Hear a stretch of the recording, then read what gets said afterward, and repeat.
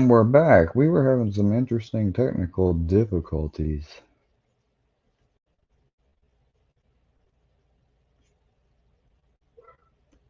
Interesting technical difficulties. Something weird.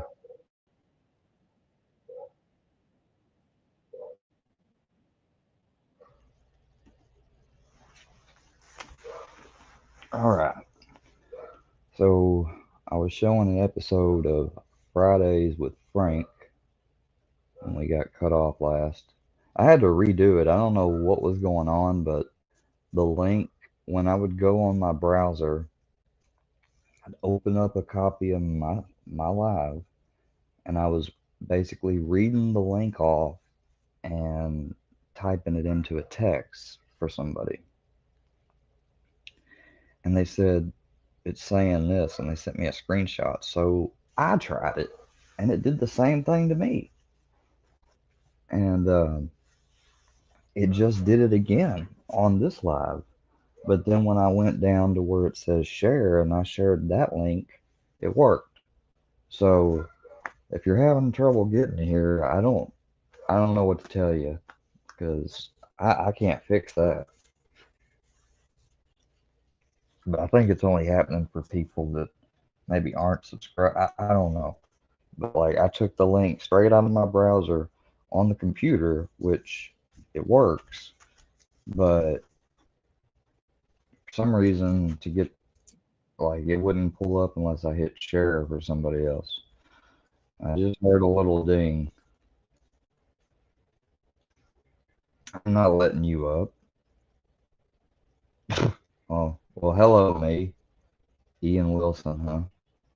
Yeah, that's me, but that's not me. Wonky. Bro, man, that's something else. Let me bring that up. That's something else I'm pissed off about is Rooski. Rooski, yeah, I've been, hell, I was bored. I had to be fucking really bored to watch your shit. Like, I had played all the fucking Star Wars and Red Dead Redemption I wanted to play. So I decided I meant to fucking watch The Sopranos, and you happen to be one of the ones I got. I saw you was live, so I watch you, and like, bruh, what in the fuck? Who do you think you are, man?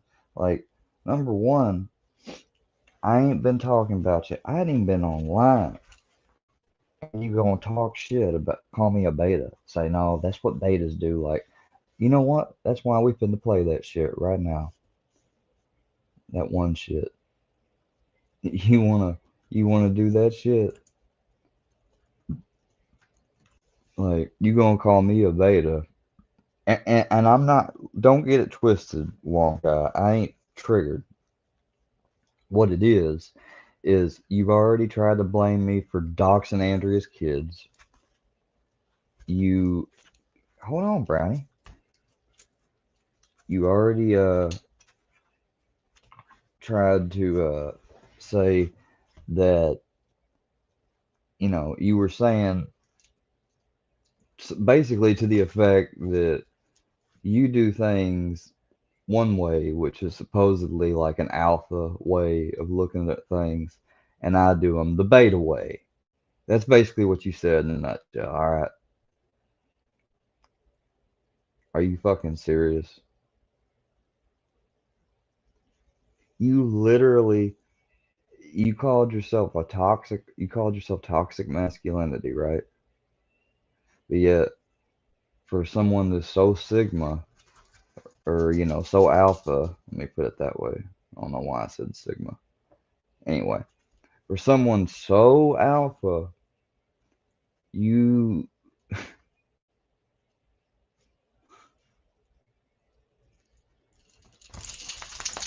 where is that fucking video, man? Oh, I think I know what the problem is. Hold on.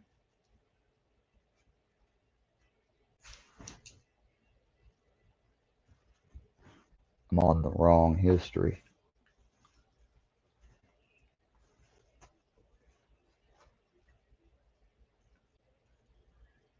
There it is.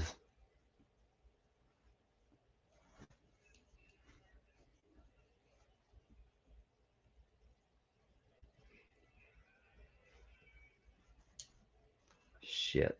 Every time I open up a new browser or change it or something, I don't know why, but this program, I gotta reset it. Like, now, when it's reset that one time, now I'm good. I ain't got shit to worry about. It'll work. But if I change it up and redo it, then I gotta redo that too. It's fucking weird. It ain't supposed to be like that. No, I didn't see what happened to April, and I really don't. And I'm not talking about April. I ain't got nothing wrong with April. This is a no drama live. Whatever happened to her, I pray she's okay. Like, no, like I haven't been on here. But I can't imagine it's going to be anything in a nice way you're going to mention. If there's a mod down there and he starts talking shit or saying something, that you wouldn't like, take him out. I can't right now. I'm doing something. We're going to look at this. Yeah, so Ruski, a little meltdown. I mean, obviously you had like a mimosa together or some shit. Yeah, cheeseburgers. Tell me how alpha this is, bro. She picked it. I paid, but she picked it. And how did that turn out? Obviously, how long ago was that? Can I ask you how long ago that was? That was May 2nd. But we talked we talked. Ask me, yeah. Okay, I mean. But we talked. We were close. We talked every single day for hours on end. July, August, September, October, November, December. Well, and maybe it's been a while. Is that the last time you talked? What you playing under the covers for, Brownie? Oh shit! Well then, fuck your life. I didn't know you were talking to each other on the phone. He's got a blanket over his head, playing, running around. Like hours every single day, hours. Well then, fucking what the hell? What the fuck was I missing? Yeah, I didn't know that, but at the same time, I'm not getting into any of that stuff. Like a situation. I'm just not publicly. No, that's not the way you do things. You two were talking hours on the phone every fucking day. Yeah. I have the phone register. I mean, like the fact that you did not tell me. I'd consider myself a friend to April, so so I'm not going to be taught. That would be something that needs to be. That's why I've always advocated for certain people that are cool. Thing is, though, we got to know that everyone's cool. That if we need to talk or whatever, we need to do like a conference call, Zoom, hell, a private live, or hell, we don't even have to go live. You can use StreamYard, you can use a studio and hand the link out, but you got to be able to trust that ain't nobody gonna hand that link out to, or ain't gonna record it or anything like that, but that'd be the way to address things between people that are, friends.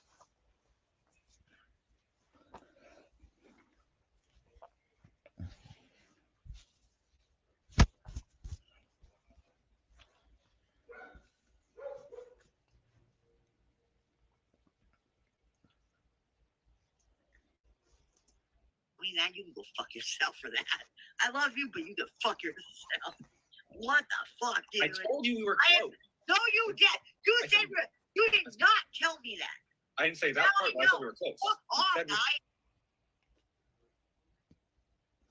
Well, see, how do you know all this? Because, I mean, no offense, but, well, I really don't care, but you don't look like a Gene Team member to me unless you are on an alt. I said we were close. I said we were very close. I didn't say, I didn't give you detail, but I said we were close. I don't care. I'm done. I have been sitting here. I hadn't been on any other apps or anything. I've been busy. Like, we've had people out and they're going out and everything else. Okay, April, put a video out. Okay. All right. I hear you. Well, that's unfortunate. So that's all I got to say on that. Talking to you for how many fucking hours about this, right? A while. I didn't want to talk about it. You wanted to talk about it. Tell me that. All right. I mean, that's what we're going to do. And you going to go bye-bye. Look, I done said that this is no drama live.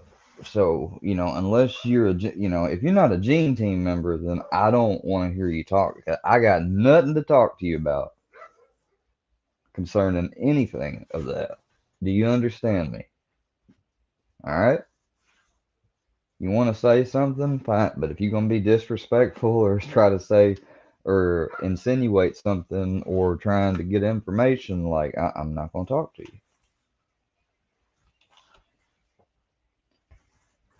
Exactly, Dana. You know, if it ain't got nothing to do with me, then I ain't got nothing to talk about with it. And if I did want to talk about it with it, it sure the hell wouldn't be with D's giblets. Nor, no offense, because two sickies hadn't done anything wrong so far, but I don't know who they are. So, I mean, you know, I'm not gonna.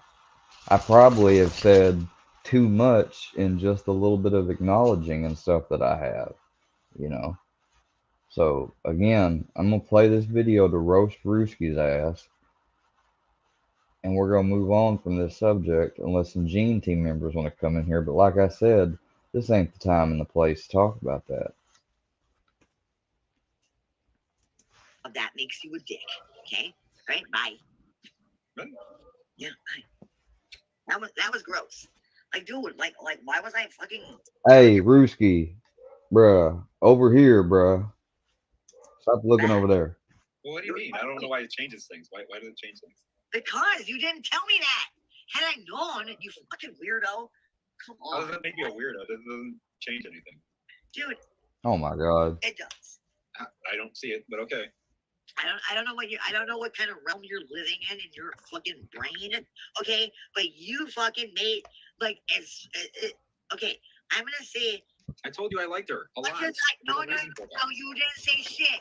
You did not give me the full details, and you know you didn't. Stop. You're not entitled to.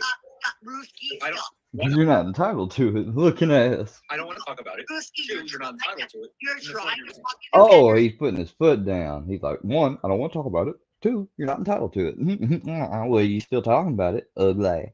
So you're trying to fucking. You're trying to. No, you can't. Now he's smiling because he secretly likes this, I think.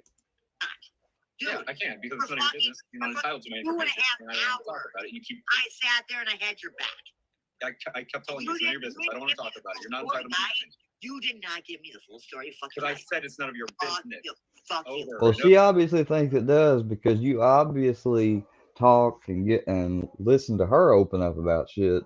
So that's the problem with sometimes with friends is that one thinks, you know, you're this cool and the other one, like, instead of being upfront and being like, hey, we're not that cool, they'll let you go on and think that.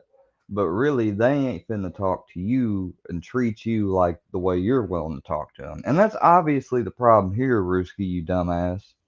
Over and over again. I don't want to talk about it over and over. No, you didn't. Yes, I did. Yes, You did not. You literally. That's why that whole, like, people can be neutral, sure. Could somebody be friends with somebody that's not?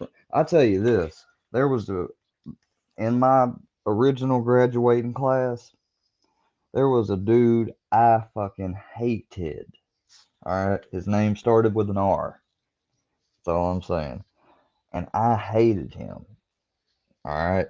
His dad was the fucking principal and was my grandmother's boss.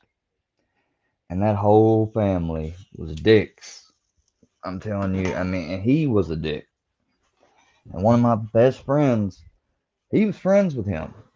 Like, would go out on, you know, I'd go with him on vacations and stuff too, trips, parties, and he would do stuff with the other dude. Now, there were some activities like a thing at church that we volunteered at one time, and other things like I would be there and he'd be, and we'd all, but even then, my interaction with him was like nil to none.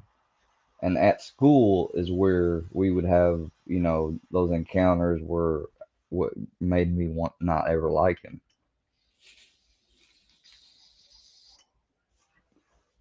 Well, as I got older and finally got into middle school, I still, you know, didn't like him, but it had been years and long gone since we really ever had, anything negative. And that's just the way sometimes that shit works. Uh,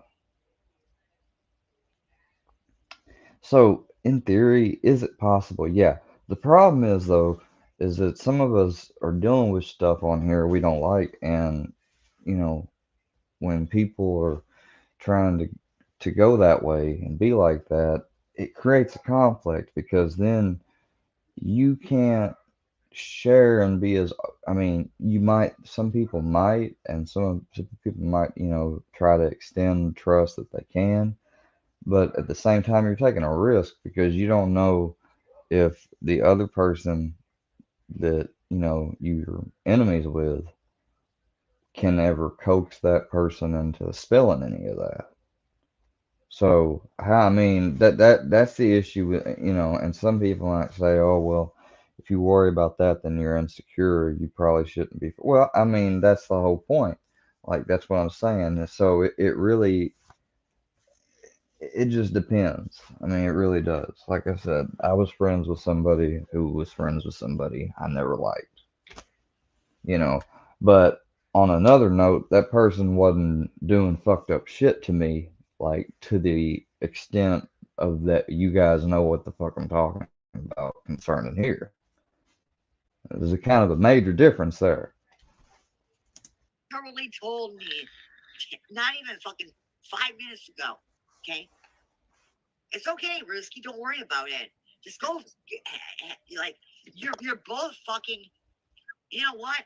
I'm gonna say this at this point. You're more what's the word? What's the best way of putting this? Shit, I can't find the word. I think that you're more fucked up than she is. Okay, Risky. Now I gotta,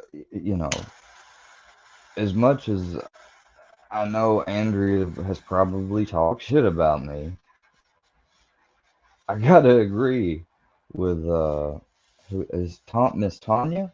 Yeah, I don't know that. I don't know, lady, but I don't have no, disrespect for her either. So yeah, I gotta agree with Miss Tanya on that. Like, because like that whole time I thought I knew you guys. I don't. And like fucking buy it, guy. Just go. Fucking Merry Christmas, but dude, I fucking talked to you for like 2 hours about her. And like, well, yep, she's this, she's that. so Like, right there, he see now he's starting to get mad right there. You can see the little twitch in his facial on his in his body language because he knows that the repercussions of what she's saying is basically that he sat on a phone for 2 hours and listened to Andrea basically get trash talk and probably cooperated and like participated in it. So he's about to get mad. Guy, why didn't you just say? No, actually, you talked for 2 hours. I just sat there and listened. Watch your restriction. Oh, okay. You didn't. See, right there. Tell me, and people are gonna try to say I can't read body language. Shit. Say a goddamn word. Okay, bullshit. I mean, it is a little hard with him when it comes to his eyes, but other than that, I mean, he's not covering his face up or anything, so it's pretty readable. Talk about it. Okay. Dude, I don't want to be at odds with you. I'm just saying that it was kind of fucking cunty. Okay? No, mind your own fucking business. Stop talking about my shit. I don't want to talk about it. I'm not talking about your shit. Let's stop. All right, so let's change the subject. All right, let's change it. God, I'm trying to do that with you. Okay. All right. He's got his arms crossed. You know what? Let me apologize because. Yeah, you should. Fuck you. Fuck you. All right, Brewski. It's none of your goddamn business. I'm trying to be a bigger person. Okay, it seems when he gets angry, the right eye is looking straight forward towards where the person would be, and the lazy eye is locked on at I'd say maybe a 45-degree angle to the left. Mind your goddamn business. Ass cunt. Mind your fucking ass. I was trying to fucking say something. Hey, buddy. Shut your cocksucker. Hey, Shut buddy. the fuck up. You're not stronger than I am. You're not louder than I am. You're not gonna win the fucking conversation. Stay for the goddamn fucking channel. Dude, So is this what an alpha does, Ruski? Because what a real man would do probably right now would be respectfully bow out. You know, any other time you don't mind backstaging motherfuckers at your will. Hell, you do it just to fuck with people, and you wonder why people don't like you. What the Shut fuck? the fuck up! Dude, what are you Shut up, women, don't make me cry! Ruski, why are you so fucking Shut your fucking angry? mouth! Fucking Shut buy your it! fucking mouth! No! Have fun! Shut Get the the fuck fuck up! out! I don't give a The fuck. last stream of yours that I watched, I think I seen you like backstage, and I'm talking about girls. It's not like it was me or some dudes. Like you was backstaging women, back to back to back to back to back to back to back. Yeah, because I'm gonna own the channel. Shut up! Shut the fuck up, woman! Oh, see, there we go. That's called misogyny. Down! Man, Shut shut the fuck up, man. Shut the fuck up! Fuck you. Fuck you! Okay, all right. Well, what do you have to say? Like, let's just like calm it You down. change the subject, I'll fucking listen. Wow. Okay. Well, I cannot. Change the fucking subject, bitch! You shut the fuck up, change the fucking subject, I'll fucking listen. So he basically wants to sit there. He's trying to control her, make her entertain him in some way, but on a different subject because he's triggered. Like he's so triggered, he's clenching every muscle and orifice that he has right now. What? You know Shut what? the fuck up! Change the subject! Guess Don't what, piss me off. Greg? Don't take me Guess out what, of you the prick fucking whore? All right, cunt. No, don't Why fucking don't call you me. change Shut the Nope. fuck up! Change the goddamn Nope. subject! Do not call me. Shut the fuck up, bitch! Change the goddamn subject, you fucking cunt! Oh my Damn. god. All right. Fucking talk. Risky. Calm No, down. fuck you! Change the goddamn subject! All right, I'll jump through the guys. speed and Oh, choke your boy. fucking bitch ass! Sorry, guy. Like, Change the subject! would you just? I am changing Shut the it. fuck up! Wow, guy. Change the Bruh, that is a whole level. Hold on, we got to get it clear. subject! There we go. Got it clear. Brewski, that'll be a hallmark. That's a hallmark moment right there, my bro. I'm talking about hallmark card level meme status right there. Would you just? I'm gonna try to get you at a few other good angles too. That's all right. Well, no, that one sucks. I am changing Shut the it. fuck up! Now there we go. Now that's a hallmark moment right there. So what do you think, Brownie? You think it's a hallmark moment? Wow, guy. Change the subject! Hey. Or you're gonna piss me the fuck off! You are not. You know, you actually, Ruski, might beat Brownie in the Christmas cards this year. I'm gonna send out. Not Christmas cards. Excuse me. Christmas already happened. What the fuck am I saying? I am gonna send. Had I sent some cards or plan on sending just like some seasonal cards, I guarantee you if I had sent the cards of a Brownie out freshly groomed, you might beat him. Well, then go away. Like, dude, I'm not gonna sit here and listen to you. It's so hard to get a good freeze frame photo. Some people make it look so easy how they do it.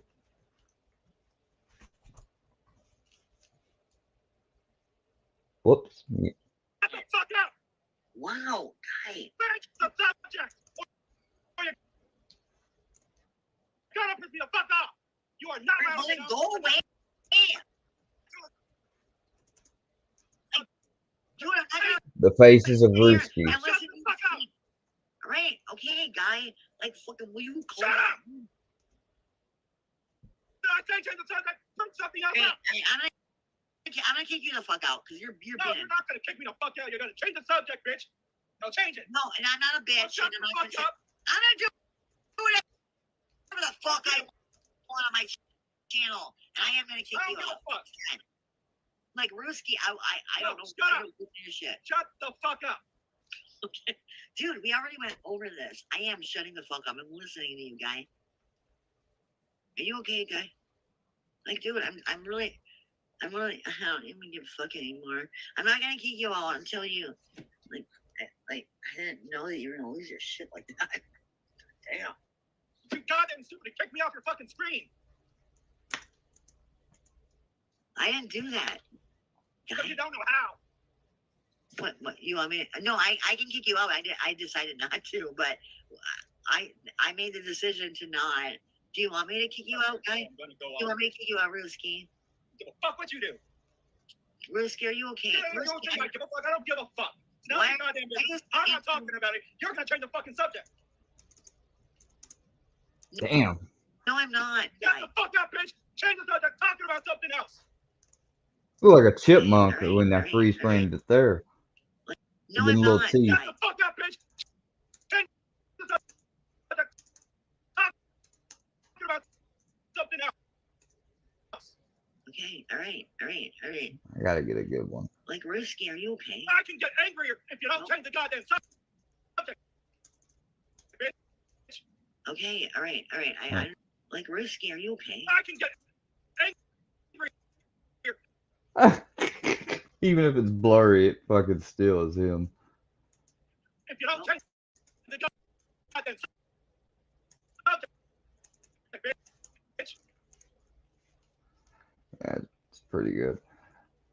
Oh, I'm gonna fuck you up with names, Risky. Okay, alright. I understand that you're angry. I can But, get like, worse. Agent, shut up. okay, alright. I don't know what to say. I'm just gonna let it go as is, and I'm gonna go real slow. Oh, this is priceless right here. But hey, cover me.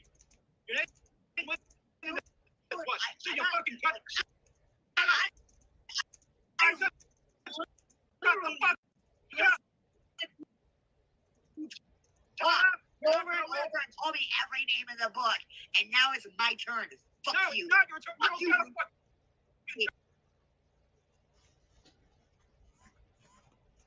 Yeah.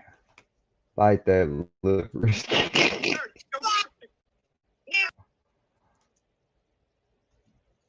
You can't fucking have it. Oh, yeah. Alright, that's enough right there, probably. Unless I can.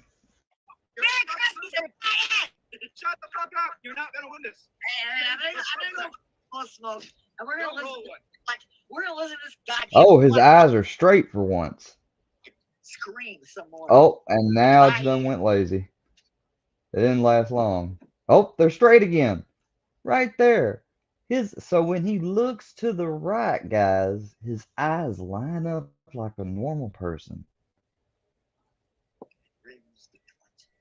What happened to you? Tell me he's gonna go off some more.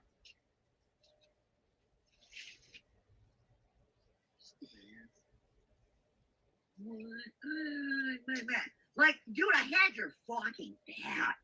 I was like, oh, is that what Let's change the subject. You shouldn't have had my back because we shouldn't have been talking about it in the first place. Oh yeah, there we go. Oh, that eye done went lazy again. Why do you have my back? Why don't you think you can have my back? Talk about it. Stop asking questions. It's our goddamn business. You could be sucking on dick wrong right there, Brian. I told you change the subject. Now you got me. Yeah, Rusky. Don't have my back. What are you talking about? Shut the fuck up. Yeah. You do have some white teeth, Brewski. I'll give you that. Shut up. Shut the fuck up. It's none of your fucking business. Never ask me a question about her again. Oh, we got another rare photo of the eyes straight. We have learned the secret, y'all. When he looks to the right. It was nice knowing you, you fucking whore. Get out of here. Fuck I'm your not life. fucking leaving, Mitch. I'm not red. He said, I'm not fucking leaving, bitch. I would use him as a baseball bat. Shut the fuck up. I'll be back later. I don't give a fuck about you. You can go fuck yourself, cunt. I ain't leaving. I don't give a fuck. Stop screaming. Shut up. See, that's what he'd be like in real life. If a girl told him to leave, he'd be like, fuck you, I ain't leaving. Like, he fucking end up. I'm still trying to fucking Oh figure my out God, what I the don't fuck even I want did to think to you. about it. Don't figure anything out. Move No, the fuck on. tell me what the fuck I did to you.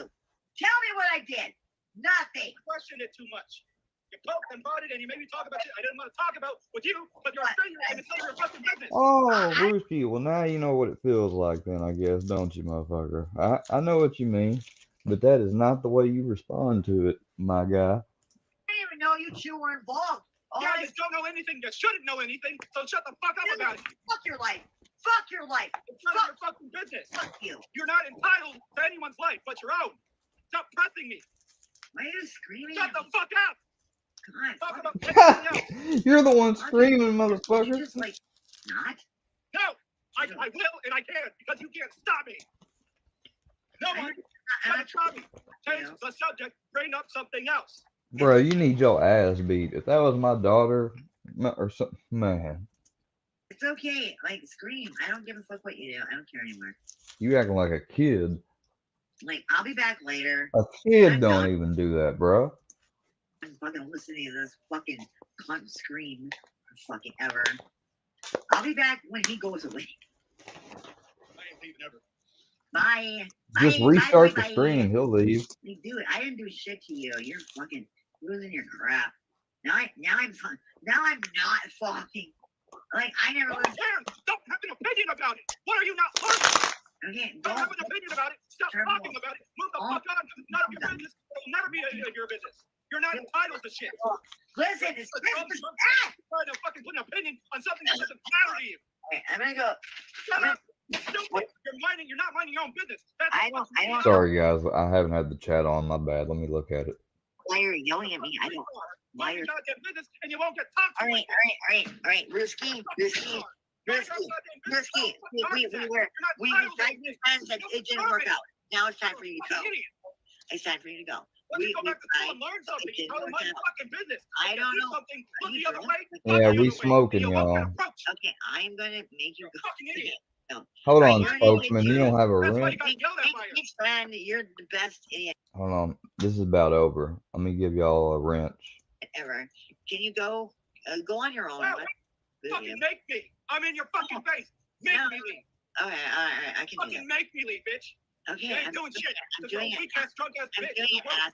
I'm You're doing fucking it. Fuck strong. hard. You're not, I'm doing it right now. You think you're strong? Fuck You your got life. me- Bye. Fuck. What the fuck did I fucking set off in that fucker? I don't know what you meant, D's I'm not Giblets. on my parents' health G's Giblets said we know you moved. I don't know what you mean by I moved. I haven't insurance anymore. And I haven't work for moved, myself actually, doing but I wouldn't mind moving either.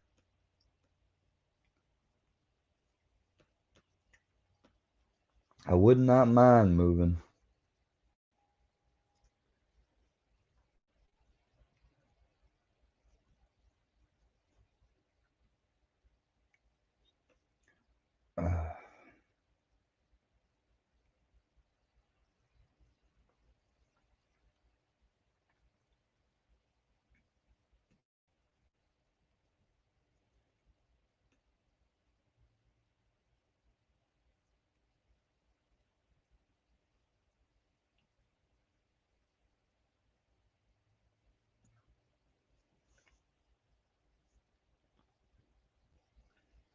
I don't know why I cut that off. I didn't mean to.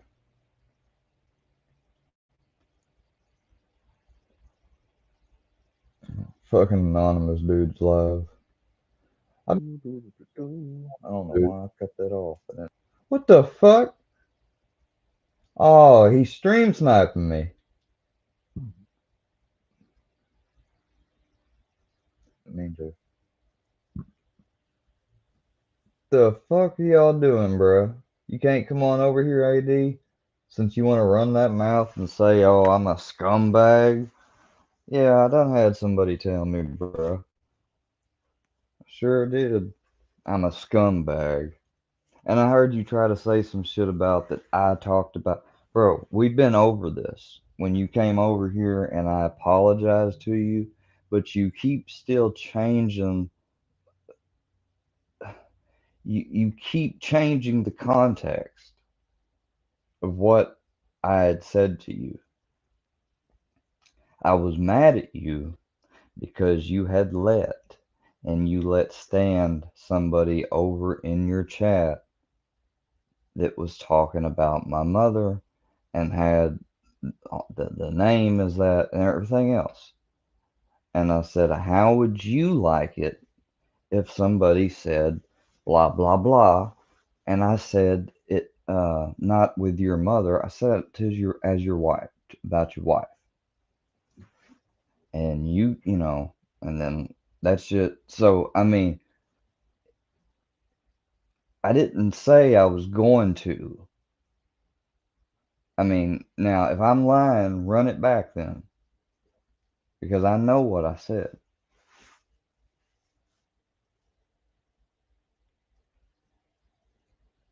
And you people can sit there and talk about I'm so emotional, I'm this and that.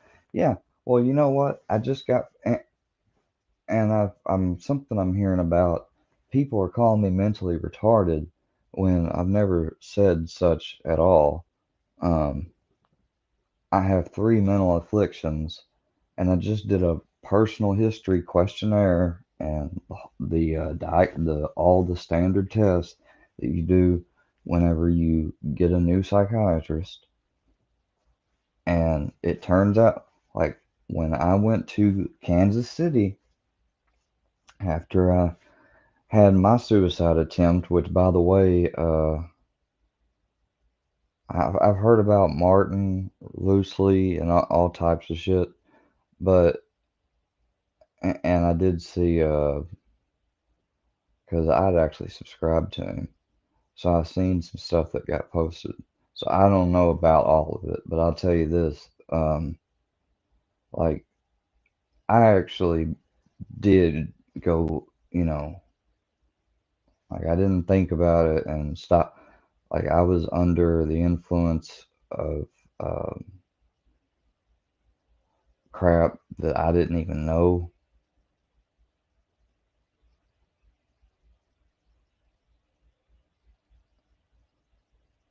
And end up basically having to have surgery and go to ICU and all that. So when they recommended me, I couldn't believe what all that had happened. I was kind of in shock about it. So when they recommended me to go to one place, which was basically a place so I could get fully, like you, I saw different doctors and then I saw um, a therapist type worker and an actual psychiatrist along with the team, and I was there for, I don't know, 30 days exactly or 29 days exactly. And I went voluntarily because I didn't, when they recommended this stuff, it's kind of like if it hadn't had anything to do with a suicide, then technically you can AMA, leave against medical advice. But and I could have tried to still do that. But what they would have done was they would have gotten an order for me. So because I didn't, and I, was voluntarily going to go along, you know, because people have tried to say shit about that, and then they've tried to say about the other thing, you know. But when you have recurrent major depression and anxiety and I already know I'm gonna get some shit from probably because I know anonymous dude, you have PTSD, right? Well, I'm sure you probably may know what CPTSD is, which is what I don't actually, I thought I just had the same thing that you did because I know you're sitting there watching me like a fucking little weirdo, you know. How many hours you been streaming today? Probably like what, 11, 12? Like, and you call me a loser and shit.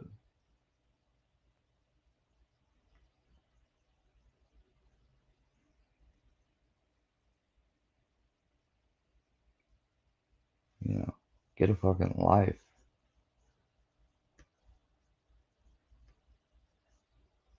Dude is fucking delusional. I wouldn't even have looked at him or addressed him if I hadn't seen this shit right fucking there. I need to fucking turn off. Do not fucking recommend this shit.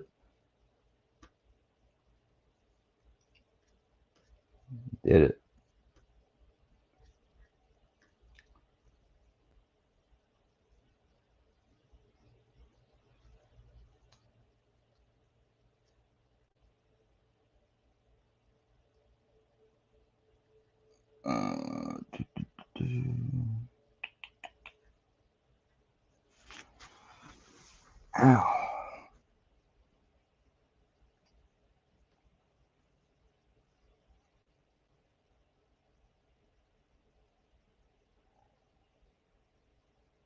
Oh shit.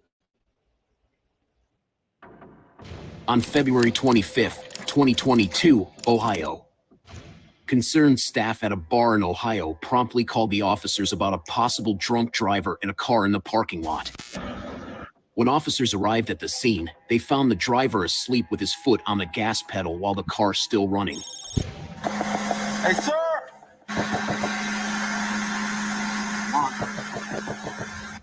After several attempts by knocking on the window, officers managed to wake him up. Take your foot off the gas. Just go ahead and step out of the vehicle for me, all right? How much have you had to drink tonight? 73 to 30 reference. You need a mech to respond? Did you realize when I approached you, I knocked on that window multiple times and you were not coherent? I'm tired, dude. You were passed out with your foot on the pedal and the gas accelerated. Do you realize what could have happened here? Right? Smoked any weed today? Yes, sir. Yeah. Earlier, Yeah, when was the last time? earlier, It smells like it in the car. The suspect admitted that he had been drinking and smoking marijuana earlier that night, and the reason for passing out in the car was this. Yeah. No, it's my girlfriend. Girlfriend? She's in there. With further discussion with the suspect, he claimed that the vehicle belonged to his girlfriend. However, police arrested him for suspected operating a vehicle impaired OVI. I'm sorry, that was bad. That shouldn't have happened. But if someone walked down and you hit them, man, you'd be going You're through right, a lot, you're right, more than what you're you're right. going through right now. You understand, sir, if you weren't in park, your car would have been going across the street into traffic. 100%. You promise I'm not going to jail? I can't make that promise. If you could find a ride, you won't go to jail. I promise. Please call my mom. Hold on one second, sir. In there, dude. I'm so sorry.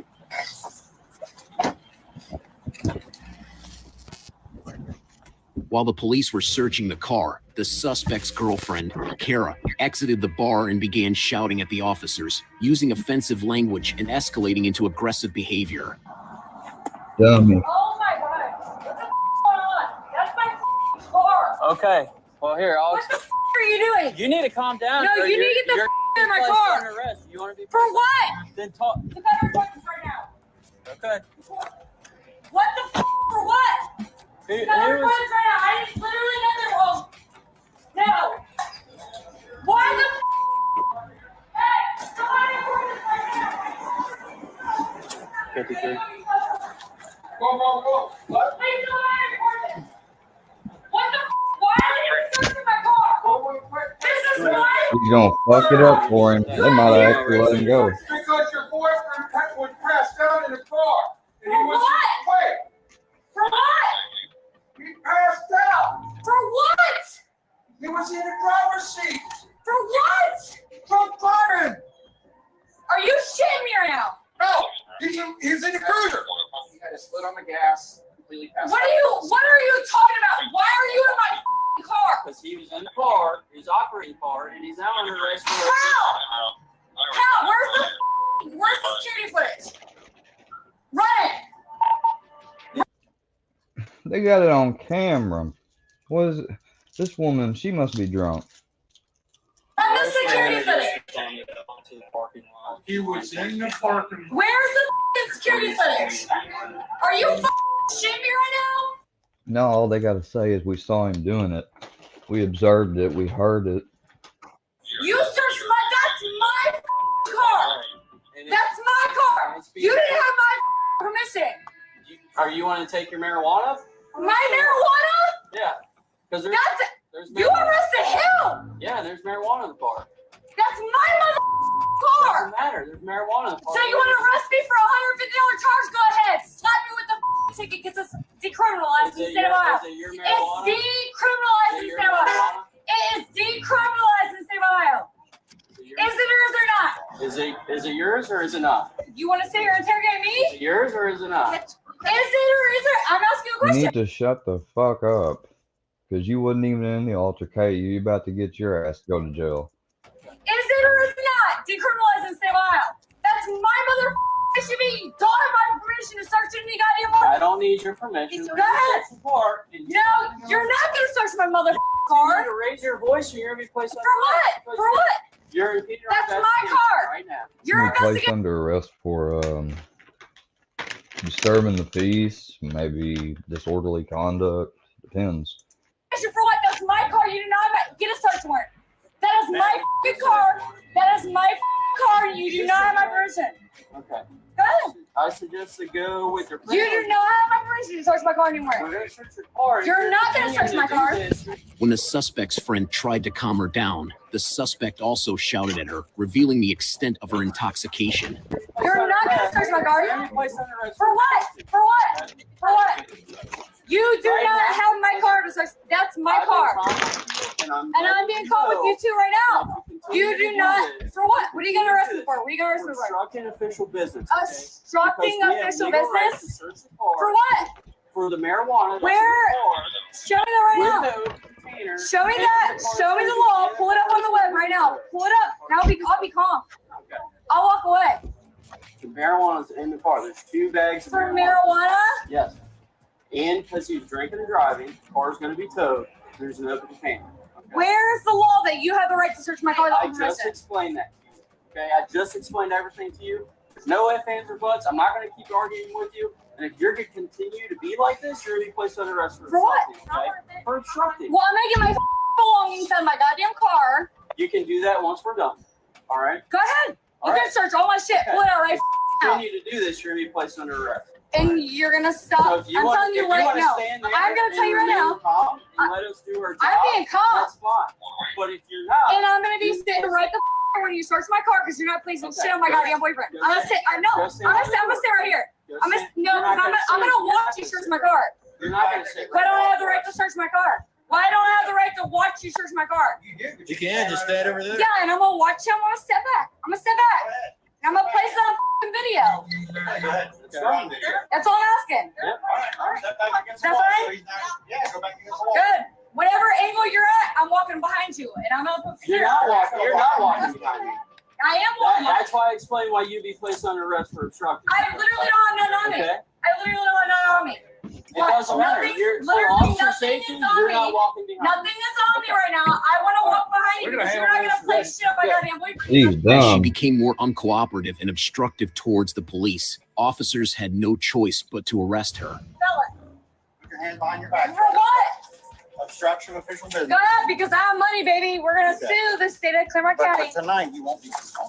I'm not Just the rest. Stop. You go to jail. I literally did nothing. You have no. Put your hands behind your back. Put Put your hand behind your back, ma'am. Good. Good. We're not this thing. Go ahead. Yes, you are resisting. Am I? I'm literally standing right here. Good. Mine's right here. Who's gonna He's in. Because I asked. He's in there. Because I asked to record the angle of my vehicle. No, because so you're he being didn't place obstructive drugs. right now, okay? Because he's a felon, so you don't place drugs on him. Because I thought you might roll. Good though. Place me back in the cruiser though. Right here. Get the Stop. get on. Right now. Also, I need 5 minutes. Get the I need one mother. After arresting the woman, she became even more aggressive, so the police had to carry her to the police car by lifting her up. Yeah. One mother. Go ahead. Go ahead. We're gonna have Get to the I got her. Go ahead. Get the Oh, did I? There you go. You don't have one too many Jose Cuervos. Oh, because we got a right there. Cameras all over around. Yeah, I do. If you kick again, you're gonna get hobbled. I literally didn't. Are you? Get in the car. Where's your mark? Get in the car. Well, they're gonna hog tie your ass. In the car. Where's your mark? Get in the car. Get in the car. Put the seatbelt on. Thank you, please. Safety is very important. Hold on, y'all. Sorry. I ain't been looking at farting in jars. What the fuck? Get the fuck out of here. Ain't no worky verse strong. Man, fuck. Worky verse wrong, bro. Yeah, he was triggered, Dana. I'm sorry. I'm way behind in the comments. How you doing, spokesman? Oh, oh man, you leaving? Good night. Martin, I ain't talking about you, dude. I didn't talk about you. What the fuck are you talking about? Bro, hold on. Click the link, Martin. Come on up. Anonymous dude, you're welcome to click the link. Nunya, which would be Andrea, you're welcome to click the link. I could talk to you.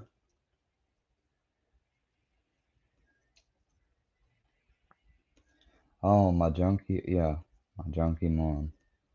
That's alright. It doesn't bother me. I know my mom wasn't a junkie. So, like, you gotta understand something, Martin. You ain't gonna meet nobody that's more, well, okay, I guess I can't say that. Thank you, spokesman, for letting me know that. Mama Payday, you need to stop or you're gonna get clocked. And what I mean by clocked, I mean you're gonna get reported and or striked. So don't try to say I threatened you, because clocked, I just gave you my meaning and definition for it used in this sentence. So, you know, I'm gonna also throw that in there because I know that'll be the next thing that try everybody think. I mean, that's why I'm talking about, Martin. Like, why do you think I brought up what my diagnoses are? And I talked about I was gonna show them. I went as far as showing. And if you don't think clocked can mean that either, just one more thing. That's exactly what Triple T told me before he struck me for just using his content in with fair use. But I don't know if you're using it in fair use because you probably aren't talking. If you're just sniping me and not talking, which you probably are, that's not fair use. You should be, I mean, pausing and, you know, giving a reaction and all that.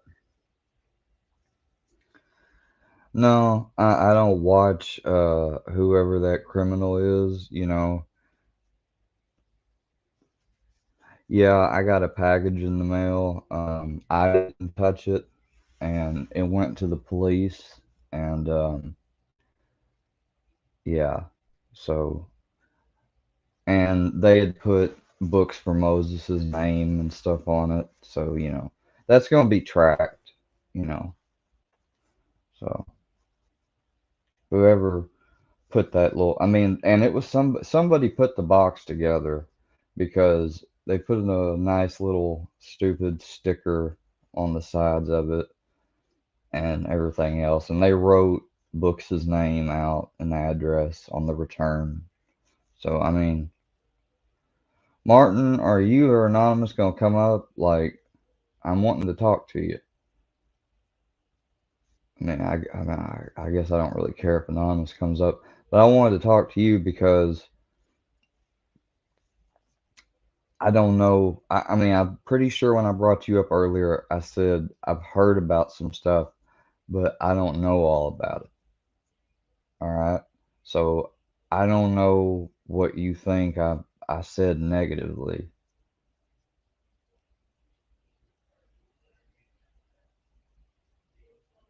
I mean, I've seen going on my phone, well, I think the last few days, I think I've seen once a live that had your name on it, but that was it. I mean, so you want to come up, you can.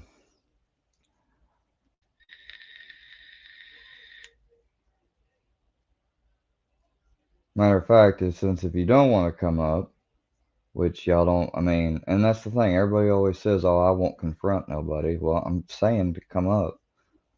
So let me see if I can.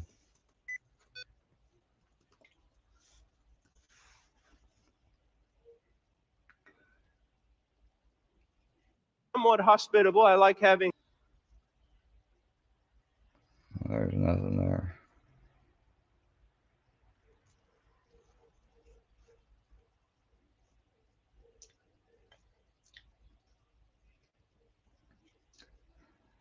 Oh well.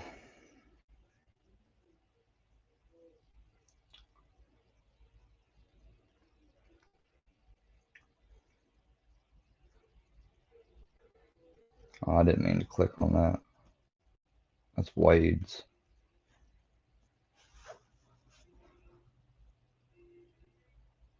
Uh,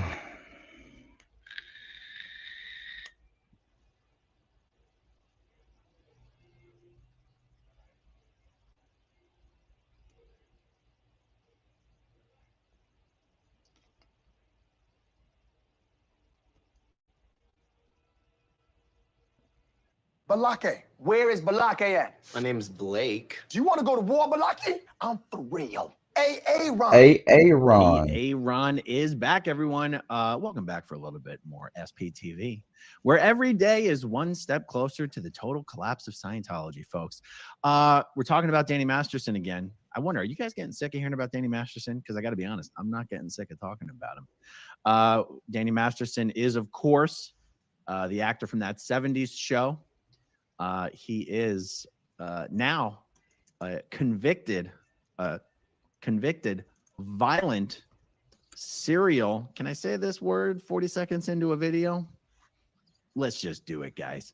Convicted violent serial rapist and Scientologist in good standing, Danny Masterson. We learned last week after fuck Danny Masterson. That 30 to Life show is what he's on now.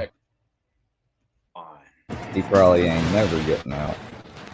Today we're gonna be talking about Mr. And if Scientology don't if they don't kick him out, then they just look bad. And his new Which they already do. They're already ruined.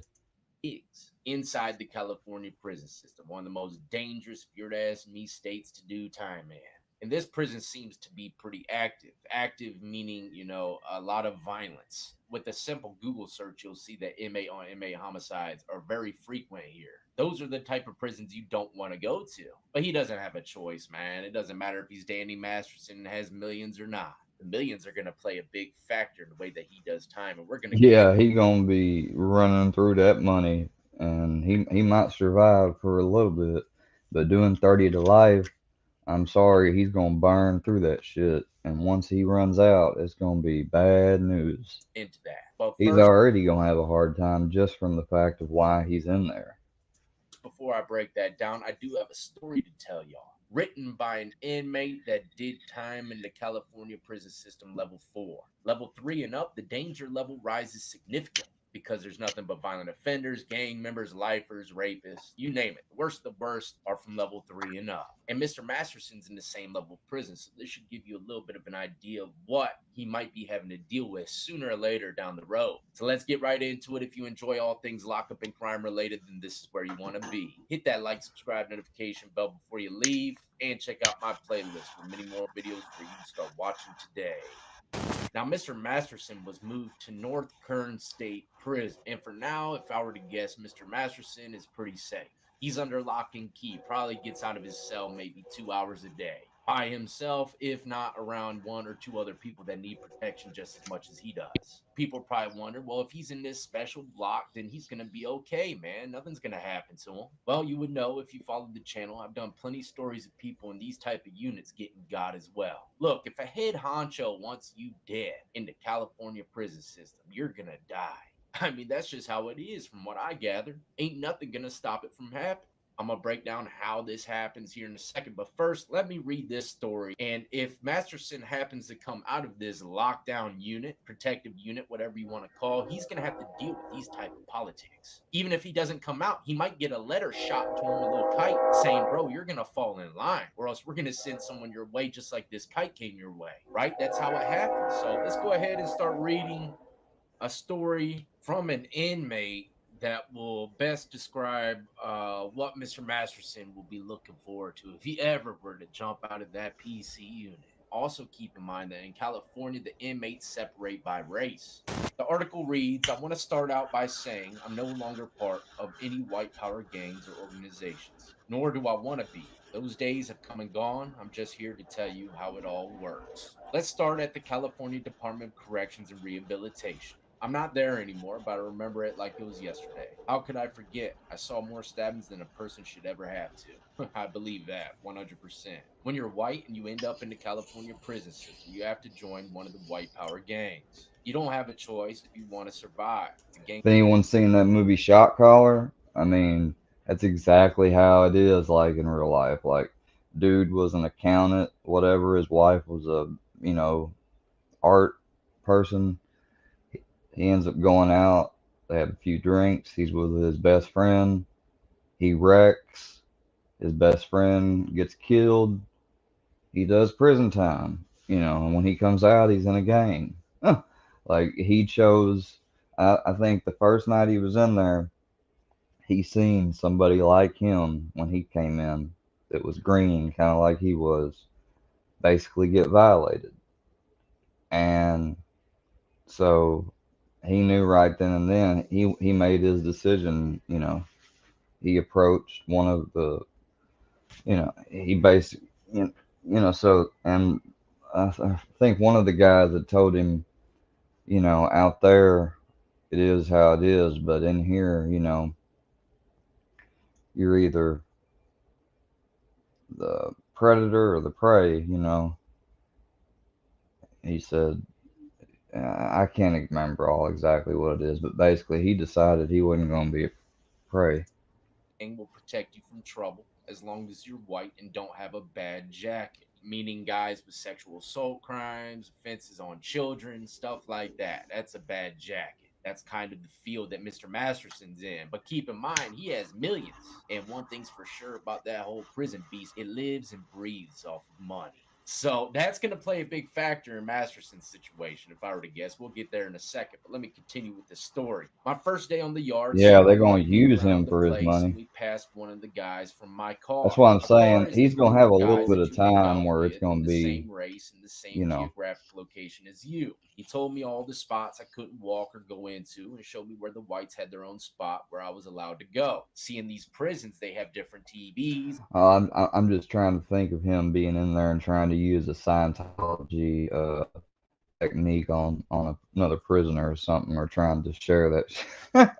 Phones, the sections inside the pod and the yard for different races. Let's say you're a white guy, happen to break that invisible barricade where the black guys are working. Something could definitely jump off just because you're walking on their territory. See, the prisons I've been in, man, ain't nothing separated like that. I was told we only play sports with whites and Mexicans, and the whites hold themselves to a higher standard to others inside prison. They feel that they are superior to all. White prisoners couldn't eat at the same tables or take showers in the same showers as black prisoners. Don't get me wrong, the black prisoners wanted it like that as well. So it worked out well for both groups. So within the first week of being in this prison, you have to hand over your paperwork detailing exactly what kind of charges you have for review. And if it all checks out, you don't have none of the dirty jacket charges that we just talked about, you'll become a brother in a tight-knit organization. There's many different white power organizations inside California prison. You have your skinheads, who are considered the extremists, and the Peckerwoods, or Woods, who are much less extreme. Some are just white men who need a place where they fit in for protection. In other words, not all Peckerwoods are racist.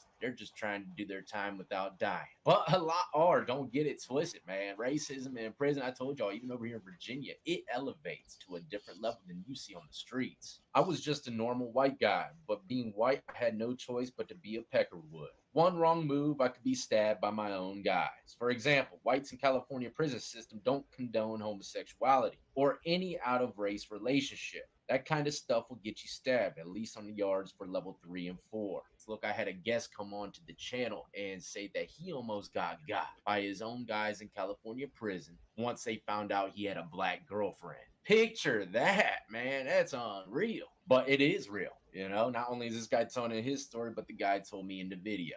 I really didn't worry about all the violence. As crazy as that sounds, I truly didn't. I was just a young, dumb kid, a nobody inside the prison system. But I had an army to back me up. And that is something that is, if you were to ask me, a good thing to lean on in prison. Because a lot of prisons I've seen, these guys come in, they don't have nothing. Nobody to help them, man. They're getting their cheeks probably taken that night. So these prison systems, even though they're ran a bit different from east to west coast, they have their pros and cons. That's how it is in California. White prisoners protect white and black protect blacks, so on and so on.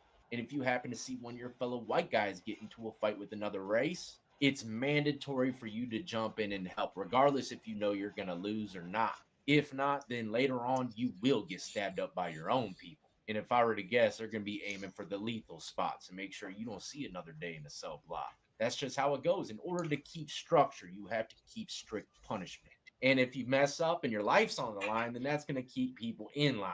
Just imagine how many people would stop stealing this country if the sentence was death, or the sentence was they chop your hands and feet off.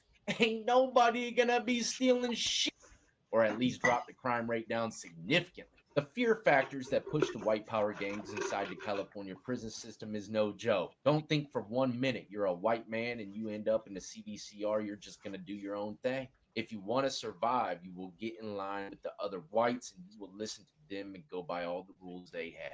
So you have a big difference between the hardcore prison system like the CDCR or some other place like the Wisconsin DOC. I'm guessing he did time there as well. Joining a white power organization is not a must in Wisconsin or many other states. You can be yourself. You don't have to worry about hanging out and eating with only whites. That's what I'm used to. Going, eating, trading, watching TV, using the phone, sharing the phone, doing anything and everything with any kind of race I want.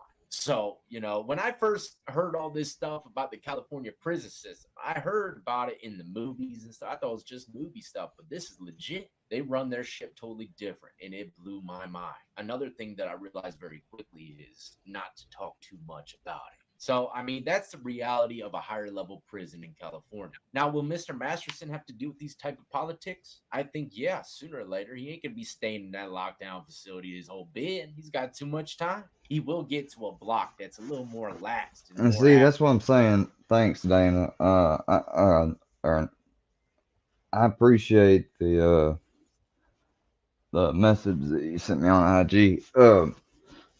No, but that's the thing I'm saying. Like, they have it so. That's just what I'm saying. It's crazy, like how it can be so different from in one place, and you could be just one state next to it, and it's completely the opposite. I don't think they've done any of the 60 days in out west. I don't think so. At least not that far out. Well, then again, those are county jails too. So, but sometimes they still do follow the tradition like the prisons do, of where they are. And if he hasn't been contacted already, that's probably when he will. A trustee will bring him a little letter, a little kite or something. He got that long man. You could tell that's him, man. Cannot believe that shit.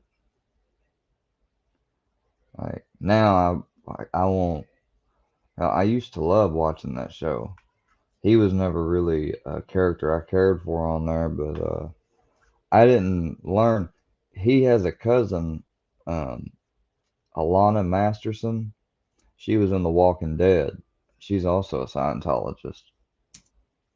Organization saying, look, you're going to get down with the program or lay down. Which one, right? And once that happens, they can start milking this guy whichever way they want. If he does happen to start kicking money or anything along those lines, you're going to want to keep it going. Money is the most important thing in prison, so it can make moves for you and keep you safe. If you were to ask me, that's the best thing going for him right now is the amount of money that he has. It could very well umbrella and protect him even from his sex crimes. There's all kinds of different angles they can approach someone as popular and rich as Mr. Masterson. I can sit here right now and come up with 4 different scenarios on how I would reach out to him. If I was a leader for this white group, I'd say, man, I got me a little honeysuckle to work on here, right? Because fear makes just about anybody do anything. And with the proper amount of fear put onto Mr. Masterson, man, regardless of where he's at, he's going to kick. So to say the least, it's going to be interesting to see how this guy survives prison. But I think he has a great chance, even though he has bad paperwork. It's just like what I've seen when it comes down to extortion. We're going to be talking about prison extortion next video, but guys will come in with bad paperwork. They'll extort them. If they didn't have money, then they would go straight to violence, right? People with a lot of money, they don't want them out the block. They want to get everything they got. Anyways, hopefully you got a little something from this and understand that. That still don't mean that he might not have to be suffer any harsher initiation ritual or anything. Like, they probably gonna beat the shit out of him one good time. Like, they're not just gonna. It all depends. I don't know. It depends on who the leader is, and you know what. They definitely ain't gonna kill him. Not Where right Mr. away. Masterson's at is a very serious prison. Anybody that's been locked up over there and has their 2 cents they'd like to share, lace up the comments. But stay tuned. Tomorrow we're going to be jumping into a Georgia prison where the extortion is going out of control. Parents from all over are terrified for their children, getting calls in the middle of the night saying they're going to get their cheeks taken and killed if they don't kick that $200-300. Like you hear all the time, man, money's the root of all evil, especially in prison. But in the meantime, ladies and gentlemen, especially the ones in California, look, y'all be easy. Your attorneys may appear in court. He had Michael Jackson's attorney, Tom Mesereau. Times without you present. Yes, sir. We go over the top 3 moments from week 1 of actor Danny Masterson's rape trial. Journalist Tony Ortega comes back on to explain it all. Welcome to Sidebar, presented by Law and Crime. I'm Jesse Weber. Week 1 of actor Danny Masterson's rape trial out in Los Angeles is finished up. The That 70s Show star is facing charges of forcibly raping 3 women. This allegedly happened between 2001 and 2003 when these women and Masterson were all members of the Church of Scientology. And he faces a lengthy prison sentence if convicted, up to 45 years, perhaps life in prison. And there is a lot that has happened in week 1, from opening statements to witness testimony. So to break down those top 3 moments from week 1, I'm joined right now by someone who is inside that courtroom, journalist Tony Ortega. And Tony has been following this case. He's been a frequent contributor here on the Sidebar podcast, on the Danny Masterson story. He is the founder of the Underground Bunker, where he writes about Scientology issues. You can find him at tonyortega.substack.com. And he is currently outside that courtroom right now. As we always like to see Tony, he's right on the scene. Tony, good to see you once again. Yeah, Tony's a good dude.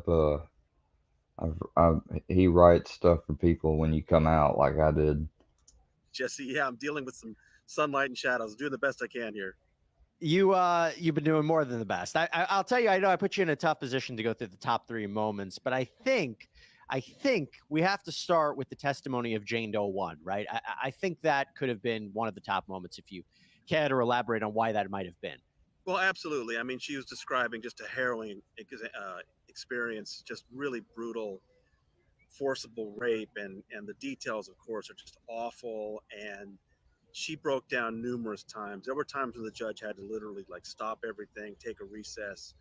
It was very upsetting for her. And I thought that, you know, she came across as credible, and it was tough for her to say certain things, but she has these vivid memories. While at the time she's describing having felt suspiciously intoxicated after this one drink at his house, and she's fighting to stay conscious. And some things are fuzzy, but let me tell you, she spelled out a really, really awful scene for this jury. And we want to take a moment right now and thank our good friends at the Commercial Break Comedy Podcast. Have you ever asked yourself these very important questions like, why would someone want to date a ghost? What's it like to be married to a cat? Should I learn to speak? And correct me if I'm wrong, not only sexually assaulted her, she tried to fight him back to no avail. And then afterwards, she tried to report it to Scientology and was completely pressured to remain silent. Correct? Right, that he raped her, that she fought back in numerous ways. At one point, she says he pulled a gun out of a drawer next to the bed. And then, yeah, she made her way and then immediately reported it to the Church of Scientology. That's the other thing we're learning, is just how much Scientology was in control of these lives, and how Scientology tried to convince her not to go to the police. At one point, they finally allowed her permission to sue him, but still, don't go to the police. And she really had to defy them. And then the other testimony that was amazing last week is she described being pressured by the church to sign an agreement and accept $400,000 from Danny so that she would never talk about this event ever again. It was just really something. When she's testifying, and I kind of saw this in the Harvey Weinstein trial when I was in that courtroom watching these victims testify against Weinstein, I was watching the jury intently. What was the jury doing, to the best that you could see, while she was testifying? When Deputy DA Mueller was leading her through that testimony, the jury looked really rapt. I mean, they were paying attention to every word. And I don't want to read too much into this, Jesse, but during cross-examination, Philip Cohen is doing his best. He's got a different style, but I noticed the jurors weren't looking at him. And I don't know that that's necessarily a bad thing. They might have just been sort of thinking about it, but very different style than DA Mueller. Let's go into that. So the top two moment, I think, would have to be the defense's cross-examination of Jane Doe 1, right? I mean, what stood out to you there? Well, it was interesting to me because, in the run-up to this case, of course, the thing that's... For the victims of Danny Masterson, today was a day of reckoning. The former actor and now convicted felon brought to justice. Masterson's two victims, who have not been publicly identified, termed Jane Doe 1 and 2, saw their attacker in court sentenced to 30 years to life. I feel really happy that the victims feel that justice has been served. After two mistrials ultimately led to a conviction in May, the former actor appearing in an LA courthouse today. Jane Doe 1 today saying through tears, "I wish I'd reported him sooner to the police." Jane Doe 2 telling Masterson, "You relish in hurting women. It is your addiction. It is without question your favorite thing to do." The reaction from the victims in the courtroom was kind of a mixture of relief, but also sadness and a lot of just mixed emotions about what had happened. This had been a long road, and the victim I would have impact never thought that the guy that plays Hyde would end up being this dude. About what this has done to their lives and how this has disrupted them and stolen their joy were very emotional. So it was some relief to see what was. That's why I didn't want to tell you. You'd get all after school special on me. Masterson once starred as the wisecracking best friend on That 70s Show. Alongside co-stars Topher Grace, Mila Kunis, and Ashton Kutcher, the show propelled him to stardom. It's okay. You're home now. Get off me, man. You let me love you, orphan boy. The accusations against Masterson came to light in 2017, more than a decade after the alleged 2003 assaults. By then, the actor was starring in a hit Netflix show, The Ranch, alongside Ashton Kutcher. Hey, what's up? I never watched that show. Who the hell's that? That's Heather. You used to date her. As LAPD took up the investigation, Masterson was dropped from that show. In 2020, he was arrested and charged. Masterson was one of the most visible celebrity Scientologists, a controversial religious group known for its high-profile Hollywood adherents. That's the building I stayed in. Celebrities have great importance in Scientology because L. Ron Hubbard, the founder of Scientology, originally stated that celebrities are important, that celebrities set the trends in society, celebrities give you credibility. ABC News spoke to Mike Rinder last fall. He's a former Scientology official who has become one of the church's most vocal critics and the author of a recent memoir about his time in the church, A Billion Years. In response to our interview, the church called Rinder a liar. During the first trial last year, all three women said they were initially hesitant to speak to law enforcement about the alleged assaults because they claim church teachings tell them not to. There is a sense within Scientology that it is not only better to keep things internal and handled within the organization, it is tantamount to assigning someone to hell to turn them over to law enforcement and the court system. During the most recent trial that began in April, prosecutors told the jury the evidence will show that they were drugged, also adding intimate details about the alleged rapes, saying Masterson dragged one accuser across the floor by her hair and sodomized another one. the defense countering in their opening statement that the alleged victims' stories are inconsistent and suggested the women colluded over time, adding that the case is People versus Masterson, not People versus Scientology. The women accusing Masterson eventually left the church. In a statement provided to ABC News, the Church of Scientology said the church was not a party to this case. The church has no policy prohibiting or discouraging members from reporting criminal conduct of anyone, Scientologists or not, to law enforcement. All allegations to the contrary are totally false. There is not a scintilla of evidence supporting the scandalous allegations that the church harassed the accusers. You know, I think this case has so many personal And that's complete bullshit. ties for people. They're just really good at hiding stuff like that. That's how they got their tax exempt status. They literally pulled off like an espionage type of act whenever they sent Scientologists to work for the IRS, work as a janitor in the building, different things. And through that, they were able to get ways and learn things about, like, you know, people high up in the IRS or this in the building, like, you know, a superintendent, something or another. And they got a lot of blackmail. And then they started basically suing the shit out of the organization. Had celebrities suing it, Scientologists suing it. And they basically went to him and said, this can all go away if we can just get declared, you know, tax. And it was done. Definitely think it's a positive sign for victims and women who want to come forward that if this is a conviction that they're looking for, they might be able to get it. I'm glad they did. The story of an Leah actor on a hit Remini is a big. I'm glad she came out. show, a member of the Church of Scientology, and 3 former church members who say he raped them. Danny Masterson, best known for his role as Stephen Hyde on That 70s Show, which aired on Fox for 8 seasons, ending in 2006. Now 47, Masterson was convicted in May of raping 2 women at his home in separate incidents between 2001 and 2003. The jury deadlocked on a rape charge involving the 3rd woman.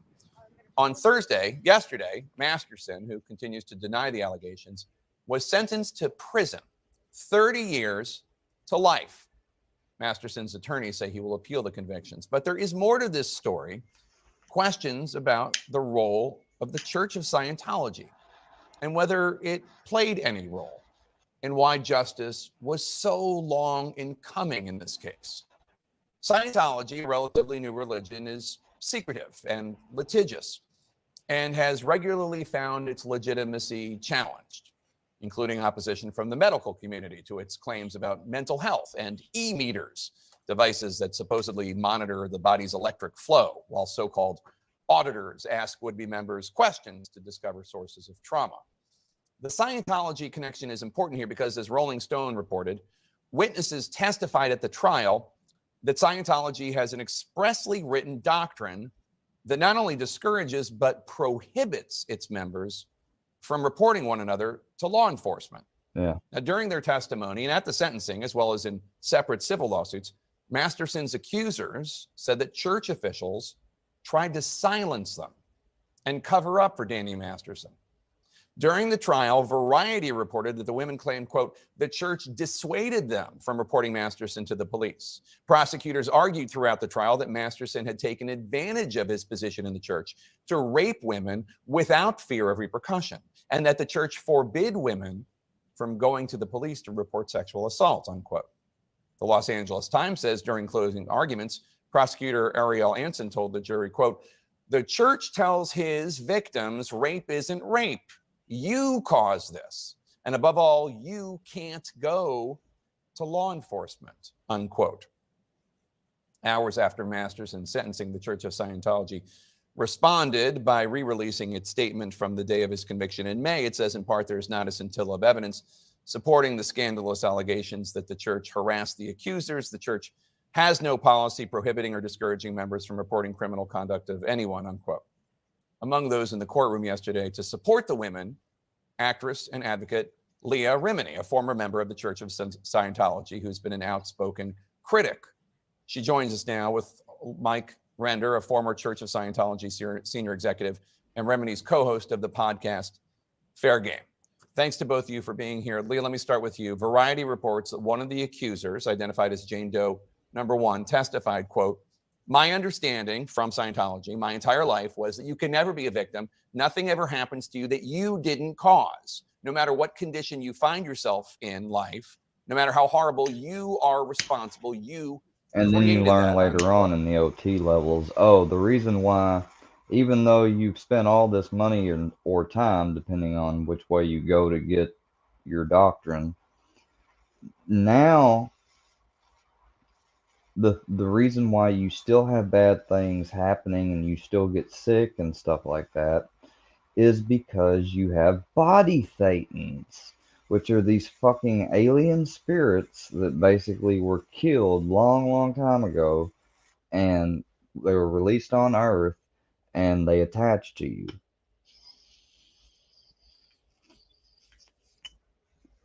So then you're put on the E-meter and you're soloing. Hold on, let me see. What was it called?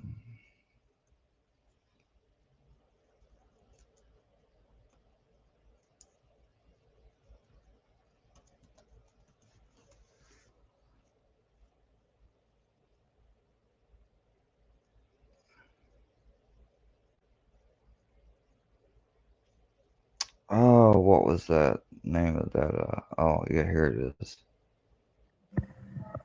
I finally get to OT3, and they give me the secret materials, which you've been hearing about all this time. They're handwritten by Hubbard. You have to keep them in a locked briefcase. Be very cautious, because they've always said if this gets You have to keep them in a locked briefcase and you go through 2 fucking security doors to get to the fucking briefcase with the files in. And basically, when you go the first time, they open up a briefcase, they go and get the files out of a safe room, they put the files in the briefcase, they have you program your fucking code to the briefcase, they have you then close it, lock it, take a handcuff and cuff it to you, because if you go to the bathroom, you take your briefcase with you. If you go here, you take your I mean, that's how fucking, yeah, it's like a whole hocus pocus ritual thing with it. It's dangerous to people. You can actually do them harm if they are not. Yeah, and if people hear about this and they haven't went through the previous training you went through, this can fucking give them pneumonia and they can fucking die. So keep in mind, though, this was written, he died in the 80s. This was out in the 80s. So this was probably written in the late 60s, 70s. So keep in mind. Adequately prepared. And I read it. And it doesn't make any sense. This garbled story that didn't make sense. I think, remember, for one fleeting second, thinking, well, maybe it's an insanity test. Maybe if you believe this, they kick you out. Maybe that's it. That, of course, is not the case.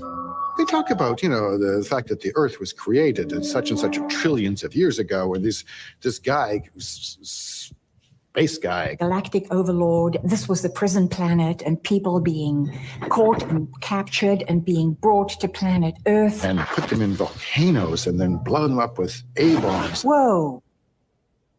I studied geography in school. Those volcanoes didn't exist 75 million years ago. And we have these lost souls all over us, and we have to get rid of them. And I'm going, what? The fuck are you talking about? I'm down for the self-help stuff. I'm down for, okay, I can be clear. I can get rid of the negative emotions. But what the fuck is this? When you get to the upper levels of Scientology, the creation myth is explained to you. The story is that 75 million years ago, people lived in a world very much like the world of America in the 1950s. People at that particular time and space were walking around in clothes which looked very remarkably like the clothes they wear at this very minute. And the cars they drove looked exactly the same. And they walked down streets that looked like these streets. It was a very similar world and similar problems, one of which was overpopulation. They had elected a fellow by the name of Xenu to the supreme ruler. There was a tyrannical overlord of the Galactic Confederacy named Xenu. In order to resolve this problem of overpopulation, he called people in ostensibly for tax audits and had them frozen with injections of glycol to their heart. Boxed them up in boxes, threw them into space planes. DC-8 airplane is the exact copy of the space plane of that day. They were flown to the prison planet, Tegeac. It's actually the planet Earth.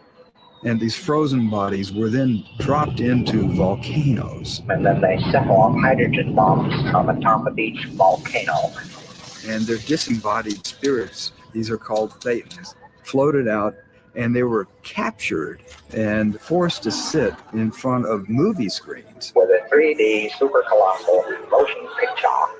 They were shown images, implants, as Hubbard would have it. Every man is shown crucified. So is the psychiatrist shown crucified. That's how he gets away with what he gets away with. He electric shocks people. And when a child is born, a Thetan will leap inside the child's body at that very instant, and it becomes like the child's soul. More than one Thetan might crowd into the body. Hundreds or thousands might. They're the source of all of our neuroses and fears and anxieties. Then you're on the E-meter by yourself now. You're soloing. You're supposed to scan mentally from your top of your head to your toes to see if you can locate any alien beings. And when you do, you tell them to go away. I kept on trying to audit. I could not figure out how I could have all these spirits of dead people attached to me, inside me, on me. I was clear. For God's sake, I was clear. People actually have breakdowns, nervous breakdowns, because they spend so much time thinking about being infested by these creatures. If you're really believing that, it can drive you crazy.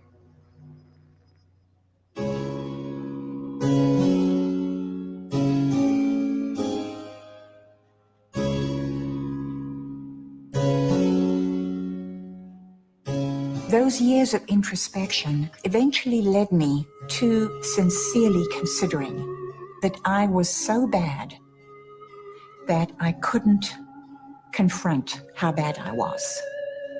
I didn't know it at the time, but a depression set in that was with me for years. And the worst thing was that LRH kept ordering me to more auditing. I had to find swords that were stuck in me, hypothetical swords, imaginary swords that were causing all this pain. This auditing went on and on. It wasn't doing any good. I should have been left alone. But everything that I took offense with, I rationalized almost immediately. I had to. I could not continue in this game of Scientology without explaining away what he was doing. It got to be a way of believing. And every one of us got into that. It was part of the mind control. It was part of the cultic manipulation. He was the master who did it to us, and we took it on, and then we did it to ourselves. And I learned from it that I would never, ever again, go do the bidding of a tyrant.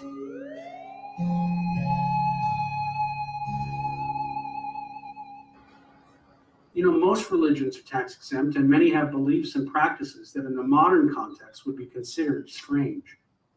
Is Scientology any different? I mean, if you go to a Christian or a Jew or Muslim and ask them, what do you believe? They can basically describe the most important parts of their religion in a minute or two. Well, what does a Scientologist believe?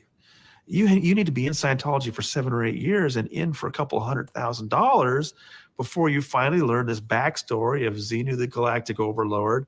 Now, if you were told that on day one, how many people would join? Exactly. It says we are live. Thank you guys for continuing to be my tech technological guinea pigs. I'm going back and forth testing different platforms here. And I figured this would be a fantastic opportunity to answer a question that comes up a lot. Whenever I talk about the fact that one of Miscavige's big dirty secrets and one of L. Ron Hubbard's big dirty secrets was that there is no such thing as OT 9 and 10. This is a particular insidious and vicious type of lie and deception that, in my mind, differentiates the cult of Scientology from other, from religions that are actually faiths and, they might believe some crazy stuff, but it is belief. This fact of OT 9 and 10 and there not being any OT 9 and 10 is a very specific point of deception that is perpetrated and perpetuated on the entire Scientology body by David Miscavige and a handful of Scientology senior executives. If we were to compare, just to the Roman Catholic Church or Christianity, right? A Christian would say, look, we may not know that there's a God or a heaven, but we take it on faith. And they admit that it's faith. And they also won't find out whether they're right or wrong until after they die. And there's a particular amount of honesty to that. They admit that they don't really know and that it's just faith. David Miscavige and L. Ron Hubbard prior to him tell Scientologists this bridge to total freedom is real. The state of full operating Thetan is real. And Miscavige in particular says... And there's something interesting right there. Let me share with you guys what a operating Thetan is. That's why the levels are called OT. All right. So basically, when you start out at the bridge, on the bridge to total freedom, as they call it, when you're at the very bottom, like you're in the nose, and you start thinking of the bridge, thinking about this type of stuff, you're in the aware. You're like at the starting line. All right. And so what you do is you've got to go through basic like introductory courses about certain words and terms, like basically learning the study of, because they'll tell you that Scientology stands for, when you break the word down, study of knowing. Anything with the word ology means study of.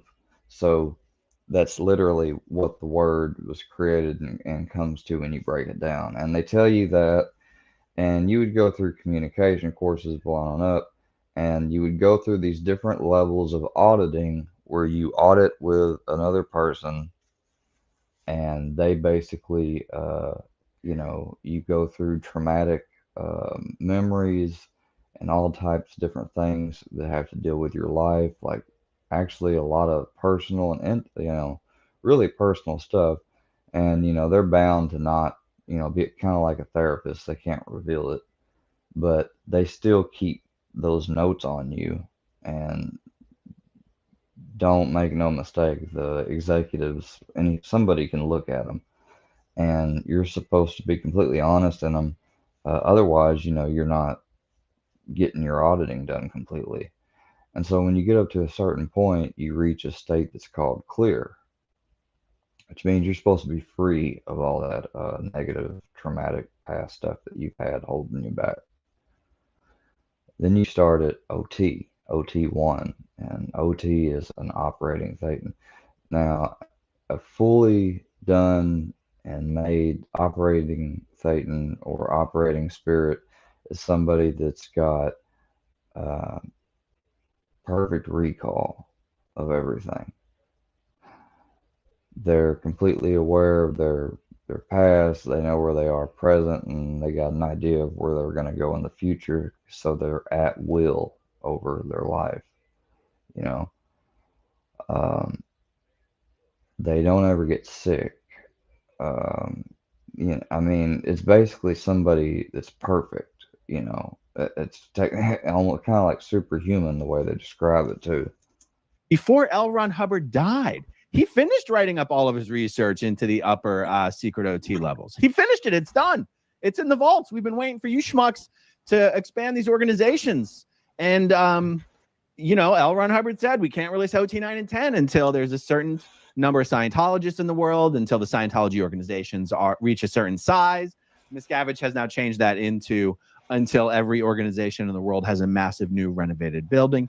But the point I'm making here is that Miscavige's big secret, the big lie, is that there is no OT 9 and 10. L. Ron Hubbard didn't leave behind anything, and all of his scraps and all of his notes and all of his files and his folders and everything.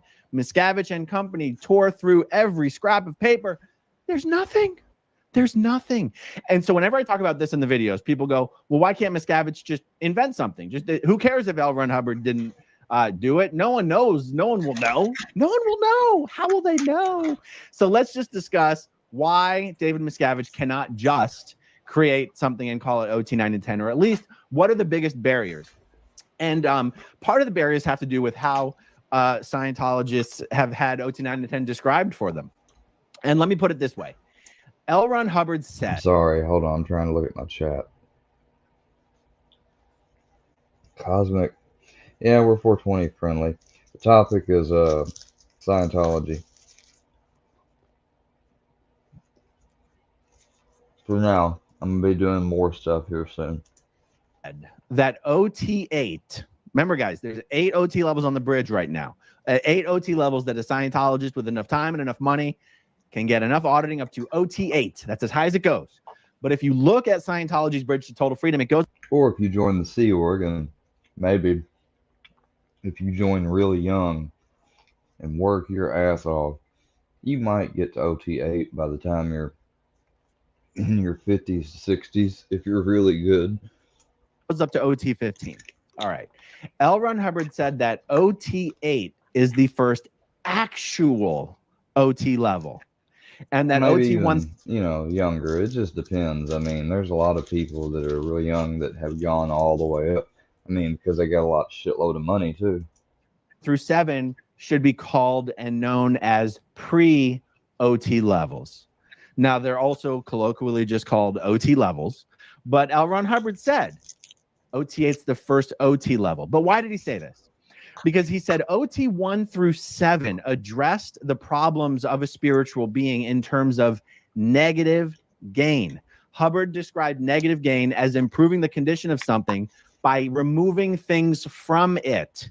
You are making it, the spiritual being, more pure by removing things from it that are basically making it impure.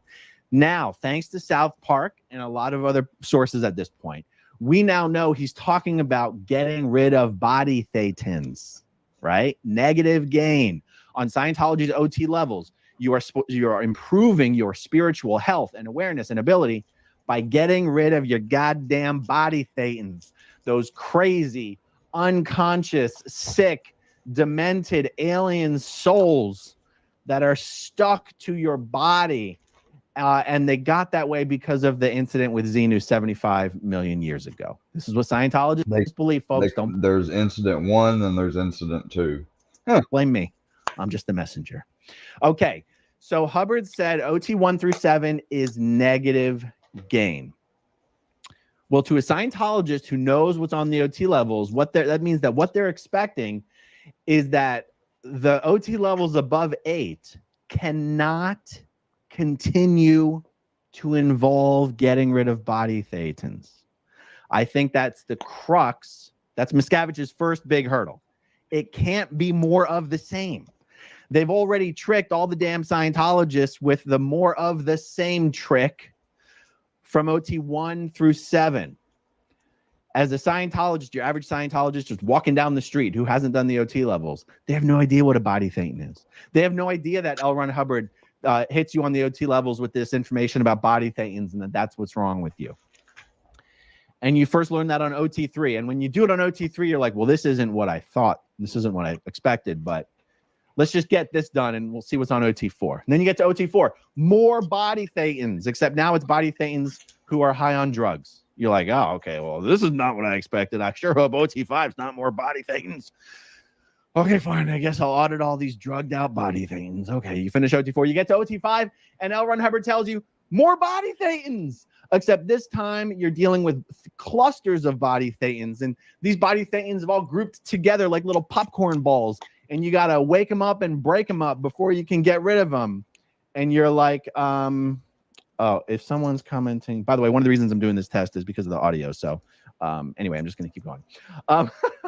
So on OT5, you got to break up the thetan clusters, and then you can get rid of the body thetans. And then OT6 is just a training course to learn how to audit OT7. And then on OT7, now you are auditing body thetans in the environment.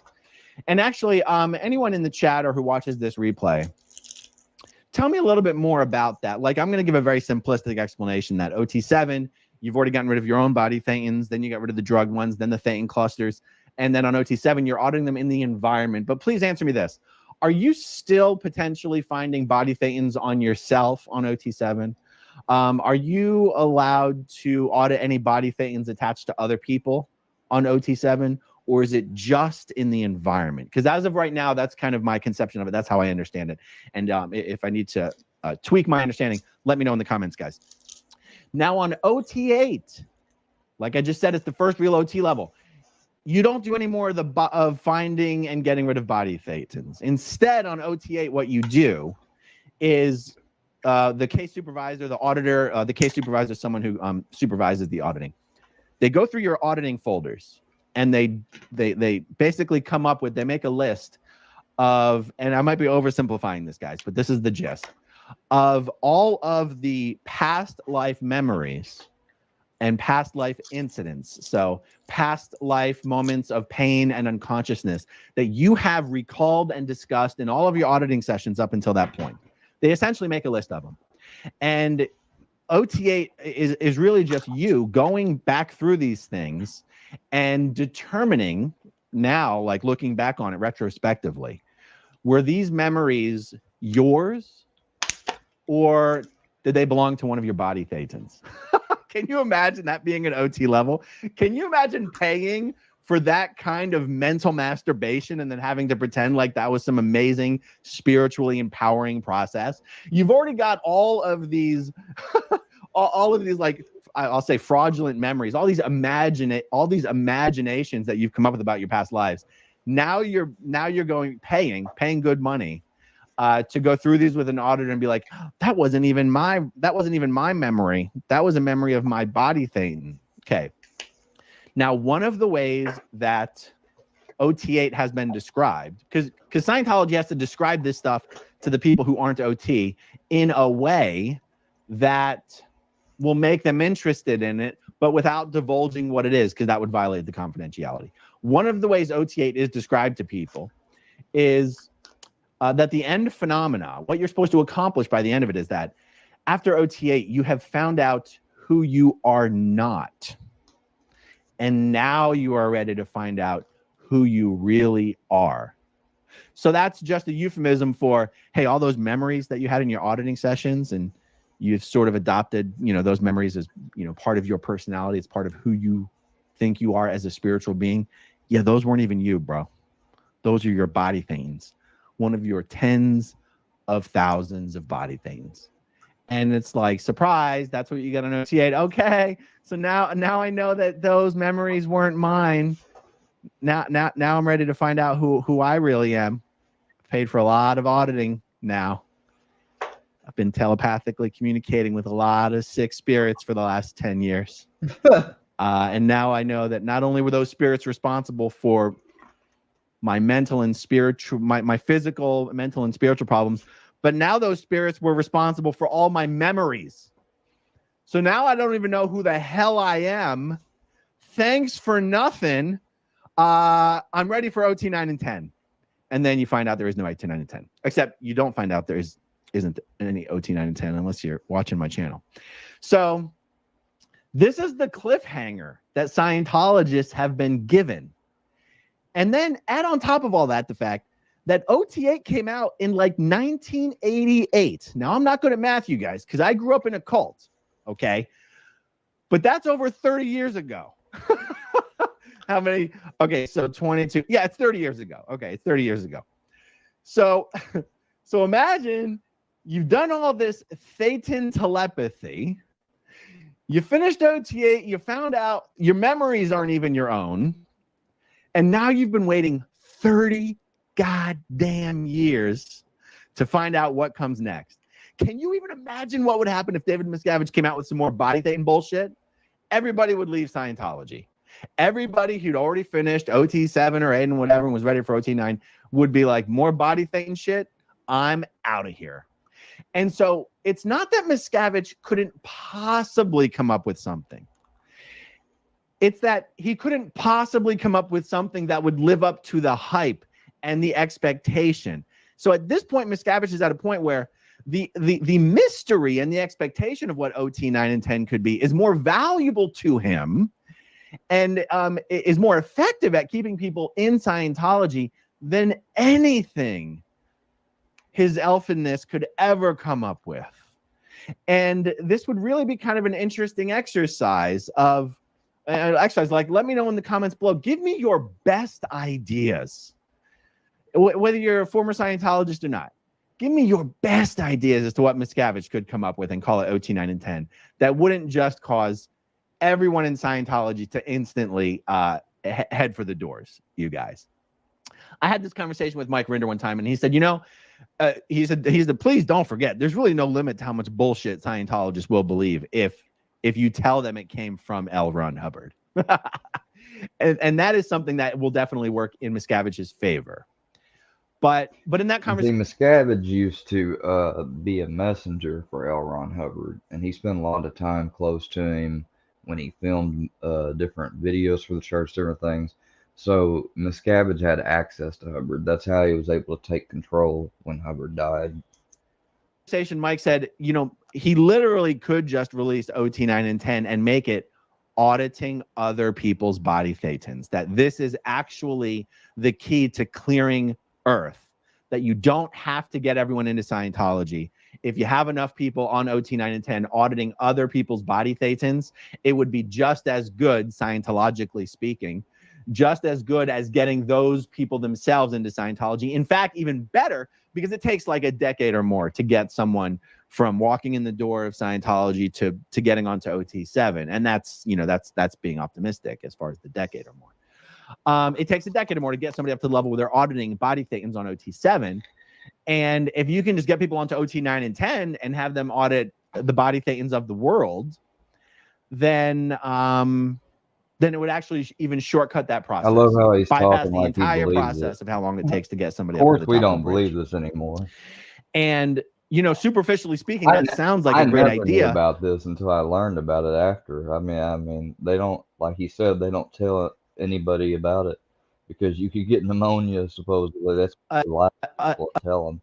Unless you consider the fact that you can't release more body Thetan shit and explain why that took 30 fucking years. How do you pull that one off? I don't know. That would be a bridge too far for me. How do you say that's what took 30 years? And that's 30 years if we released it today. Who the fuck is at my door?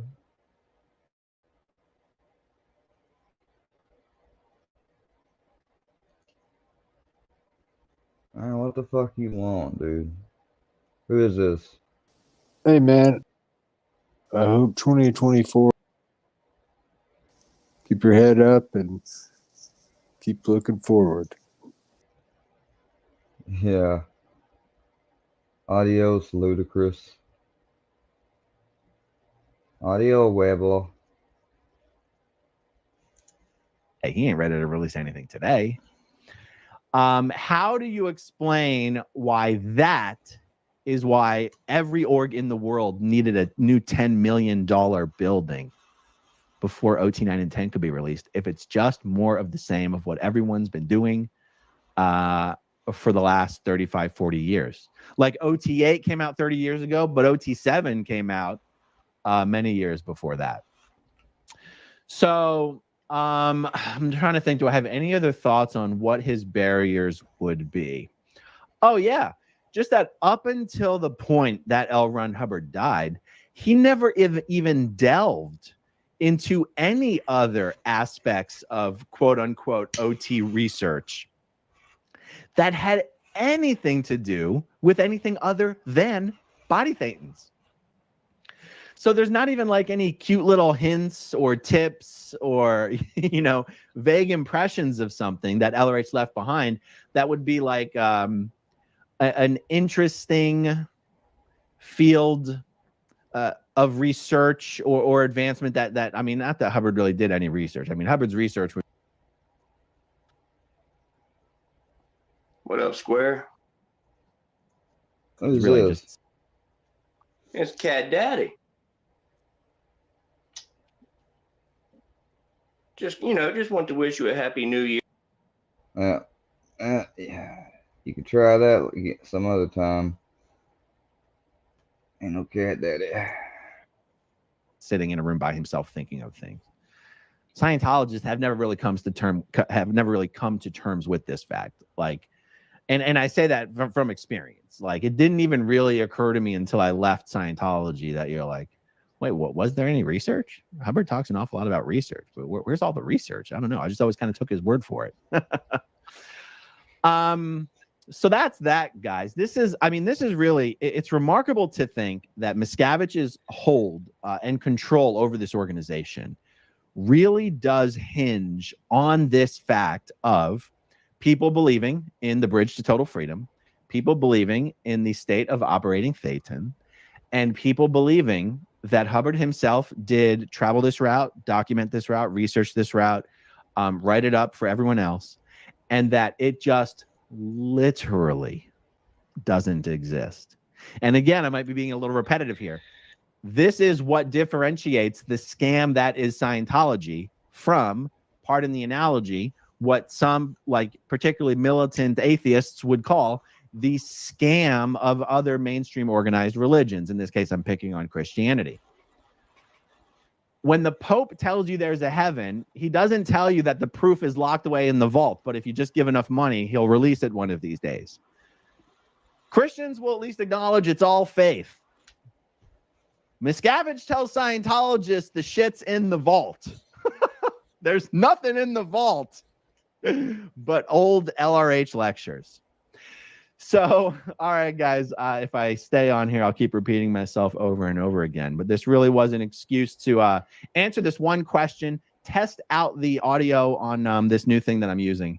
And so, yeah, I would like to leave it. Please give me your best shots, your best guesses. What could Miscavige put together that he could call OT 9 and 10 that Scientologists might believe? Let me know in the comments down below. All right, everybody. Thanks for watching. I will be back soon. I like that one. Aaron got out. He grew up in The Church of Scientology is once again proving why it's such a contentious.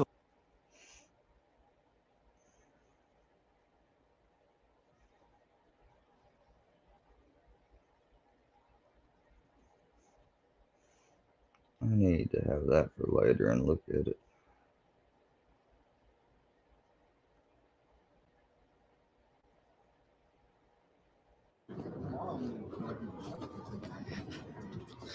Guys, how's Chris safety? Safety feel safe, or I can't say nothing, guys. This windows are like bulletproof. Well, I'm not sure about bulletproof, but Is that they a have the little war? offices. Ese de azul es Sebastián. No compre nada.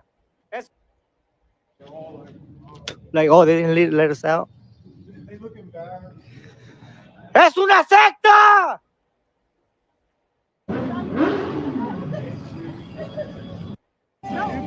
No, the fact.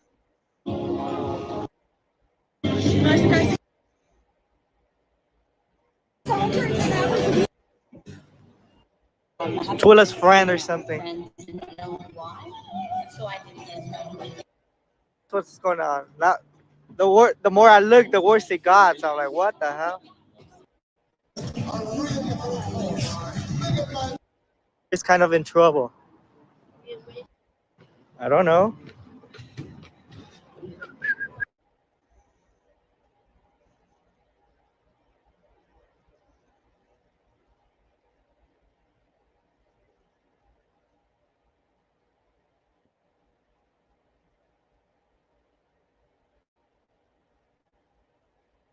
Why are we doing this? Weather's breaking. We could leave. I thought we was lying low. Yeah, come on. What do you want from me, Hosea? I just don't want any more folks to die, Dutch. We're living, Hosea. We're living. Look at me. We're living. Even you. But we need money. Everything we has in Blackwater. You fancy heading back there? No. Listen, Dutch, I ain't trying to undermine you. I just want to stick to the plan, which was to lie low, then head back out west. Now, suddenly we're about to rob a train. What choice have we got? Leviticus Cornwall's no joke, Dutchy. Who is Leviticus Cornwall? He's a big railway magnate, sugar dealer, oil man. Well, how good for him. Sounds like he has more than enough to share. Dutch! Gentlemen, it is time to make something of ourselves. Get your horses ready. We have a train to rob. Why are we doing this? Weather's... He was right. Hosea was right.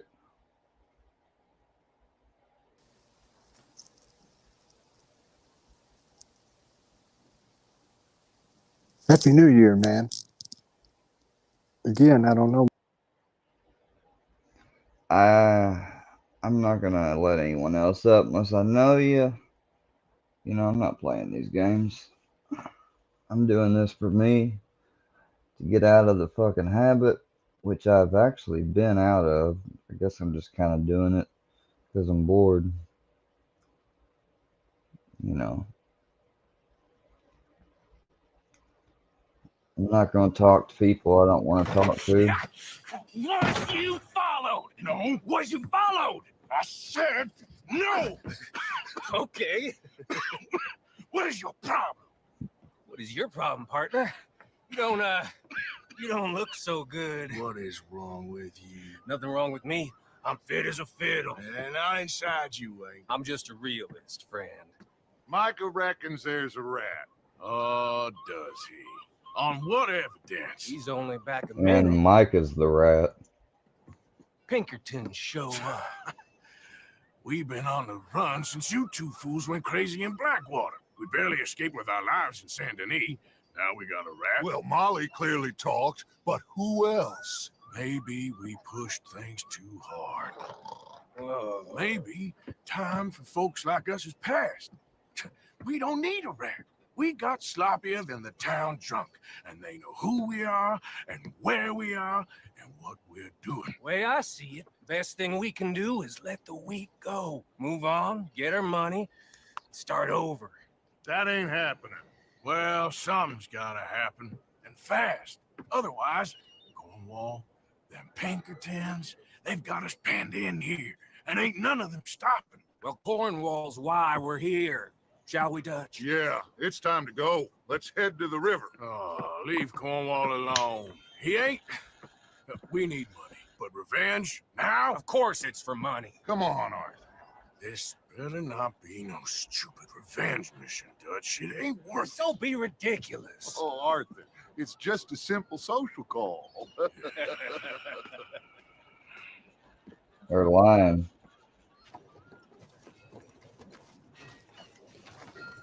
So, what are we going to say to him that needs to be said? He has been hunting us since Valentine. He is the reason that Hosea got killed. His sugar business is destroying the people of Guarma. This town, Arthur, it's his town. He bought it just to destroy these folks. His sugar, his oil, his law. These are wrongs you can't right, Dutch. We're wanted men. So why did you go for John against my wishes? I didn't want him hanged. Neither did I. We're gonna cut a deal, Arthur. What are you talking about? We want out, and Cornwall wants us to stop robbing him, and we all know his money is what's keeping the Pinkertons on our tail. He's America, Arthur, and I want out, and he won't let us go. This ain't making a lot of sense, Dutch. It will, son. It will. A deal, some noise, and then we're gone.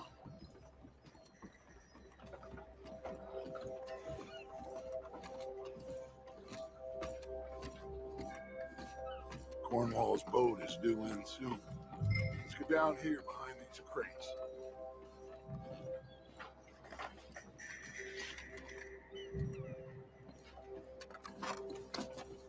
What are you doing? Get back!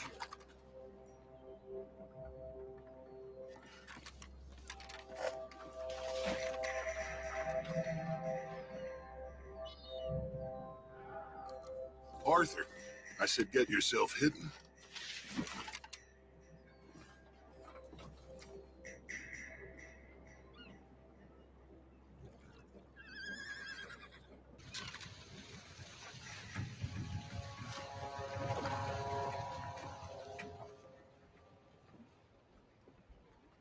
I want to thank you for your hospitality, Mr. Cornwall. This was a business meeting, Mr. Milton. We are not friends. I have spent a considerable fortune with your agency and still nothing. This Vanderlyn robs me and laughs at me. I asked for the best. I paid for the best. We are very close, Mr. Cornwall. I know you've heard this before. Chance, sir. Send a telegram to Goldberg in New York. Tell him I won't borrow it more than 3.2%. Sorry, no, I have heard it before. And get that army man to pay his portage charge. Yes, sir. We are doing all we can within the confines of the law. The law?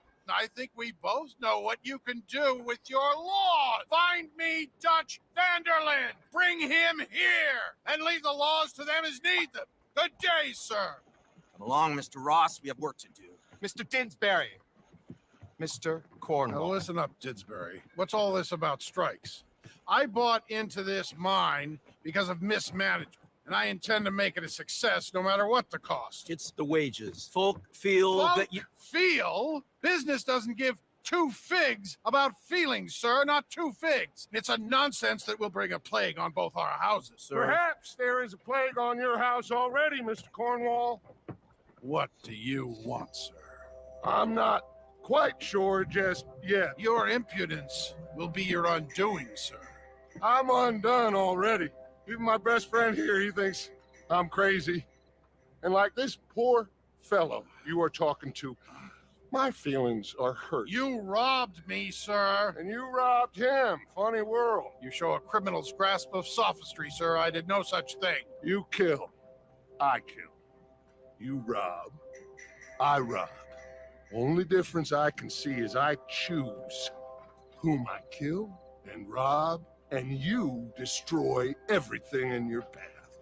I've heard just about enough. I'll tell you what. You give me this ship, $10,000, and safe passage out of here, I'll let you live. I'll do no such thing. You sure? Good. I prefer it this way. You lost your man! Noise, Arthur! Noise!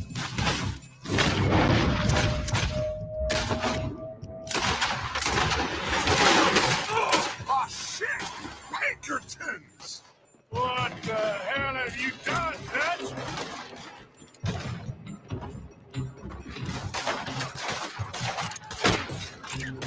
Ah!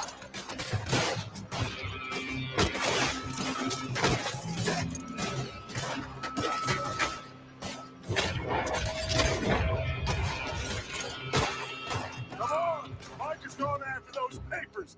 Let's find him and get out of here. Ah!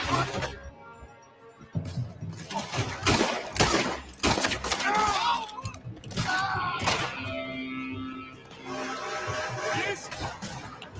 Ah! They're shooting from that building.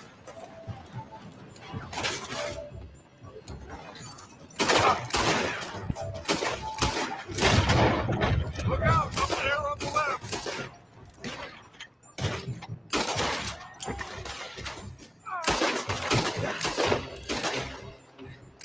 I found something interesting. Come on! We gotta move!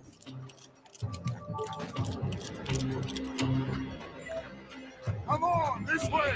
Up the stairs! Get a move on, Arthur! Arthur, come on! Cornwall's men are all over the place. Follow Follow me and stay close. We had enough heat on us before. Now we're gonna be caught, Stretch. This is the only way. You'll see. Trust me. Trust you. You sure you got the lungs for this, Morgan? Shut the hell up. We got all up ahead. We're on some space. This way. Come on.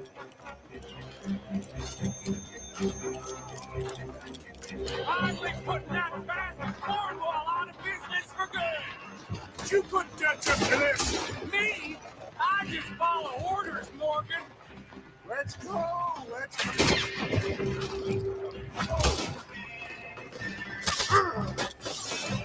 You said this wasn't a revenge mission. It wasn't. We got what we came for. Those papers. All up top here. Gun them down. And let's get the hell out of this place.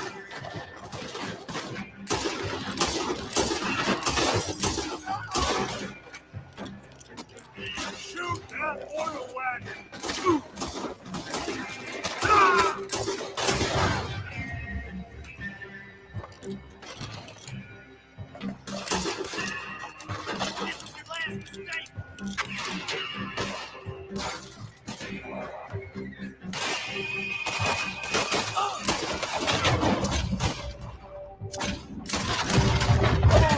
We can take the horses from that coach. Let's go. Well, at least we tried talking it out. Boys, you've lost your minds. Oh, I felt a lot of guilt in this life, Arthur. I've killed too often and poorly, but not this time, son. Come on. All right, let's head for the hills, boys. They're trying to block us all. Go right.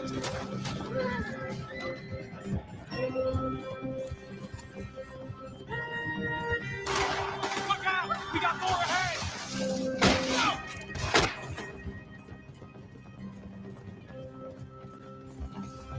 On the left! Forward!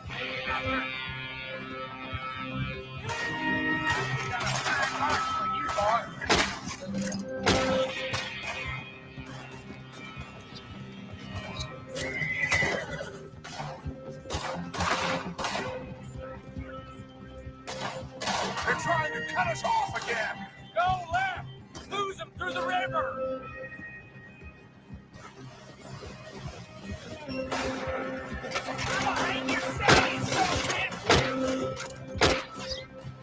Look out, fellas. They're still coming. Shoot the bastard!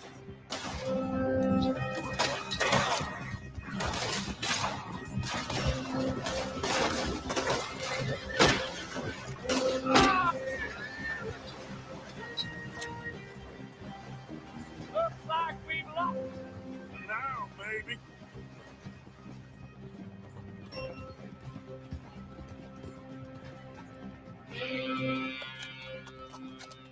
Whoa. We all okay? Interesting social call. Oh, don't play dumb and superior at the same time, Morgan. We all knew sooner or later Cornwall had to go. Let me see them papers. It's more attention we don't need. Feels like the whole world's closing in on us. Dutch, it won't be long before they find where we're hiding out now. Especially as we ain't exactly hiding out. We just need a distraction. Buy us some time. It looks like Mr. Cornwall's company has signed a railroad contract with the Army.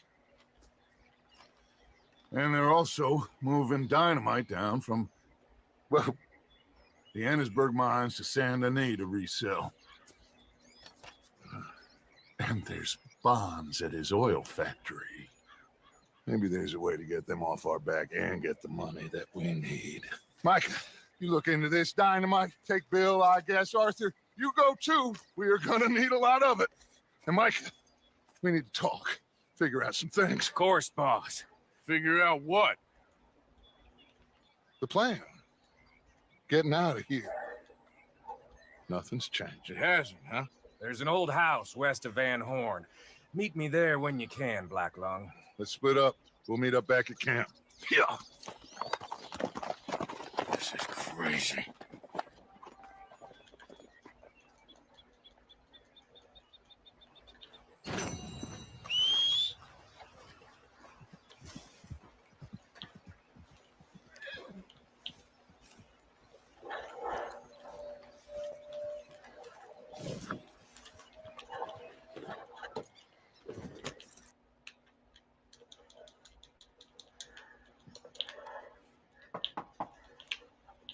Can I help you? I hope so. I want a loan, sir. A line of credit, so I can buy some property. What property?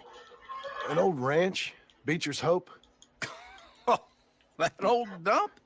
I know it ain't much, but I ain't much of a farmer either. But I will get there. That is a very unusual way of asking for a loan. Mr. Marston. Marston. Only folk around here call me Milton. Kind of a joke, I guess. A joke, huh? And which folk? Mr. Geddes. I work for him. He said that you could help me out. I mean, if you can. So old David Geddes told you I'm the kind of man to loan a man with two names money so he can buy a rundown farm on account of his lack of farming skills, huh? Don't sound too promising when you put it like that. Well, how would you put it? Sorry to waste your time, sir. Oh, sit down. I'm sure we can figure something out. Now, of course, we'll be expecting you to make regular payments, and given a lack of much evidence you got any means of repaying, the terms won't be too great. But if my cousin vouches for you, it'll be okay with the bank. Really? Absolutely. Thank you. Now, of course, we'll be expecting our money back regular as clockwork until the debt's settled. Otherwise, the farm reverts to the bank, no matter how much you paid. I understand. Well, why don't you go check out the land while I fix the contracts and talk to Mr. Geddes. Oh, I heard there's squatters up there. We've been having so many problems recently, they'll need clearing on. Sure. Well, come back when you're done and we'll fix up the paperwork.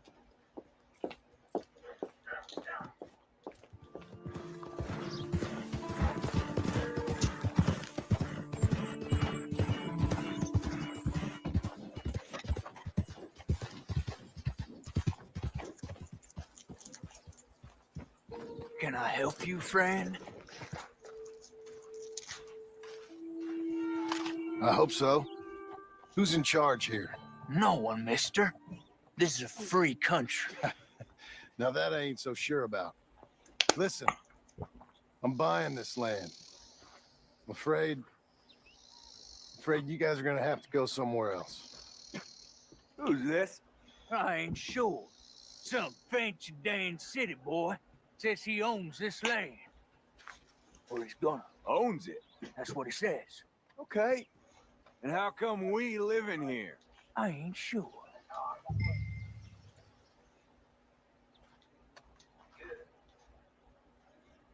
Now, as much as I'd love to pay you, I'm short. So, get the hell out of here. This land belongs to me now. Ain't nothing on this earth belongs to no one, partner. Looks like you made your decision then, partner.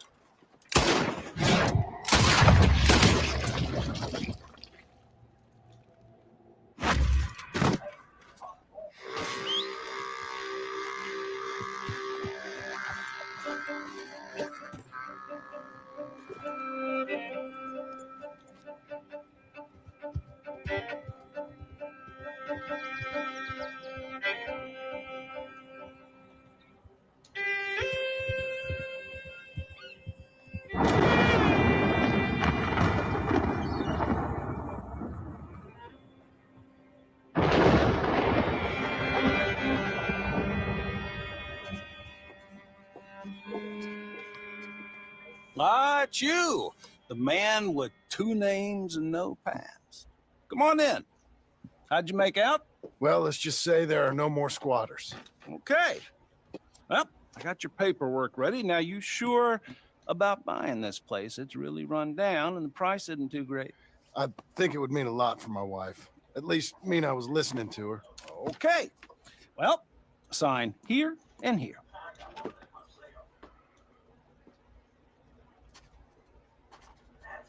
Mm-hmm.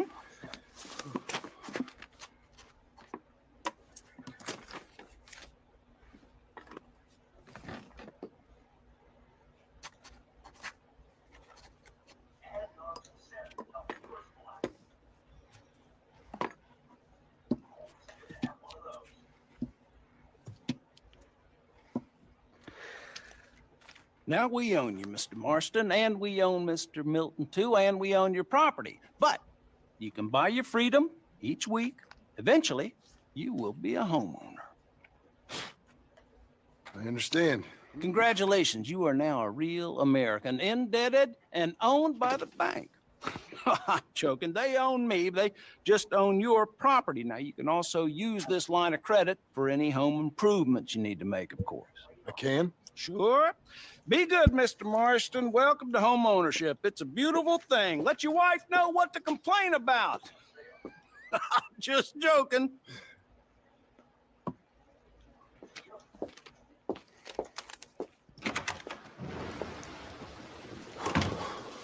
Well, it is you. Well, I thought you was dead, boy. Dead. Uncle? The very same. Come here. I saw you going into the bank, and by the looks of things, you ain't robbed it. I've gone straight. Bull crap. No, for real. Well, I'm trying. All these years, you ain't changed a bit. Maybe a little bit. I thought you was dead. Not yet. Well, I got some things to take care Oh, of. not a problem. I'll come too. No, you don't have to. Oh, I'm real sick, John. Lumbago. It's slow and... Oh, lumbago looking ass. Evidently. I got the A lumbago. little pity, will you? Huh? Come on, then. All right.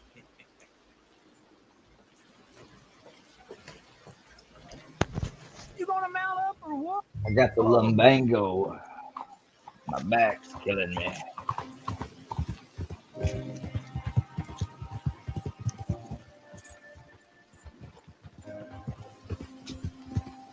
Where we headed? West. West? Ain't you a man of few words? I can see we're headed west.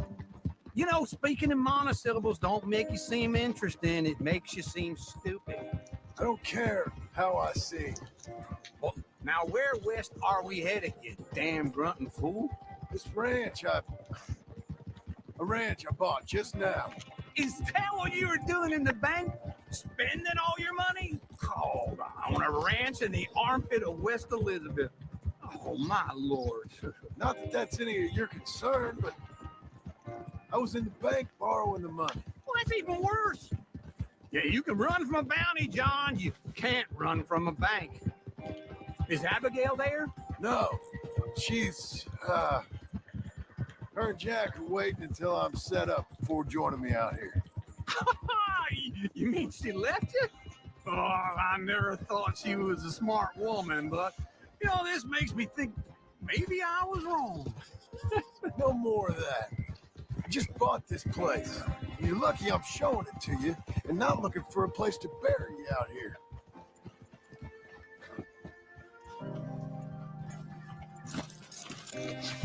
This is it. Look at her. I don't know who you are. Show your face.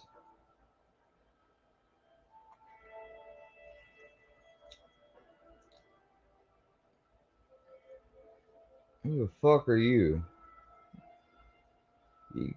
Shit. You gonna be disrespectful? You ain't coming up in here. Okay. What do you think? Why exactly did you buy this dump? For Abigail? Why? Is she an idiot? No. What were you thinking? I don't know. She said she wanted it. She ever seen it? What are we going to farm here? Rocks? We? You don't have a hope here without a wise hand at the tiller. Enough of that. Get out of here. On your way. No, you're stuck with me. Seems I'm stuck with you. John, the rock farmer. So, you think I'm an idiot? No, I know you're an idiot.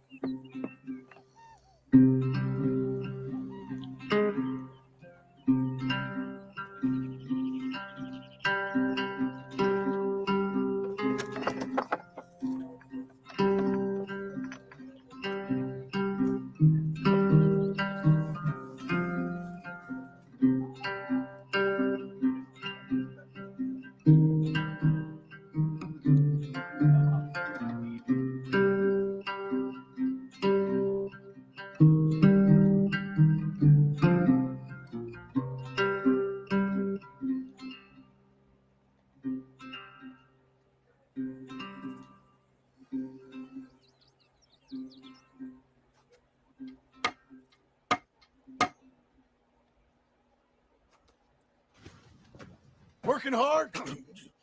It's the lumbago. Now, if I overdo it, The I'll get a lumbago. relapse. It's very serious. Get up or get out. You can be so testy. What is it? Constipation? Guess you're my proof I'll never quite outrun my sins. You got so sanctimonious in your old age. No wonder she left you. It's like rooming with the King James Bible. Get up! Ow! I'm getting up. Oh, no, wait, what did I have to tell you? I went into town and I got a little drunk. Oh, shit! Well, we gotta go. We gotta go to Saint Denis. Charles Smith is alive, I reckon. Charles Smith alive? Really? I reckon. Unless I dreamed it all, and by the sound of it, not doing too good neither.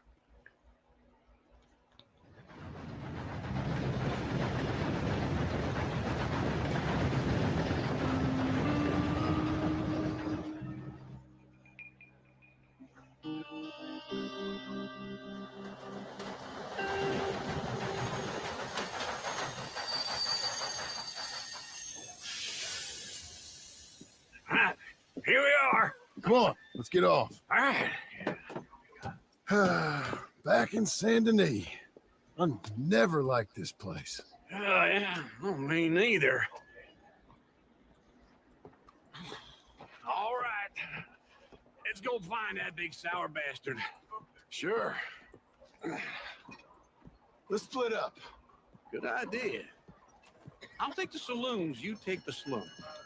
How about I take the saloons and you take the slums? I've never done anything to you. No harm done. Hey, partner, you seen a big Indian guy? Indian? Sure. I've seen hundreds. A big guy. Boxer, maybe? Likes fighting? Yeah. Bare knuckle guy. Think he's fighting tonight over at St. Saturnine's. Thank you. Thanks a lot. No problem, bud. What took you so long? Oh, good Lord. I was just beginning to enjoy some peace and quiet. Asked that first barman I met. He told me Charles was here. Not one of life's great mysteries, turns out. They hate a massacre, and you are a killer. We both know what you gotta do. I'm leaving now. You don't know the half of it. John?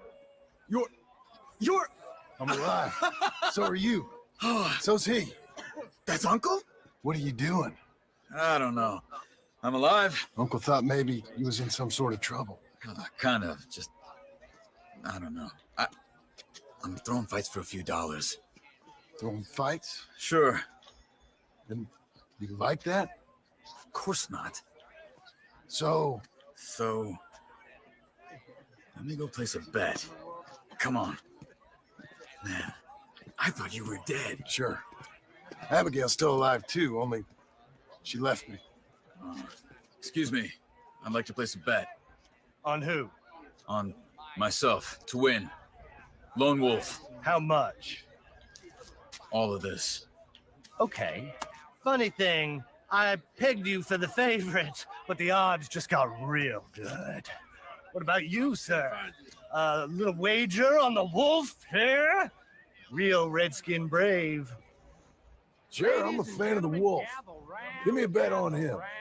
Have I got a treat for you? An epic battle between the descendant of ancient warriors and a not-so-noble savage. On my left, a ferocious battler from the valleys, Simon of Wales. And on my right, an Indian Hercules. The savage, the untamable, the unbeaten, and dare I say unbeatable, Lone Wolf. You know how this works. No weapons, no forfeiting, no crying like a beaten child. Everything else goes. You win by knockout, you win by retirement, or you win by death. Let's have a good fight, boys. Let's keep it clean, but not so clean.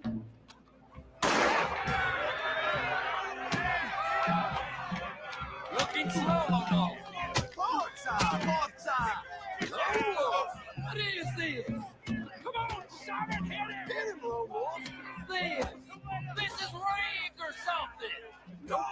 just yet. Kill that bastard! Don't be stupid, Charles.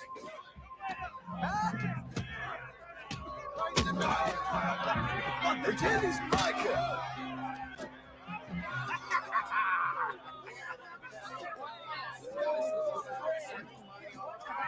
Come on, Lone Wolf. Gotta get you the hell out of here. Hey, Lone Wolf, whoa. How? Made my month, but you also made some fellas mighty unhappy. So it goes. It's your shit, partner. If we just made the bed I said we. So you keen on staying around here or heading off with me and Uncle? But, John, I haven't seen you two in years. I know. But right now, my sense is you just need to lie low. Where? We got a little place up past Blackwater, in the high country. Okay. I gotta grab my baggage. I booked a steamer heading upriver. That's why I was pretending to throw the fight. Okay, boys. I'll meet you at the bridge outside Saint Denis. What are you doing? Oh, just have a few errands to run. You're useless. I am a deep thinker. Be quick. Come on. This way. My bag's on the dockside. So, what happened? You mean back then? Arthur helped me get out. Gave me a chance to live, I guess. You know that Arthur... Sure. Word got to me up north, so I went back and buried him in Miss Grimshaw. I had to run. If any of us had been found, we'd have... Oh, of course. I understand. He's where he would have wanted to be. A pretty hillside, facing the evening sun. He gave me a satchel with some of his things in it. Remember that journal he always drew in? I got it. I'm a bit of a draftsman myself nowadays. He was a good man. As much as any of us could be. Getting sick like that has to rattle a fella. Rattle him or give him some kind of understanding what his life was really all about. Yeah? That makes sense. Anyway, I heard all you were dead. Or I might have come looking. And me, the same about you. Dutch? Who knows? Dead? Maybe? I'm not sure. I heard all kind of things, but one thing I know, he ain't around here. I ain't heard nothing real in years since, well, that time. Nor me. Micah? I hope that bastard's dead. You know, he was the one speaking to them agents. What? Putting them on us the whole time. Or since before I got off Sisika. They picked up Strauss, the agents. Made a real mess of him. I heard he died in custody. Never said a word. Guess some folk is strong in ways you can't see. Everything that happened, all those deaths. Micah? None of us is innocent in that. Dutch, least of all. But I don't think we would have had to make those calls. All that mayhem. Okay. Hold on. What? Careful. Why? Those are Guido Martelli's men. Who? He used to work for Angelo Bronte. I've only been here an hour. Hey. Come over here. What now? Well, you go left, I go right. On three. Mm-hmm. 3. You couldn't have thrown that fight! One fight. Evidently! What are those guns they have? Let's go. There's a wagon up there. I'll get my bag. Okay.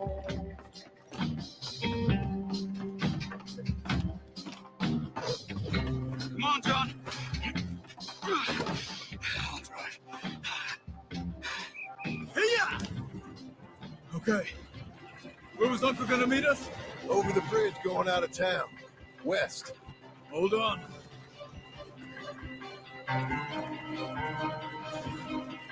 You see any law? Not yet. Keep your eye out. Saint Denis ain't short on police. Remember that. Only too well. Anyone? Good so far. Further we get from those gunshots, better chance we have of denying it, at least. No. No, we can't get caught. Martelli has the police chief in his pocket. If they take us in, we won't get out of the interview room. I don't want to get in a shootout over this. That's not the man I try to be anymore. No, I don't want that either. You see anything? I think we're clear. If I ever want to go back, remind me that I hate Saint Denis.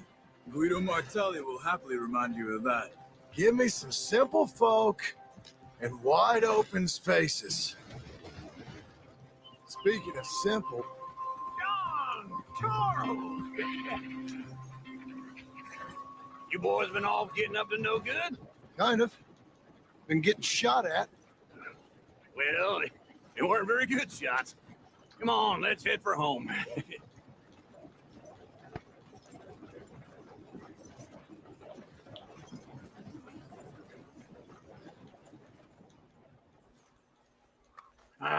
Feels like old times. It's good to have the old gang back together again. Let's just hope things don't turn out like last time. Here he goes. What'd I tell you, Charles?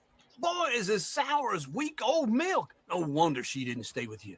Not even a retired $2 whore would stay with you. That's the goddamn truth.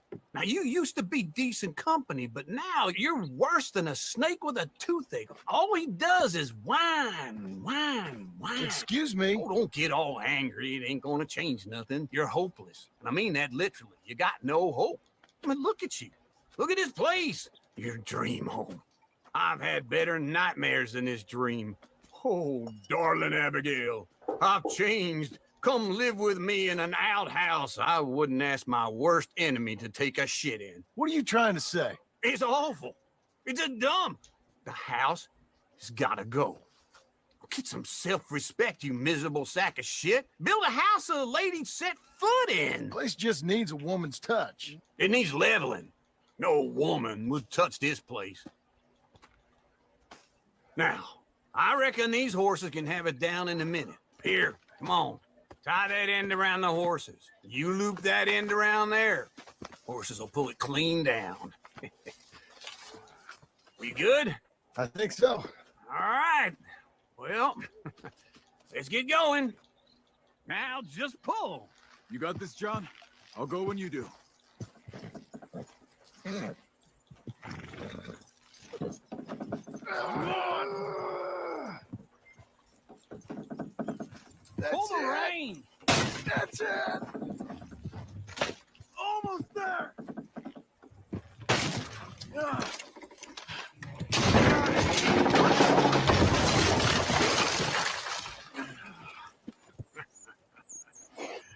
See? I told you it wouldn't be no trouble. And now? Now we head into town, buy ourselves a house right out of a book. Same as if it were a bicycle. Where in town? There's a fella by the train store. Cakes hardwood and timber. Okay. You keep working here. But if I don't go with you, who's going to tell you Just that? need a bit of peace and quiet from your incessant yapping. Charles, make him work. Whip him if you have to. Hello, Sadie. Oh, John, come sit down. Sure. You got any work? Yeah, well, there's always work. Whole country's getting robbed, robbing, or stopping robbers. Well, seems like there ain't much else in this world except bastards, victims of bastards, and the bastards who want to put the bastards in the ground. And which are you exactly? Me? In my time, all three. But same as most people. I guess. Funny thing about this job, well, opportunity, I just might get to be all three again. How you mean? You ever heard of Shane Finley? Cattle wrestler? Murderer, thief, child killer. He's wanted in 5 states. I caught him last week. He was disguised as a lady in a house for fallen women. I was bringing him in, and I got robbed by a professional rival of mine, James Langton. Oh, he's a nasty bastard. I didn't much like him even before he robbed me. That happened a lot. This line of work. Yeah, but they're all people like me. Anyway, now they're holed up in the desert down south, waiting to head north so they can hand them in to the state troopers in the north country. I'd given up on the job as just a bad lot, but now that you're here, maybe we can go rob them back. Is the money good? Yeah, it's real good. Plus, I don't much like getting robbed by no one. Come on. Where is it we're heading again, you say? South. Now come on, mount up. We got a ride ahead of us. Of course we do. You're a good filly.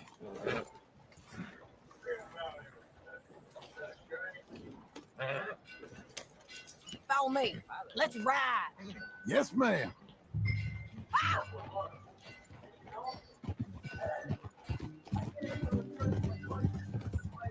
That new horse? Some folk buy ranches, some buy horses. Horses are cheaper. He looks mean. He is.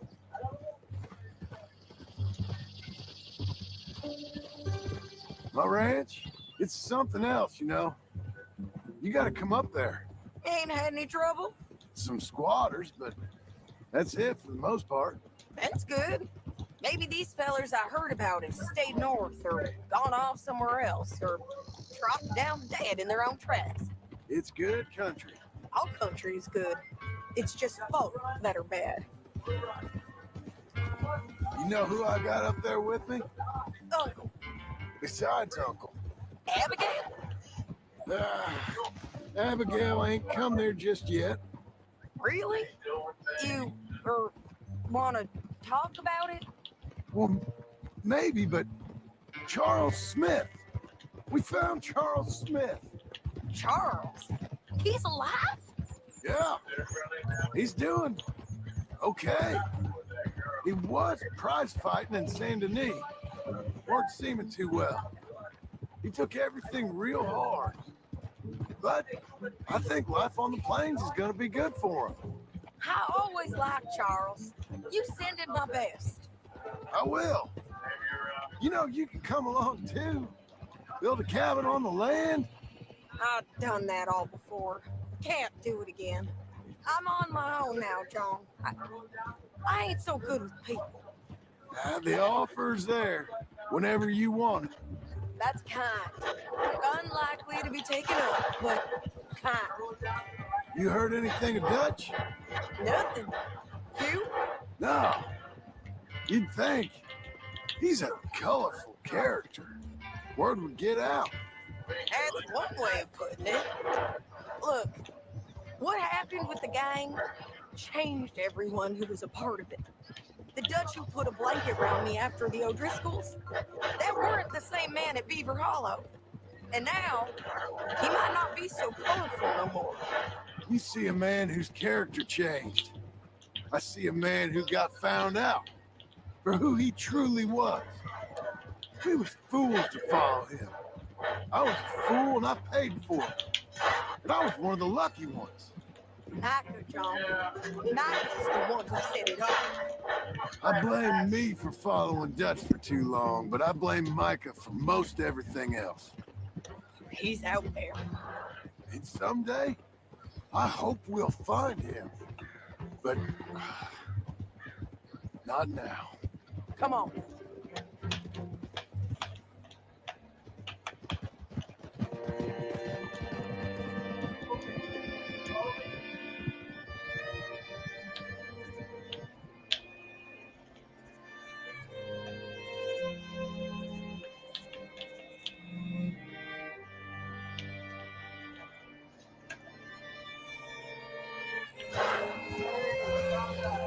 There's a spot up ahead where we can see over most of the country. They'll be down there. So, James Langton, the bounty hunter, has got this outlaw you captured in a women's boarding house? Shane Finley, correct. And we aim to have Langton give him back to us before he rides north with him to hand him over to some state troopers? Correct again. Though the giving back part is optimistic. I'm forever the optimist.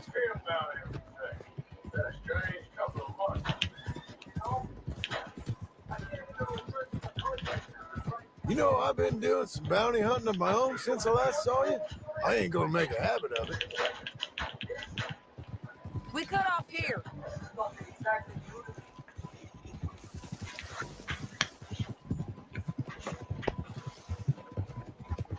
This is the place.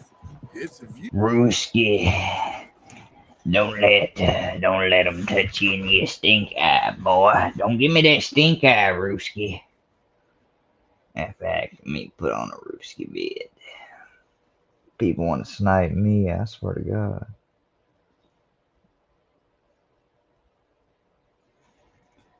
Anonymous dude, you better not still be sniping me.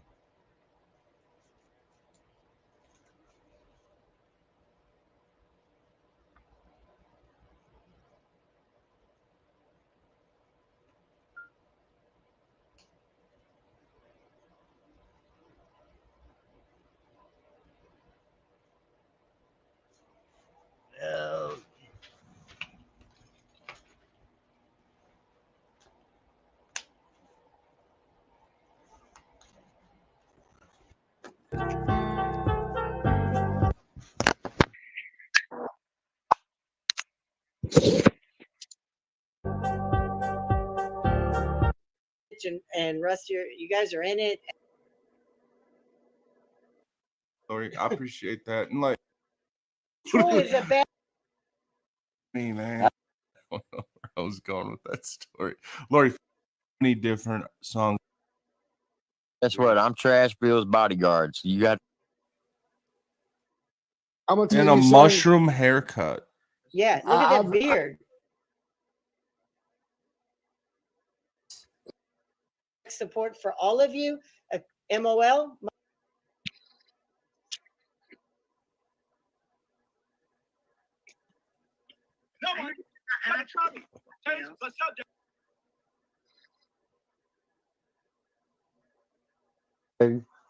Yeah, I done had somebody tell me, bro. Sure did. I'm a scumbag. And I heard you try to say some shit about that I talked about. Bro, we've been over this when you came over here and I apologized to you, but you keep still changing. You keep changing the context of what I had said to you. I was mad at you because you had let stand somebody over in your chat that was talking about my mother and had the name is that and everything else. And I said, how would you like it if somebody said blah, blah, blah? And I said it, not with your mother. I said it to as your wife, about your wife. And you know, and then that's just, so, I mean, I didn't say I was going to. I mean, now, if I'm lying, run it back then. Because I know what I said.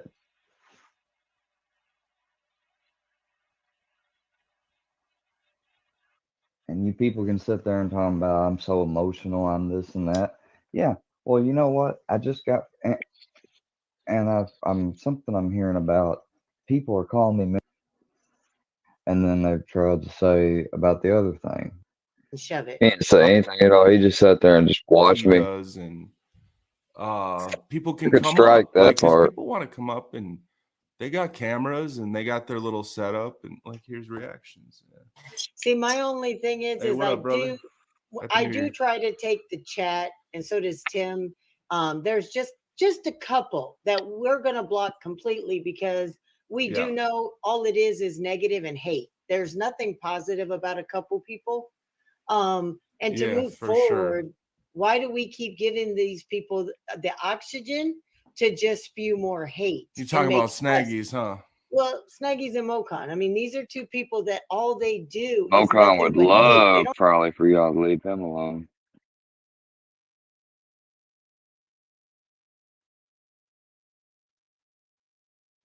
Oh my God. He's a player. Yeah, he is a player. Bird's live? Oh, I don't know why it says she's live when she's not. Flicking the old bean. I see what's going on. Hey, I'm not doing anything. I'm just saying, like, Show me your hands. Show me. No, because he told me this. Take them glasses off, Brewski. We want to see them eyes. We were talking 2 weeks ago, right? And he told me this shit like 2 weeks ago. Oh, He ugly. really told me this stuff. He was like, one of my friends came over, then I had a chick come over, I had a girl come over, and blah blah blah. And he's like, he got mad because she was talking. I bet you I'm He's blocked. like, he got mad at her. I because she was bet you talking I'm too blocked. loud. He's like, she told her to shut up and everything. God damn. You were having sex and he told her to shut up? She must have been being loud. God. I know what that's like. What? I'm a virgin, actually. You know, he just said that he brought a girl over and she was talking loud and he told her to shut up. Shut up, bitch. Some guys don't like loud. Some guys I don't like it. I don't like it. Oh my God. No, some. I don't know. He just said that she was talking loud. I'm not on StreamYard, Square. This is not StreamYard. There's no panel. She was talking loud. Yeah, I know, with your ugly ass. Your wonka ass. Because he's like, I have a roommate that I have roommates that are sleeping and stuff.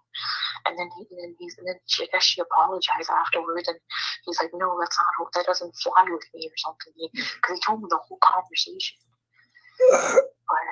But I don't know. To be honest, it doesn't affect me because I can stay up all night. So if you're gonna be loud all night, I don't care because I'm not tired. I'm not going to bed anytime soon. So to be honest, it kind of backfires on him. He probably thinks that I'm trying to sleep, but I'm not sleeping.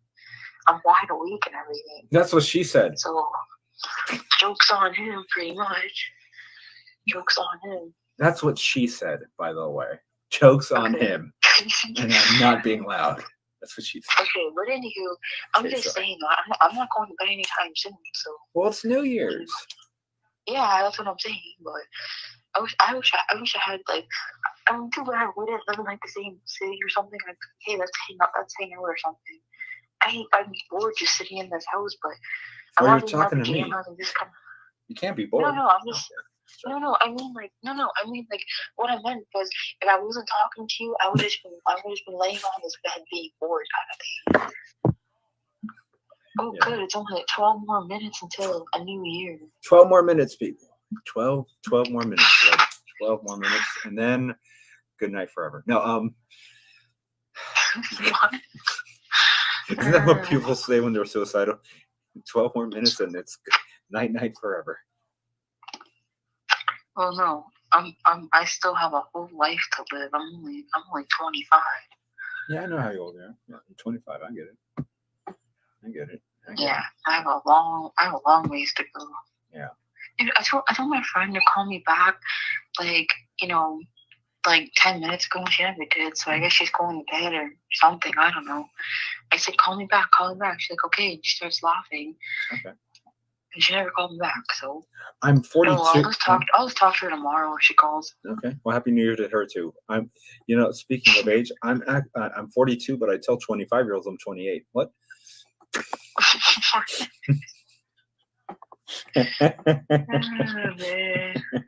It's funny to me. Yeah. I'm kidding. I'm joking. My friend makes fun of the guy that lives in the basement because he has to sleep in a basement with cat shit. Jesus. Yeah, that's what she says. She's like, oh, that guy has to. Well, someone just went to the bathroom. So, but she's like, yeah. She goes, the guy with the cat shit. The guy with the cat shit. Yeah, that's a freaky ass dude. He's in the scat too. He's got threesomes and fucking scat addiction. He's a sexual maniac.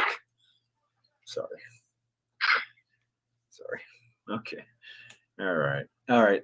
Sexual behavior, bad behavior. I'm gonna leave that in 2023. I'm trying to think of things I'm trying to fix myself on. I got a lot to work on. My New Year's resolution is fix my inner self. Sorry. Yeah.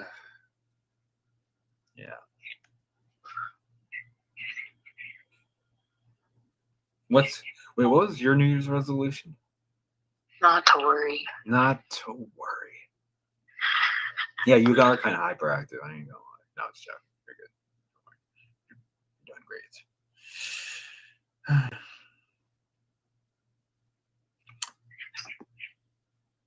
9 more minutes, by the way. Yeah, 9 more minutes. Yeah. All right, 9 more minutes. And then... Actually, I don't really see the point of old New Year's, though. Like, yeah, it's a new year, but we go through it every year, though. I don't see a point in holidays, period. Exactly. Families hate each other. We Yeah, pretty much. people eat the same damn turkey that they eat for fucking Thanksgiving. Yeah, on Christmas and Thanksgiving. It's the same shit. Yeah, exactly. And you just, it's like deja vu. You're like repeating it over and over. There she is. Hey, John. I said that I did my triple I thing, but I kind of left quickly. Aren't you doing a live John? What the hell? But thank you for bringing it here. I like it when John's here. Yeah. I don't. Well, I celebrate my birthday. I do as a holiday. My birthday is like my own personal holiday. Yeah, it is. I mean, you should celebrate yourself, just like you celebrate. Yeah. Forget New Year's. Celebrate your own birthday. You're your own king.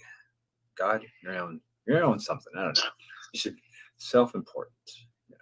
Appreciate yourself. That's what. 8 more minutes. 8 more minutes. God damn it. It's true. No. Do you live like in the basement of your brother's house, No, or it's one do you have level. a, So yeah, my own room. so you live in the basement? Or you have your own room No. upstairs, or what? No, it's one level. Like a studio? No, it's not an apartment. Oh, It's okay. a big ass house. Oh, okay. So like, do you like share it? Like he has the No, top, no, you no. have, or you just do whatever you want. One in the room, yeah. Yeah. No, he doesn't get to watch me masturbate. No, I'm kidding. No. No, it's that's just- not what I no. meant. I meant like, I'm does doing he, jokes here. Yeah. does he like? He has like the master, and I got the back room. Got my own door and shit. Yeah, my own door to the out to the backyard, which leads into the weed room, and then the backyard. Oh, I'm not joking, by the way. No, cannabis is legal here. You're allowed to have Wait, up to 2 plants. he has a weed room. I mean, where we grow plants, yeah. Oh, okay. Yeah, like in where I'm from, like it's legal, so you get to grow up to 2 to 4 plants. Is it 2 plants? No, it's 4. It's 4 plants. You get to grow 4 plants. Yeah, they don't sell it in like 7-Elevens and shit, but you can grow your own. And there's dispensaries. You have to have a card for some reason, even though it's legal. You have to have a card. But if you're caught, Oh God. if the cops stop you, if you have an ounce or under, they don't give a shit. If you have an ounce or like if you have over an ounce, then you'll get like a fine or some shit. Yeah, you'll have to go to court and get a fine. It's not like they're gonna arrest you and take you to jail immediately. No, you have to pay a fine if it's over an ounce. So it's just a fine you have to pay if you don't have the card. No, if you don't, no, you have to have the card to buy shit. No, that's only to buy shit. But if you don't have a card, you like they don't give a fuck. Like if you do something illegal and you have weed on you, it's like having your wallet or your cell phone. They won't give a shit. Like if you have like a ounce or under, like if you have a gram or an eighth or a quarter, half ounce, like they won't give a fuck. Yeah, they'll give you your weed back. They won't take it. Like yeah. But if you're, but it's strict over there. No, it's oh my gosh, 5 more minutes. Happy New Year. Damn, someone else. How many times do people have to go to the bathroom? Like, fuck. What a square talk here. Gee, Yeah. So, all right. Yeah, drew a blank. All right. So, are we? I hope this New Year is way better than this year. Yeah, this year was kind of, it was alright. It was okay. It was, whatever. It was, I met some people. It was horrible. It was horrible. Yeah, for you. Yeah, it was okay. It was okay for me. It was okay in the beginning, but at the end was like. I worked a lot in the beginning and in the middle and towards. Well, like I worked a lot. Like I had a job of fucking busting my ass off. It's kind of rough, actually. Yeah, I was working 12-hour days. 4 more minutes. 4 more minutes. You are counting down the time. Look at you. Do you have like a clock? Yeah, because I'm looking at my your phone. I'll count the seconds down with you because. I'm just. Oh, you just. I just want a better year. Like I'm just praying that this year's way better than last year. I mean, this year was horrible. I feel like on the even years, like my they're not too bad, but like on the odd years, they're like horrible. Odd years are horrible. Even years are okay. Yeah, that's what it feels like. It feels like the even years are like good and the odd years are bad. I don't know what about odd years, but I think the number 3 is evil. yeah, I think it is. I don't like the number 3. I think the number 3 associates with like the devil and stuff. So I think that's why. 666. By the way. Oh, 6? I thought it was 3. Well, no, check it out. Well, 666. well, Guess how many 6s are there? There's 3. There's 3 6s Yeah. and 666. Okay, well then Three's evil. three's just Three's evil. bad luck, I guess. People think it's good luck for some reason because I guess everybody on the internet's stupid. 4 is definitely like a better number. 3 is definitely not the way. Fuck no. It is definitely not the goddamn way. Whoever told you that is going straight to hell. Yeah. Man. Yeah, 3 more minutes. Oh, don't say that number. No, it's 2. Now let me know when it's the 1. When it's It's 11:58. It's 11:58. Yeah. Goodbye. 10:58 here. For this year to be over. You got a minute and a half. Come on, go. Get the fuck out and don't let the door hit you on the way out. Jeez, that's right. Well, I mean, I met you this year, so Well, I guess that was pretty cool, but the other shit that I was going through was just horrible. Yeah, tell me about it. Yeah. Whatever. Oh, good. I'm hoping this year's a better year. 2024. 2024 better be my year. It's an election year in America. Is it really? Yeah. For the president of the United States. Yeah. Oh shit. 1 more minute. 1 more minute, people. Yeah. All right, we're camming up at 12, right? What? Are we camming up at 12? I mean. Yeah. All right. Cool. No. You first. I already kept my promise about video chatting. No, you good. I know it was a promise, but okay, I'm gonna have to make a couple. Risky's fucking. I'm gonna smoke a cigarette in a second. Pan. You got like 30 seconds. Oh, is it? Oh hot. shit. Is it 30 seconds? I don't even know because I hear you laughing. It's better to hear you. You were like anxious all day. I'm glad you were laughing. You seem like you're in good spirits now. I'm glad. Yeah. Because there's a She's new laughing year at your coming. That's ugly why. ass. That's right. Okay, 9 seconds. Is it really 9 seconds? Wait, all right. 8, 7, 6, 5, 4, 3, 2, 1. Happy New Year, everybody. Happy New Year. Happy New Year. Yeah. Happy New Year, lady. It's not here yet. Freaking New Year. Yes, yesterday is over with. All right, I'm gonna do one of these. I'll start it off. Boom. There you go. You still got an hour. There you go. Oh, yeah, I forgot. There you go. Oh, there you are. Hey. Oh, okay. That's what you look like. Sunglasses. Oh, you said you wear glasses? I said, what's with the sunglasses? Oh, it's very bright in my room. You want me to take them off or something? Yeah, can I see your eyes? You want to see my eyes? Would you be weirded out if I said one of them's lazy? No. Yeah. Yeah. She's like, oh, not what I.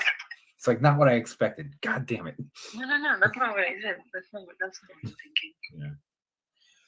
All right. Look to the right, Ruski, and they'll be straight. sorry, Look, it's a necklace. look to the right, and they'll be Like that? straight.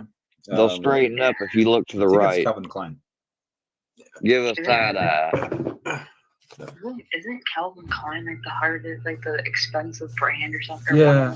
Yeah, Calvin Klein matching bracelet.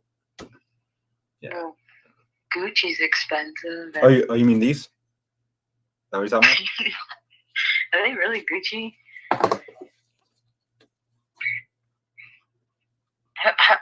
Dude, they're like expensive though. These were 300. Really? Yeah, these were almost as much as these. I got a third. Oh, what? Oh, Nike is expensive. All those brands are so expensive. Yeah. Or like These. Reebok or whatever. Hold on, these are almost the same exact pair. There you go. Got these right here. Wow. Yeah, I spend my money on stupid shit.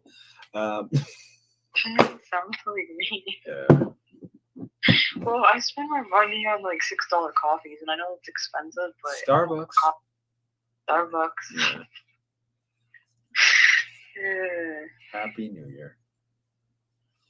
It's finally 2 minutes into this day. Yeah. And I actually feel pretty good. I don't want to jinx it though, but Yeah. but yeah, I hear a lot of walking around up there. You know what they're doing up there? They're walking. Is what they're doing. They're walking. That's it. That's all they're doing. No, but I hear like a lot of people like footsteps. I hear a lot of that. Well, someone has to be the cameraman.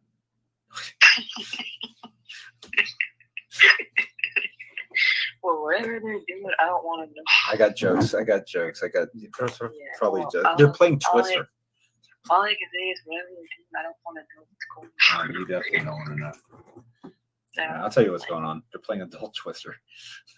they probably are. Yeah.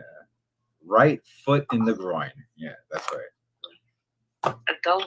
Oh, they have Twister, and then they have adult Twister. I thought I made that up. Okay, do they really? They probably do. Yeah, there's. Well, no, I'm just saying. There's Twister for kids. What you know about adult Twister? What do you do on your free time? You know what I mean when I say Yeah, adult Twister. Yeah. It's No, I have no idea. Explain this to me. it's like a sexual version of Twister. You know, no, yeah, I get it. I just wanted to do There's a non-sexual one, and there's a sexual one. Yeah. Sounds like you want to talk about the sexual one. I'm kidding.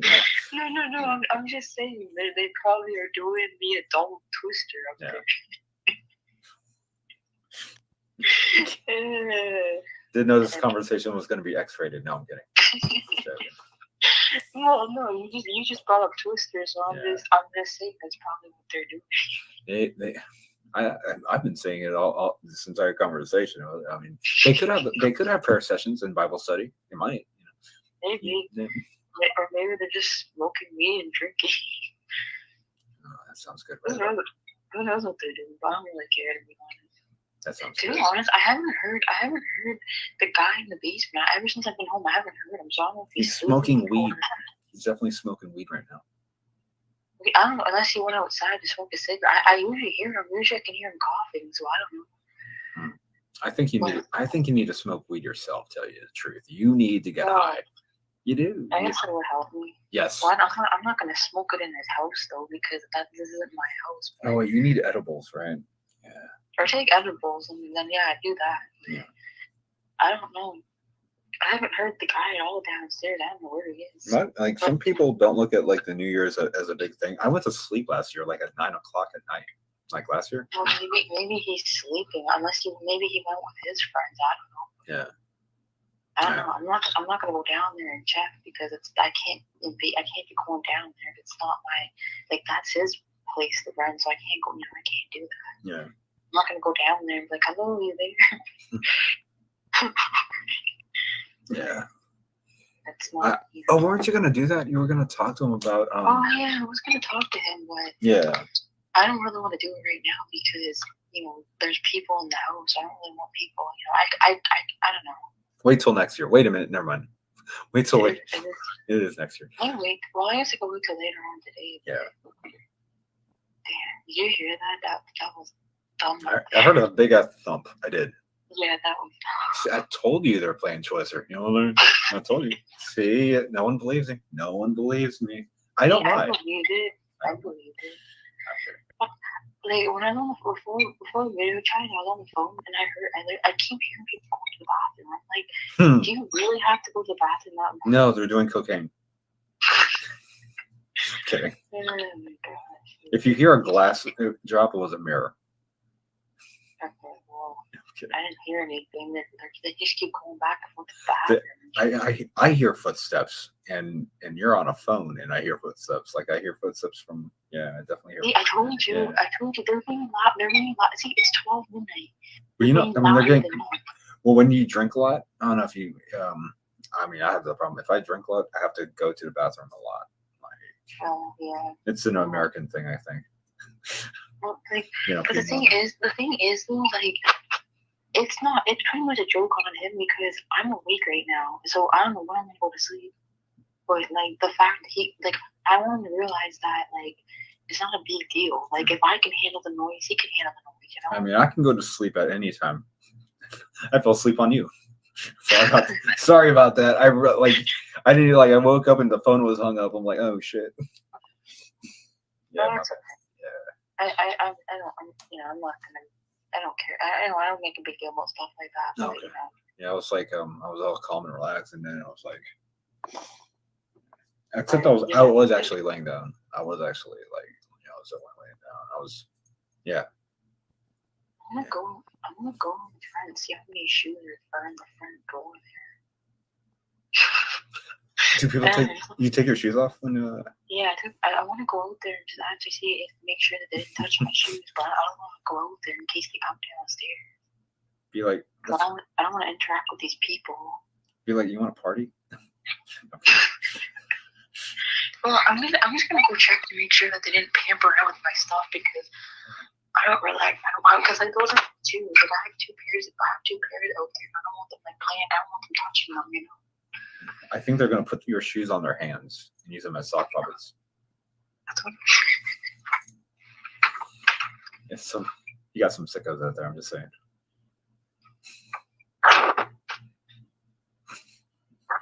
What jersey is that?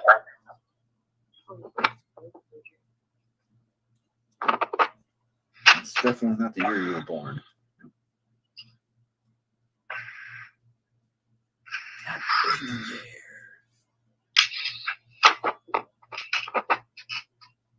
Happy New Year.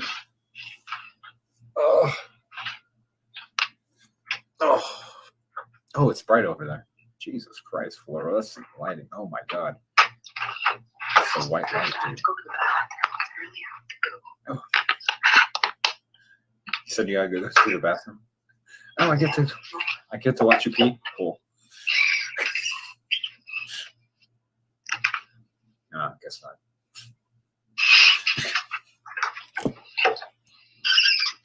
So peace out.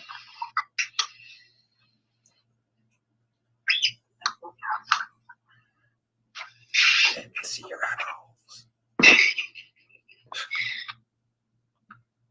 eyeballs. She laughs a lot. That's good. Cool. See, finally, I hear someone pee. I always wanted to do that. Don't worry, I can't hear you pee at all. It's hot.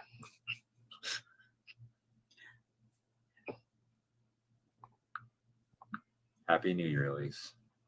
Happy New Year. Happy New Year from the DC area. I'll call you right back, okay? Give me a call back. Okay, cool. All right. That was a fun conversation. All right. With that said, I'm taking a break. I'm gonna smoke this. No one leave.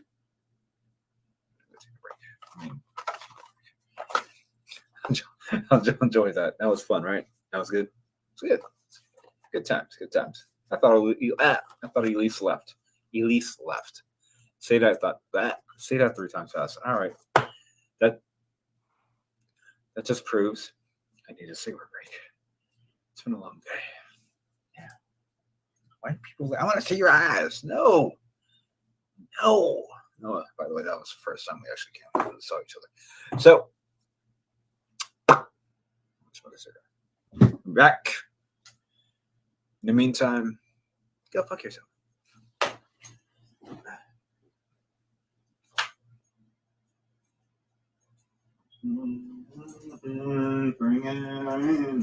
Forgot the rest of the words. It's my lighter.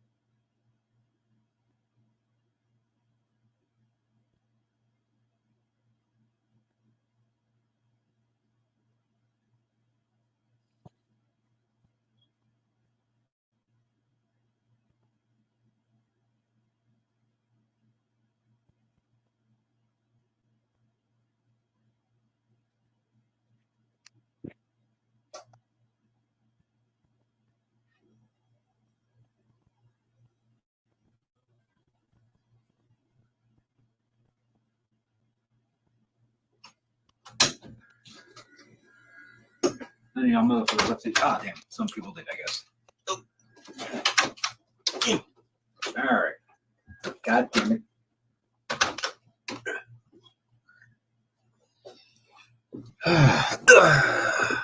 Hello, everyone. I'm back. Nice. Oh, fuck it. Happy New Year, Elise. Happy New Year, Mustard Squirrel. Happy New Year, Latinx person. Happy New Year, Mimi Wilson. Who the fuck? Never heard of you. Okay. But you're cool. Happy New Year, Square, if you're still watching. Square was in my chat, but he hid me in his. No, it didn't. I guess I'm unlikable. Somebody else must have. I'll fix it. Square, Square unhide me, little guy. I'll unlock it, but I don't think it unlocks you out. Square,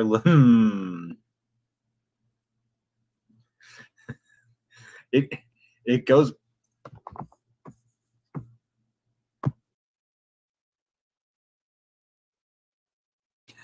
It goes very well. Square loves chicken bones. Square is sniping, not commenting. Oh, no. Whatever, he can snipe. That just you know what I think about snipers? They're cucks. They like to watch and beat it. That's what they like to do. It's okay. That means I'm entertaining. Square likes to beat off his meat to guys. I guess he does. Hi, Square. Hello, how are you? Strike him. You strike him. I don't give a fuck. He's mad because I'm talking to a chick and he's watching me talk to a chick. Loser. He can't talk to chicks because no women likes him.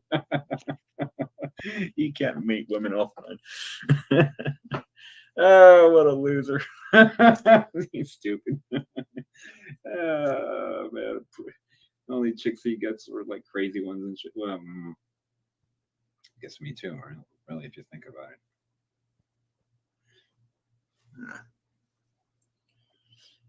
it. Well, interview with Kayla. Who? What? Who the fuck is Kayla? No, I think I've seen the Kayla around. All right. Yeah. That's funny. Square will even meet a chick offline. He said even the chick wanted to beat him. He said he won't. He's that paranoid. He's scared of women. That's why no chicks go on his fucking lives anymore. Shit. And I have women all the time come on my lives. Jealous Square? That's right. Thank God the chick wasn't catfishing. She actually looks as attractive on her profile pic as she does when she cammed up. Cool. I was kind of worried about that. He's scared of Petey's closet. The fuck? What's in Petey's closet? What? That's an odd comment. All right. Mommy is disappointed. Is a Momo? Wait, what? Mommy or oh wait, hold on. I misread that. That doesn't say mommy. That says another name. What are you? No, it does say mommy. Okay. Mommy is in. I don't even want to know what that means. I think I have a good idea what that means, but I'm scared of Petey. All right, I guess everybody is scared of Petey. Okay, I mean, not me. I'm not a bitch. Yeah. All right. Well, what does that say for? I don't even care. It means. All right, I'm not saying that name. Hey, it's the new year. Can we not be disrespectful? Not even a square. There is no link. Obviously, this is not a stream. Do people know how YouTube works? I'm not on StreamYard or Streamlabs. I can't give a link. It's through my webcam, guys. Yeah, this is webcam, not StreamYard. Damn, it's correct. No, Snaggy's still here. Holy shit, look at Snaggy. Snaggy, you're not well liked, are you? People keep talking shit about you. I can't associate myself with that. No, I'm kidding. You're welcome here. I guess. I'm trying to be more open to people. Trying to be as hard. Because I hate everybody. You know how it is. People suck. Nope, positivity. Let's try to be positive. Let's try to. Oh, there's Derek. Hey, Derek. Happy New Year, Derek. Oh, you're in. Are you Eastern Standard Time? I know you're in Canada. You're Eastern Standard Time. Snaggy's using the. Okay, that's nice. I don't care about the troll community. Happy, but since you mentioned it, Happy New Year to Carolina Rebel. Redneck bastard. It's all right. Yes, you are Eastern Standard Time. Yes, yeah, I knew that, Derek. I knew that. Hopefully, you're having a good new. Is everyone having a good New Year? That we're 19 minutes in. And my New Year is going great so far. Let's talk to a chick. Yeah, that's how I brought in New Year. Anybody ever fuck on like right when the bell hit, right when it turned? Besides me, anybody fuck on New Year? No, just me. All right, just me. Did the chick peep? What? Did the chick peep? Oh, that's supposed to be a joke. It wasn't funny. So when do the strippers show? It's a good one. It's a good one. How do you know I get strippers? Shut up. You have a weird kink. You like strippers? Oh, right there. I'm not even going to try to pronounce that name. There's like a bunch of numbers in it. Want to know what it. You seem like a stripper. All right. This guy says, I'm not even trying to pronounce your name. This guy says, you seem like a stripper. Kind of. I mean, I don't object. I don't. However, Chris Rock was wrong. There is sex in this champagne room. There is. My name is Amber. Okay, well, hello, Amber. Are you Amber Alert? You're Amber Alert. You think I'm a dude? You know, now I got to check out your channel now. You're going to make me do all this shit. I don't know. I thought you were. Yes. The answer to yeah. I thought you were a dude. Yes. Yeah. Oh, okay. You're okay. Now I get it. Yeah.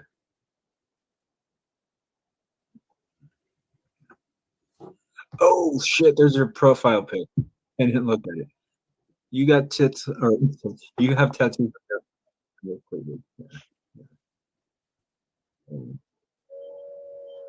Oh. Oh shit! You're like a YouTuber.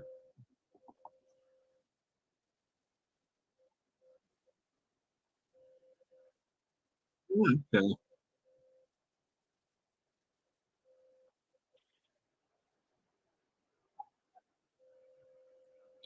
Okay. Yeah, you're a chick. Oh. Well, I'll be goddamn. All right. You paid that 500. Wait, what, for what? Nope. I remember. There is if you pay for it. 500. Oh, well, I mean, I get it for free. No, actually, in Florida, you go to a strip club, man, $20 will get you a blowjob. I don't know that. I heard. That never happened. But I hear things. Yes, you're a lady. Apparently you are a woman. And you have tattoos on your titties. I mean cleavage. I mean what? You have tattoos. Yeah. All right. Your name is Amber, but you used a 4 as an A. I get it. All right. I get it. This is, of course, it's fun. Square loves chicken bones. Square loves chicken bones. Can you go into Square's live and say hello for me? That'd be nice of you. Cafe Risque. Oh, that sounds like cool. Florida's famous for Cafe Risque. I went to what? I forgot the. Was it Boardwalk? No, I forgot the name of the strip club I used to go to a lot. Yeah. No, you're not blocked because I'm reading your comments. No, you're not blocked. I see it says I'm blocked, and you're not blocked because I'm reading your freaking comment. So, what community are you a part? I'm part of my own community. You are in my community. That's right. Give it a goog. All right, you want me to give it a goog? I'll do that later. Cafe Risque is where Square. You're lying. They want to allow Square in a strip club. Okay, he's creepy. Oh, you're blocked at Squares. Okay, who cares? I wish I had my own community. Well, you're a part of this one now. What do you mean you wish you had your own? You have like over 1,000 subs. Hold up. Are you monetized? Like, you damn well have enough. You have enough. You have enough subs to get monetized. Do you have any? How many watch timers yet? Fucking Mercer's gonna go on top of me. You fucking. I'm kidding. Oh wait. All right, whatever. I'm not mad. I'm not upset. Yes, I'm monetized. So of course you are. I have almost 2K. So yeah, I noticed. Yeah. I'm gonna sub to your channel, so you get one more. I'll sub to your channel. Why not? You seem like a nice lady. So I'll definitely sub to your channel.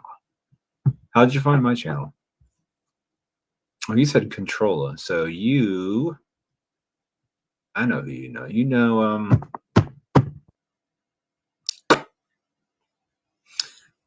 You know Shannon, I think. If I got the community right. I think I got the community right. Yeah. Oops, wrong one. Nope, that's not it. All right. I think Controlla knows. Shannon. Let's see. Yeah, channel. All right, I'm gonna check your channel.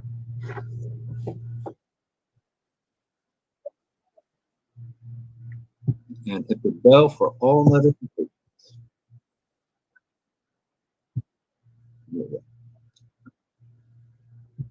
Okay.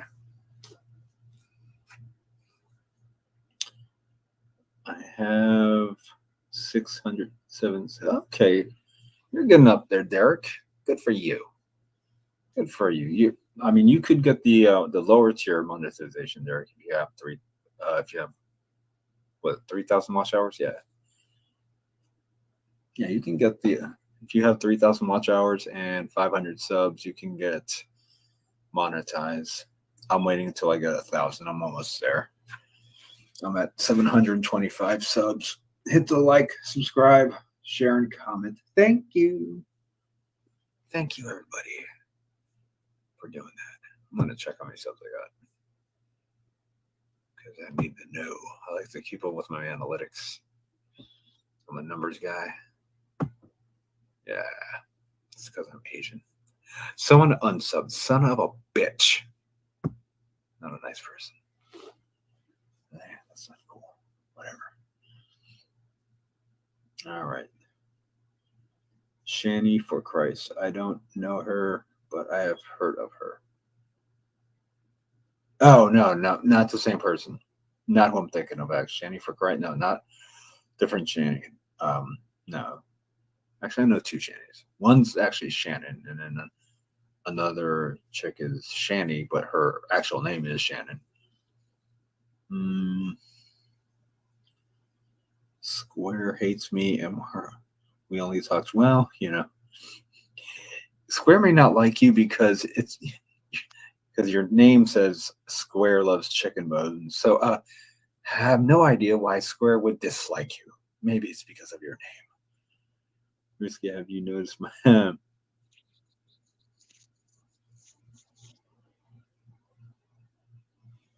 Hold on here. Hold on now. What's going on here? Hold on here. Let me get a close up of your avatar, you son of a. All right, here. That avatar not better. God damn it.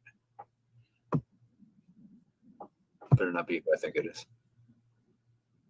No, it's my face. Funny.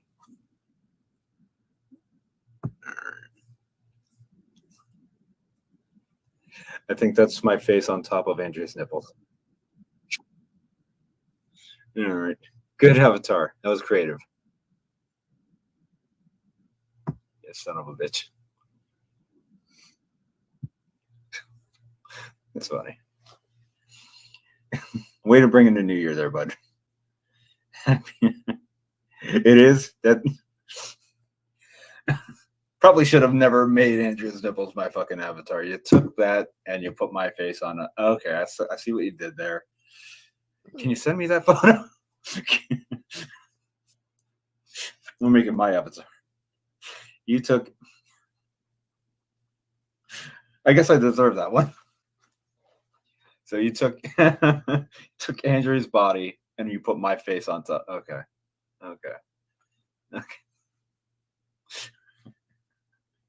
All right. I even think that's fine. I'm not even gonna hide you for that. I won't even hide you for that. That's funny as shit, dude.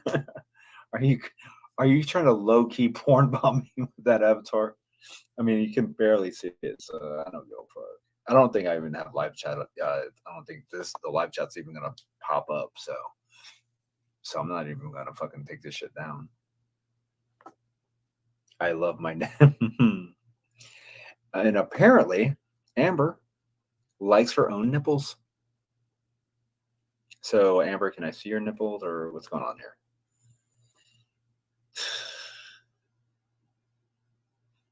Oh, are you Caparo? Is that you? You motherfucker.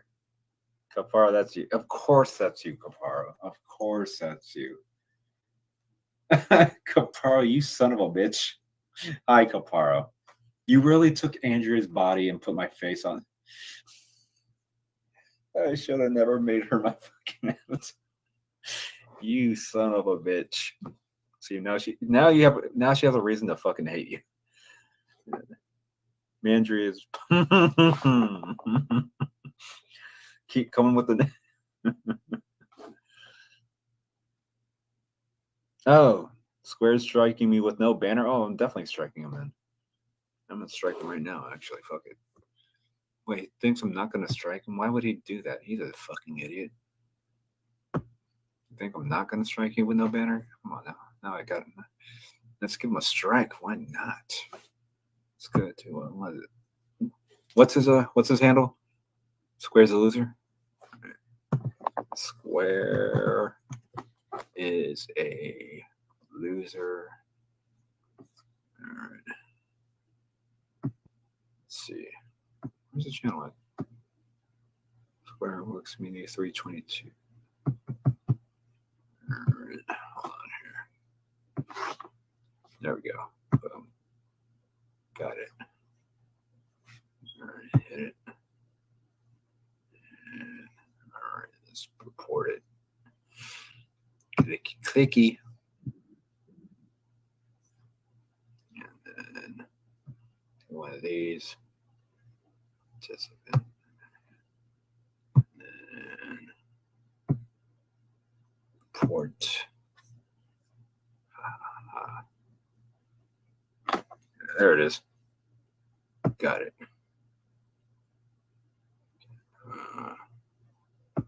Just one of those. Dead. All right.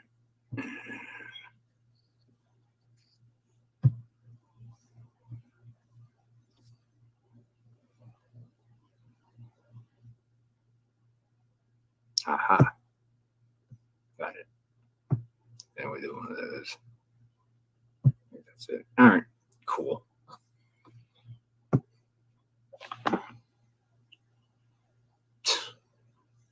That one's funny. All right. Now I got to check out this channel. I'm just going to check out every goddamn channel. Hope you enjoyed it live.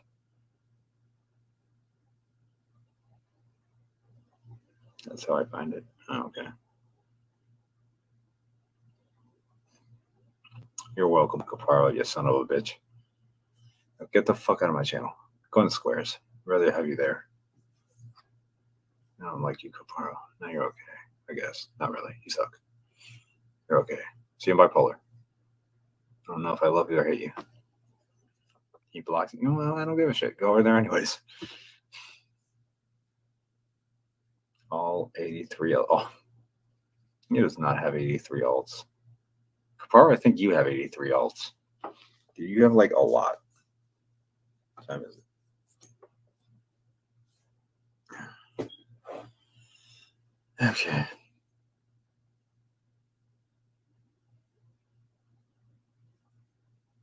Yeah, I thank you, Mustard Squirrel. I got it. You're good.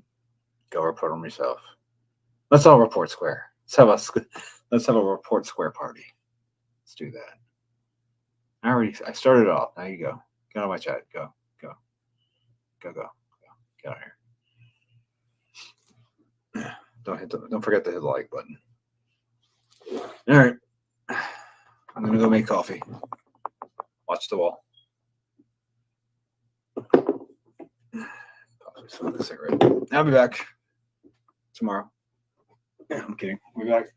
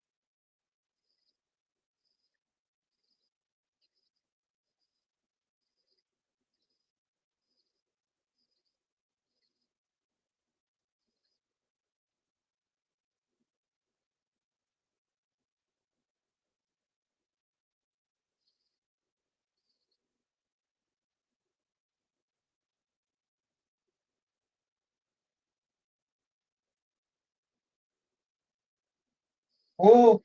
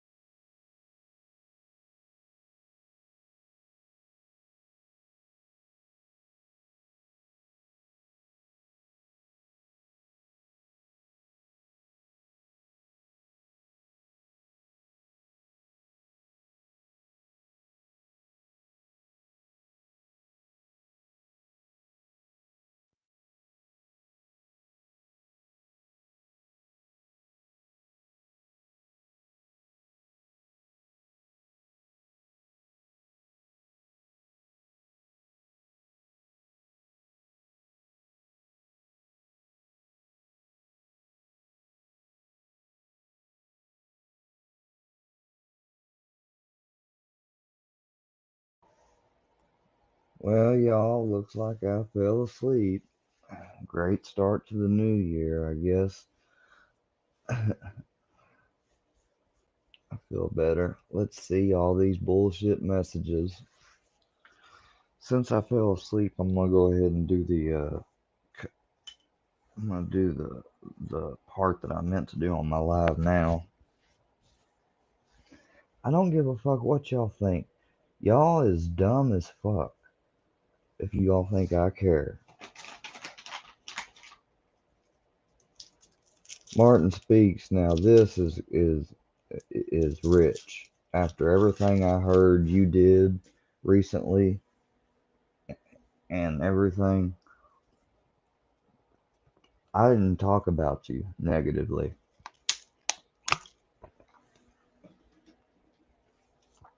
Neither you nor AD did I talk about negatively.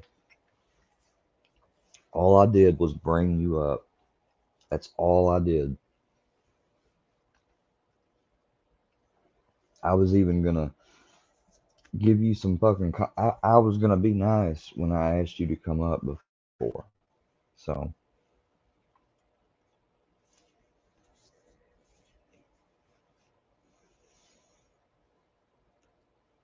No. I just fell asleep pretty much. That's about it.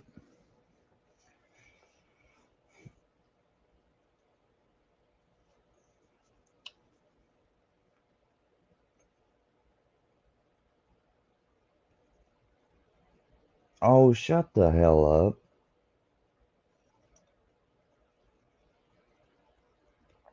Oh, I'm fake sleeping. That's funny. I tell you what. Let's bring this up. The fact that a person played an old video of when a neighbor had put out something that Brownie got a hold of, which doesn't have the same thing to do, you know, or it wasn't the same day or anything, but it was framed to make it look like it was close to the same day when I hadn't been on camera like that in that format for probably months. You know, that was just rich. Let's see. Oh yeah, the good old he's doxed 200 fucking people thing. There were some people who their names were accidentally revealed when I was sharing a tab or something. More than once, I fucked up. And I acknowledged that several times and took responsibility, apologized, everything else. There were some people whose name and stuff was said when they had been messing with me or buddy trolling me or something. But 200 fucking people? You gotta be fucking kidding me, right? 200 fucking people. I mean, if somebody can go through and legit find and point out and count each and every single person and prove without a shadow of a doubt that it's 200 people, I don't know how much I'd pay you $200, put it that way. You can't do it.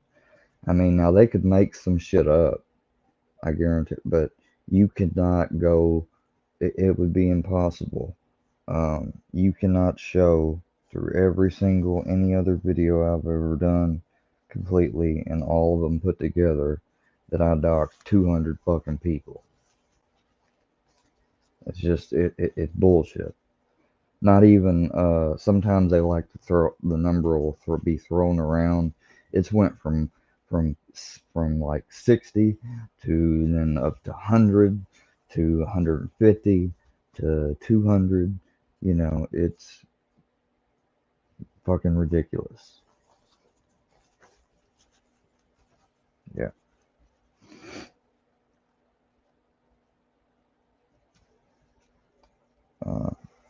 I ended up going and was a part of a research study, and I've got something I can prove that about that research study, the validity of it actually existing and everything, and that I got something I can prove to show that. I'm not going to, I don't have it right now, but basically, once I get it, I can show you. I mean, it's not that I have to, though. See, that's the thing. These same people that have done all types of bullshit from things and pulled bullshit from me basically talking about things before too much, you know, or use things of mine that I showed or whatever, you know, they don't have any respect for the sanctity of my privacy or nothing. So why would I even do that? Like, I remember one time, I think somebody questioned my diagnosis that I'd shared, you know, and said, well, he was supposed to I did. I read you guys and shown a psychological evaluation before. Sure the fuck did. You know. But you're right. I did talk about and never did show my medical record thing because I'm not gonna have that on here for y'all to put in the video, scrutinize, Photoshop, any of that. No, not doing it. You know. Let's see, what else?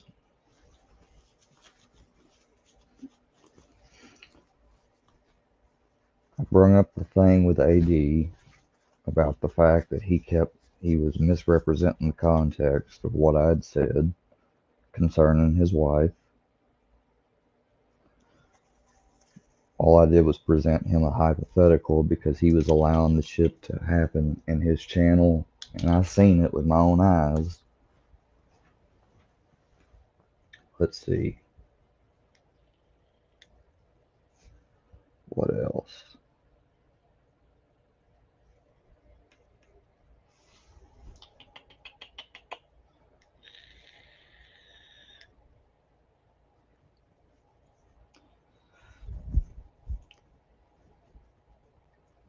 Let's see. I'm trying to think.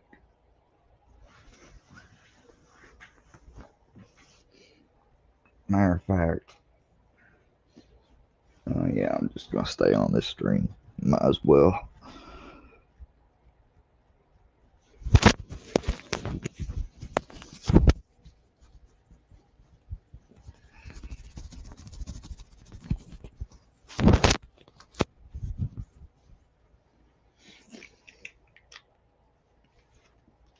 I got something I can read from here that was sent to me.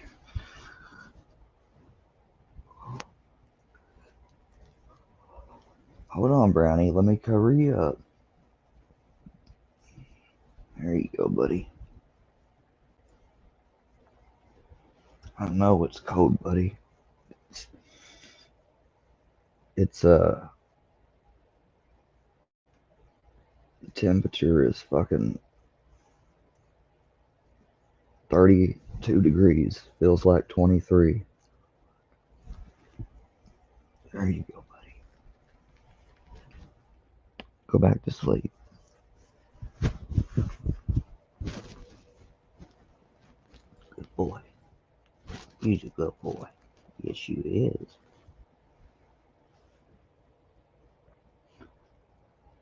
Alright, so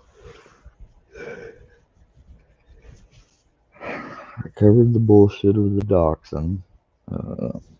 Let's see, what else?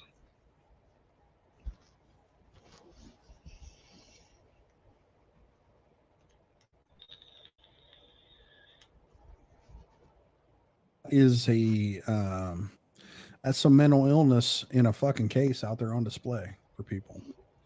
It's bizarre to watch it unfold. The guys over there pretending police are here, and and they said this worked out really good for me, and it's just like no, they didn't. Just all this shit. Oh, and they knew my channel. No, they didn't. That was hilarious. Yeah, nobody knew your fucking channel. I can't even find your fucking channel, and I'm subscribed to you. So nobody knew your fucking channel. It's no. You changed the name of it so many fucking times. Nobody cares. So, I mean, just the bizarre shit that rattles around in his brain and he spits out, and it's all for If you look, he's very PBR-esque. He's very focused on what other people think of him, and that is the main focal point of what he's doing on here. It's to convince people to think a certain way about him. All right. Well, I'm not trying to snipe or whatever Wade. I really don't have nothing against Wade. Would I be doing a stream that like he's doing entitled? No, I wouldn't. But I see that they're talking about Martin. So Martin, I wasn't trying to talk about you, dude. Like, I don't know what stuff you've got going on. I don't. And I'm not trying to be disrespectful. I think that if you have the stuff that you brought up, which I'm not saying you don't, I'm just saying, as a concept, okay? Stay with me here. If you see this, that, I was saying and starting to say, but I kind of trailed off. I remember back earlier, when I started the stream, that I think people like you, excuse me, I think people like you and others that have stuff like, if we can't come on here and do channels without getting targeted randomly or what have you, then yeah, I think that's pretty shitty. Like, I think that's a shit reality. Now that's just my opinion. Well, it's more than my opinion. That's how I strongly feel. But I never once said nothing negative about you, dude, except for that night here a while back when you was trying to talk to me about debating and all that shit. Like, you were trying to fucking do to me what maybe people had done to you, like, and what I've already had done to me before, like trying to get me to be triggered and shit. Like, so I don't know, but I can't, like, that's what I was gonna say, was that I don't think that we should have to deal with that shit. And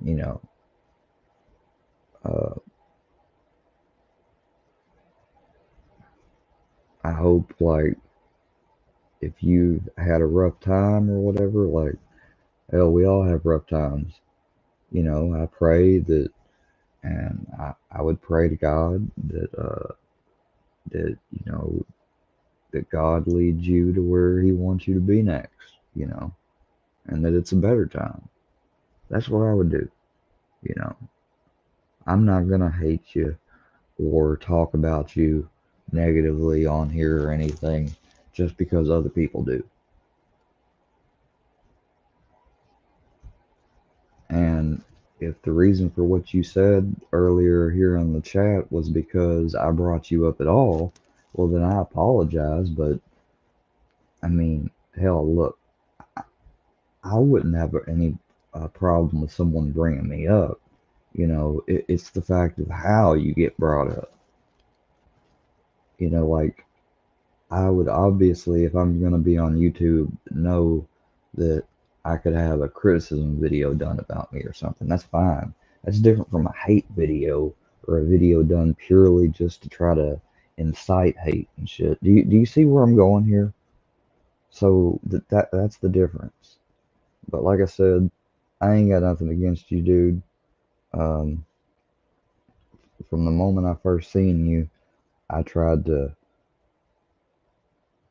you know, just chill and restream your people don't get that sometimes whenever I restream stuff, and I try to do it in a way where I try to make sure that I'm doing it in a fair use way, and sometimes I can be guilty of trailing off and just letting it play. Like I'm not fucking perfect. Nobody is, you know, but I'm not gonna keep on and on. I got a couple things here I written down before I done this live that I was gonna specifically talk about and cover as one last thing, um, because I'm gonna go back to the way I was, which is this isn't I'm not gonna be like I was in the old days where this is what I do, like YouTubing is the farthest concern from me right now. I haven't been streaming, and there's personal reasons for that. I don't have to get into them. I haven't even been here lately really going to anyone's panel, or I mean, I was going to. That was my plan. Was I was gonna just support other people from now on, and not, you know. But I don't even think I'm gonna be doing that. People like to, every time if I go somewhere or something, there's a certain, focal point of people that will try to always come around and make something about me, or, get the attention on me.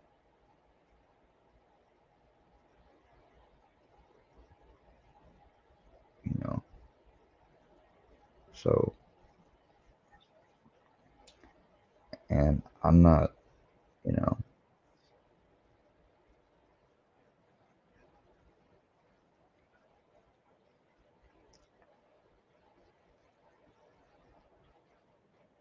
you know, I don't know why people have to think that, I mean, I don't know why they gotta take on certain things that people push, but hey, that's fine. Like, I don't give a shit. I've learned, and it's taken me some time, but I've learned to not care as much anymore about shit.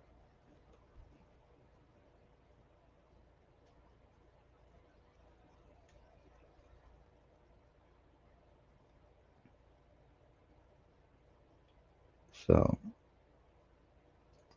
and most of the time I have just obsessive people that like to keep an eye on my streams all the time.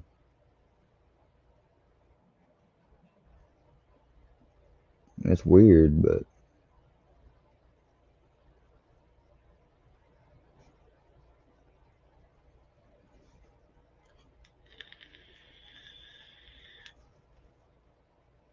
I mean, it is what it is.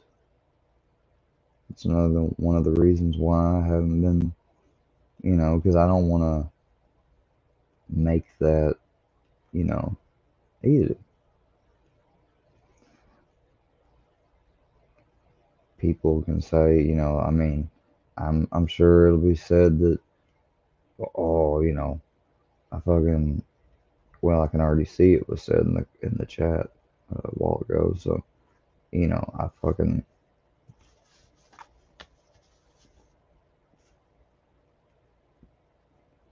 fell out or whatever, like I can't, like no one else has ever, or nothing, like it can't be just from just normal sleep. It's got to be this, they're gonna spin it any way they want to all the time.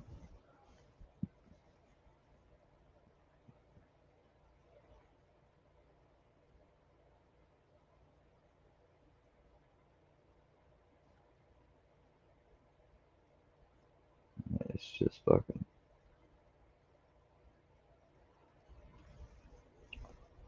It's crazy.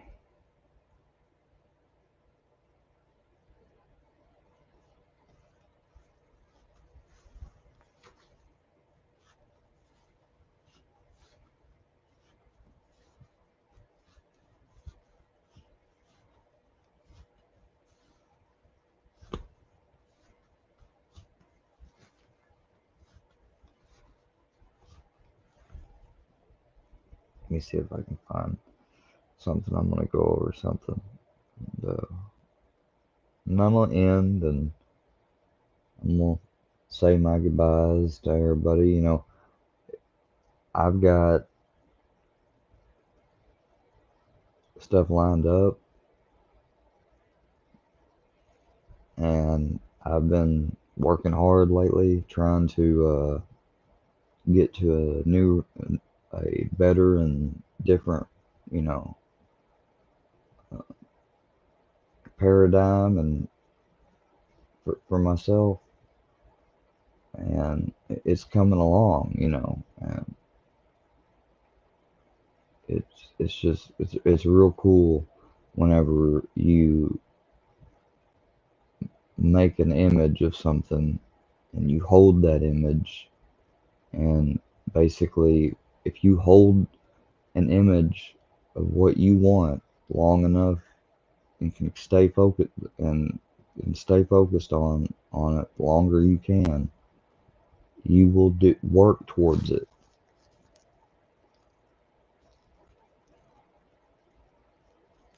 And it will eventually become reality. You just got to stay focused on that, you know, and you got to do things that support, you know, that manifestation. Manifestation isn't just imagining something and hoping for it. That's what people didn't get. There was something, it was a great thing put together. I forgot when it came out, but it was basically the reason why The Secret failed, because everybody thought The Great Secret was just the concept, you know, just holding the concept in your head, just accepting it. They didn't ever bring up the fact that you got to work towards it. You know, you're not going to automatically just, you know, people think that you could just literally just make something, you know, into being without doing any physical work towards that goal. It doesn't work like that.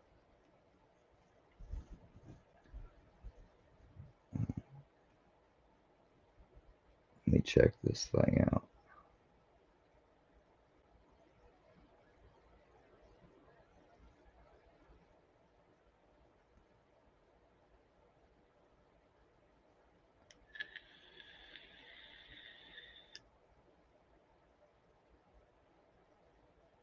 Oh, he did? Okay. Yeah, see, that may be something I touch on too before I get off here. I gotta make me some caffeine for the morning, so excuse me just a second.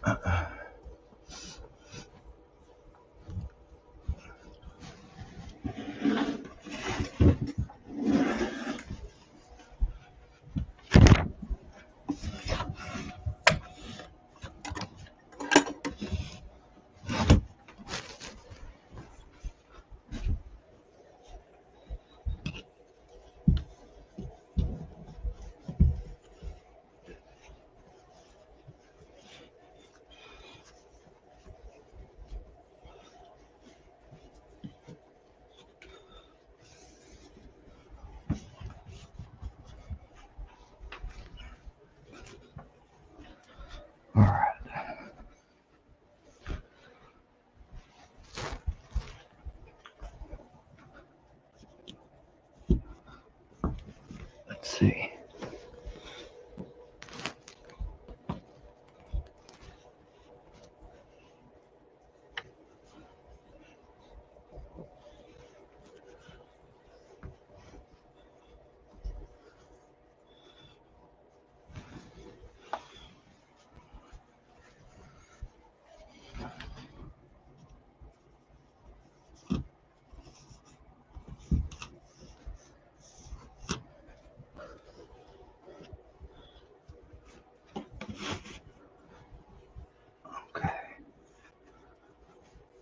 Oh, gotta get that there. Got it. Okay. All right, I'm back. Let's check this one thing I got recommended out. 'Cause I hadn't watched this. And just for the record, I'm not sniping because this isn't actually live. It was live yesterday, 17 hours ago.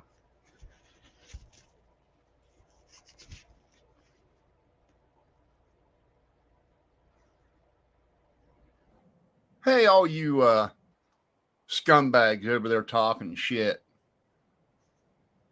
The tides are turning, okay? Let me tell you something. Calling the police, sending the police to people's house is about one of the scummiest things you can do. I agree. And you too, Fusion. Your day's coming. Somebody sent me all your shit. I'm going to tell you something, son. Oh. You built a channel on trolling a mentally challenged person for over a year, and you sit there and try to talk like you're holier than thou, sending the police to people's house. Talk about unhinged. That's unhinged. Do you see any street numbers or addresses on my post? I've never posted anybody's address. A random picture of a house doesn't help anyone. But let me tell you something, buddy. You ain't above it. You're below it, and you're about to get your own. Get a life, loser. Hey, all you. All right. See, that's something I had brought up just way earlier, was the fact that I'm not mentally challenged, but at the same time, I've got mental afflictions. And when you take one and you got one stacked on another for a total of 3, you know, and when you consider what they are, especially the CPTSD, then I mean, yeah, you're just an asshole. You know, you're just I don't want to use the word evil, but you know, you're just a malicious piece of shit. I mean, I 100% agree with him. Everything he said, other than the fact that, you know, he got wrong what it is. Like, obviously I've been to school and stuff and was able to complete it, even with the interference I had to deal with from these haters and people online. I still got past it. So, you know, obviously I'm not mentally challenged, but at the same time, I do have afflictions that I suffer from. I mean, otherwise I wouldn't have a fucking psychiatric service dog, you know, and threatening to kill my dog. And, you know, it's just fucking, it's crazy. AD's panel sends the police to Martin's house. And see, I don't know anything about this, and I'm not talking about you, Martin, because obviously this would be something that I would imagine is in defense of you. So I am going to cover it. I'm going to say a little bit more, and then I'm getting off, and then I'm starting the new year off how I planned. My shit's not going to be, you know, I'm not going to be doing this as a hobby or anything anymore. I'd like to, but I'm not going to continue while this stuff's going on. To do so would be careless. You know. So let me play some of this audio. I'm gonna go over some of this. I don't think Mr. PBR would care. I'm hoping he don't. But again, this isn't current. This was 17 hours ago, and it looks like I got mentioned in it too from the comments I'm reading. So let's get into it. Video in a while, but these couple weeks are tough. My wife takes her vacation. See, there's a lot of people that's hating on this dude too, and he's never done nothing to me. Like, I'm not gonna hate on him just because people are, you know. But I basically got told to check this out, so I'm going to. The week leading up to Christmas and the week leading up to New Year's, it's that she has to take her last 2 weeks vacation mandatory. So we take one of her vacations early in the year and take a short trip, and then the week of Christmas we go out of town, and that is what we did. And then we have family come that stay the week leading up to New Year's. We used to do all that type of stuff too. Years. And so there isn't much time to do a video, and I don't really want to because I got other stuff going on. I'm spending time with family I haven't seen in a while. We're on a trip doing stuff, and it's just I don't even want to spend the time to make a video, right? I get it. And I thought I would do a live tonight, but not on New Year's Eve. I think I'll do a live tomorrow night, and so look forward to that. But I wanted to make this quick video and just sort of tell everybody. I'll try to catch it. Just kind of bring some people up to speed, okay? Because I know a lot of you are like me. You have a life, and so you can't sit and watch all these live streams, right? No, can't. I haven't looked at Anonymous Dude's channel in quite a while. And it's not out of bitterness. It's out of there's never going to be anything said over there that would interest me. I'm not one to gossip. I'm not into gossip. Number one. Number two, it grates me to listen to somebody talk shit about other people when they themselves aren't no better. It annoys me to see people that are that unself-aware. And so that brings us to the topic of this video. I'm not gonna lie, that's kind of what Anonymous Dude has turned as. Like, that's not how his channel started out, but it's like he sees that that's what a lot of people like to eat up and stuff, so he's doing, that's just my opinion. Now, I can say, and as you all know, I was nothing but just a friend to AD. I never did anything to that guy. And I'm going to say the same thing about Fusion. Mr. Fusion, the holier than thou Mr. Fusion. So I hadn't looked at AD's channel in a while. And I get up at 4 a.m, build an alarm clock, open my phone up while I'm sitting in the bathroom, and lo and behold, there he is live. So I click on it, and the first thing I hear is them talking shit about me. And it's Fusion talking how I'm unhinged, as if the last year never took place. Like I haven't earned the right to finally respond in kind. Like that never happened. Like it's just, and that's what I mean about how fake these people are. Fusion knows damn well what I put up with over the last year of having all my personal information spewed all over the damn internet, having my phone number, my address, my birth date, last four of my social, hovering over my house, having shit sent to my house. Son of a bitch is actually trying to file charges on me. Like that never happened. Well, I don't know, PBR, but he's kind of been involved and been a part of and supported all that happening with me. Happened. Where was your Oh my God, they're so unhinged. When they did a 9-hour live stream calling me a pedo using my real name, Fusion, where was your, they're unhinged. Where was that at?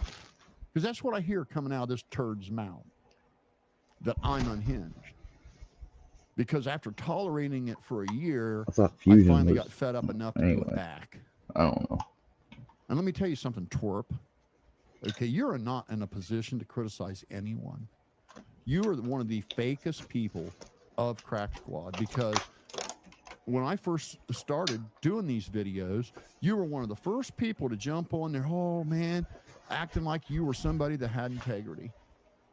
And it turns out you don't have any integrity. You're fake. You're fake Yep. when you say I'm unhinged, when you know damn well they earned that response. They way more than earned it, and you know it. And two, Well, see, he'd say the same thing. PBR, he'd say the same thing though about anyone that they attack or whatever. Whenever they finally do respond back, yeah, that's what they like to do. They like to point fingers and act like that. You know, for example, like I was a certain way from the beginning, and everyone else. to watch you bully, and I mean flat out bully, somebody that's weaker. If you're talking about me, PBR was look like y'all. He hadn't just bullied. Like the dude literally tried to torment and ruin my fucking life. I mean, I know he's gonna go on. Oh, that's just an entertainment stick and everything else, but no. When he would say that stuff, they would say it, and they would say it with the type of enunciation and remark, and in the tone of like, "Oh yeah, you better be ready," you know, because it's coming, huh? You know, like that type of shit. Mentally, physically, and financially. To watch you bully somebody like that relentlessly for a year, build an entire channel on it, going as far as to send the police to his house, try to get him swatted, try to get him committed, and Well, I don't know if you know PBR, but they didn't try to get me swatted. I mean, they came through here and they cleared each room just like they do on one of those calls. So they got that to happen once, and they pretty much provoked the situation, which led to me getting involuntarily held for a few days.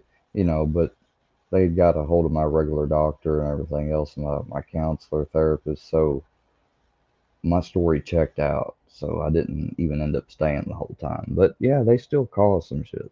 and justifying it that you're helping him somehow. It's a joke. Oh yeah, I remember when I first heard that bullshit, like, oh, we're doing this for his own good type shit.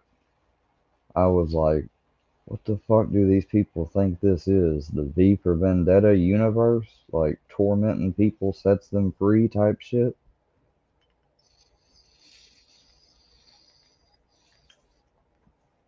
Remember when I brought that up to my they basically told me, they said that is,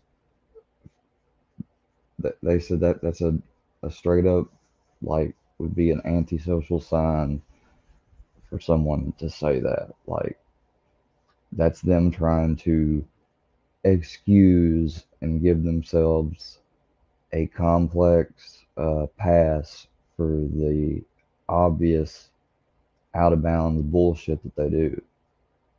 That's pretty much what I got told. And that's from a fucking professional. You know, because, I mean, number one, no. Like, that, it was never about helping me.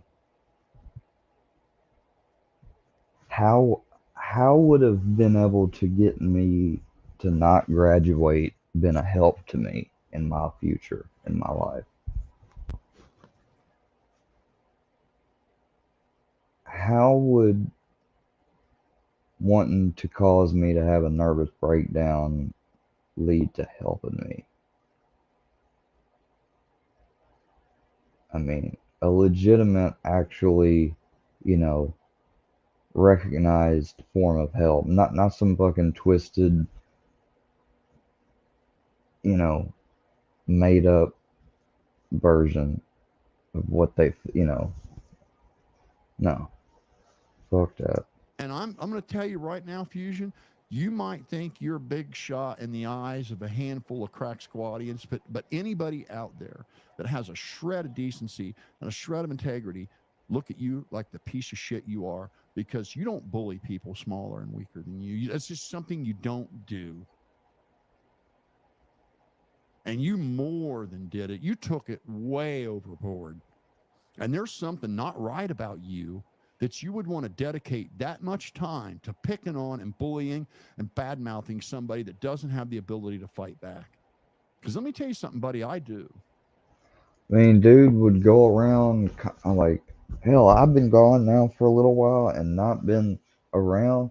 I bet you the son of a gun has been going around still, like, fucking wearing my face and everything. Like, you know, just those little weird, those are like little bitty small things that these people will do, even though I hadn't been around talking about him or say anything negative. Hell, I'm not even trying to talk about him right now. That's just the subject of the stream. Like, I'm reviewing the stream. I'm going to talk about what it has to do with it. I don't give a shit, you know, because I guarantee, hell, I know I've been told by messages that I've been getting talked about still, even though I hadn't fucking been around making a peep.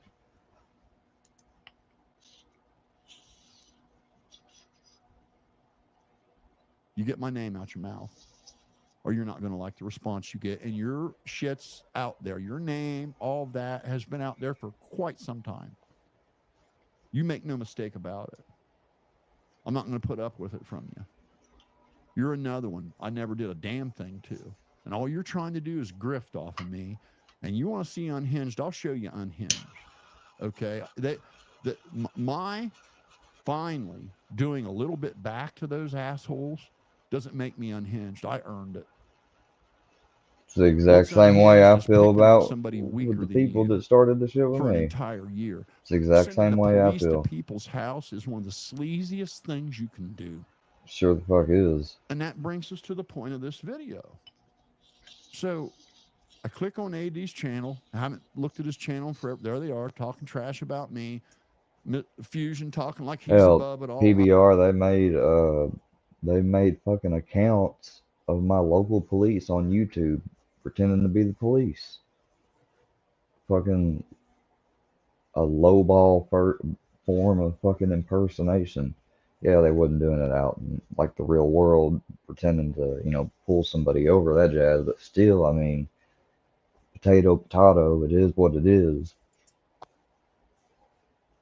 I'm unhinged. The biggest crack squad bully, fakest, spineless twerp of YouTube, talking about I'm unhinged because I finally got fed up and responded in kind.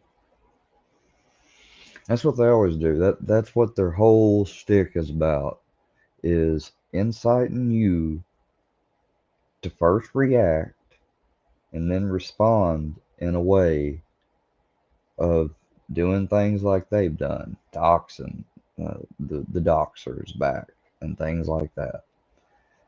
So then they can have their audience and people that weren't necessarily a part of the initial stuff that got you upset to then point the finger and say, well, see, he's a piece of shit.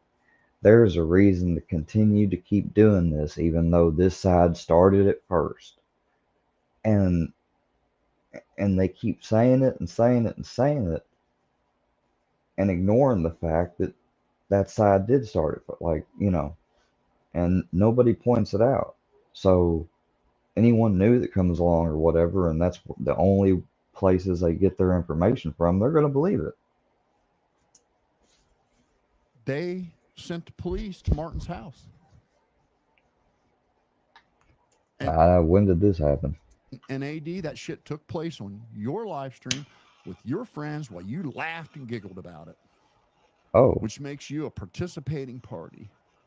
And I'm sorry, that is just about as scummy as you can get. I have never seen Martin do a damn thing to any of them. Martin, I had no idea, dude. Honestly, I haven't. Now I see why you I responded had a reason earlier to the be way you mad at did. him.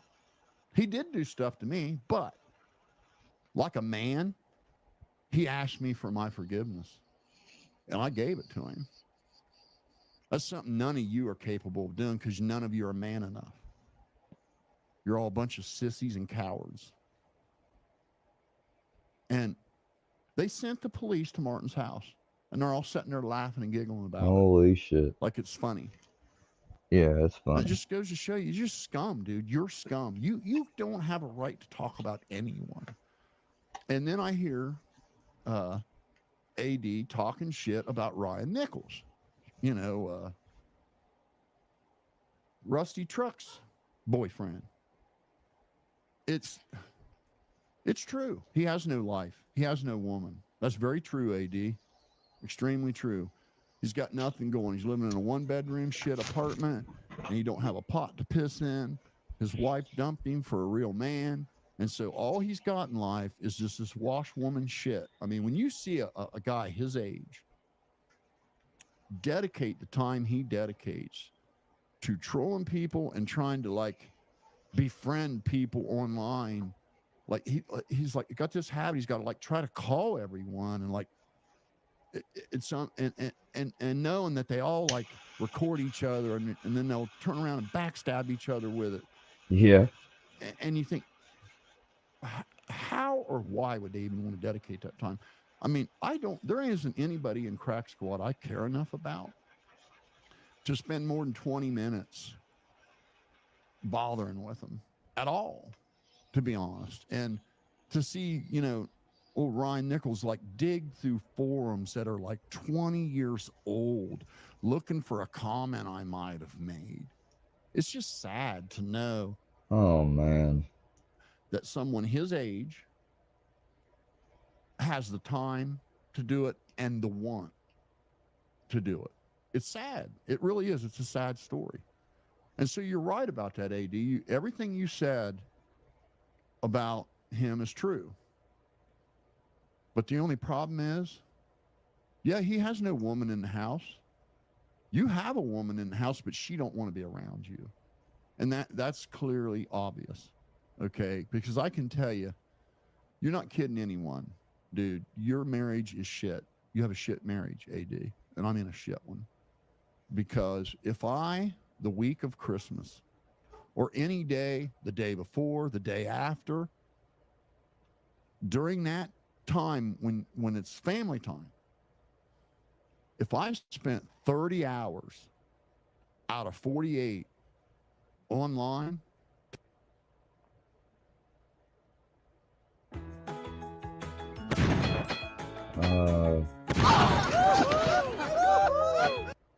fight back.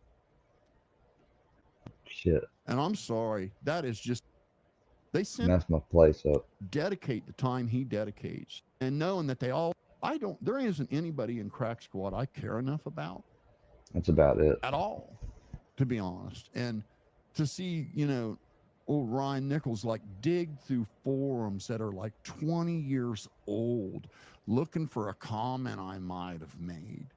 It's just sad to know that someone his age has the time to do it and the want to do it. It's sad. It really is. It's a sad story. And so you're right about that, AD. Everything you said about him is true. But the only problem is, yeah, he has no woman in the house. You have a woman in the house, but she don't want to be around you. And that's clearly obvious. Okay? Because I can tell you, you're not kidding anyone. Dude, your marriage is shit. You have a shit marriage, AD. And I'm in a shit one. Because if the week of Christmas, or any day, the day before, the day after,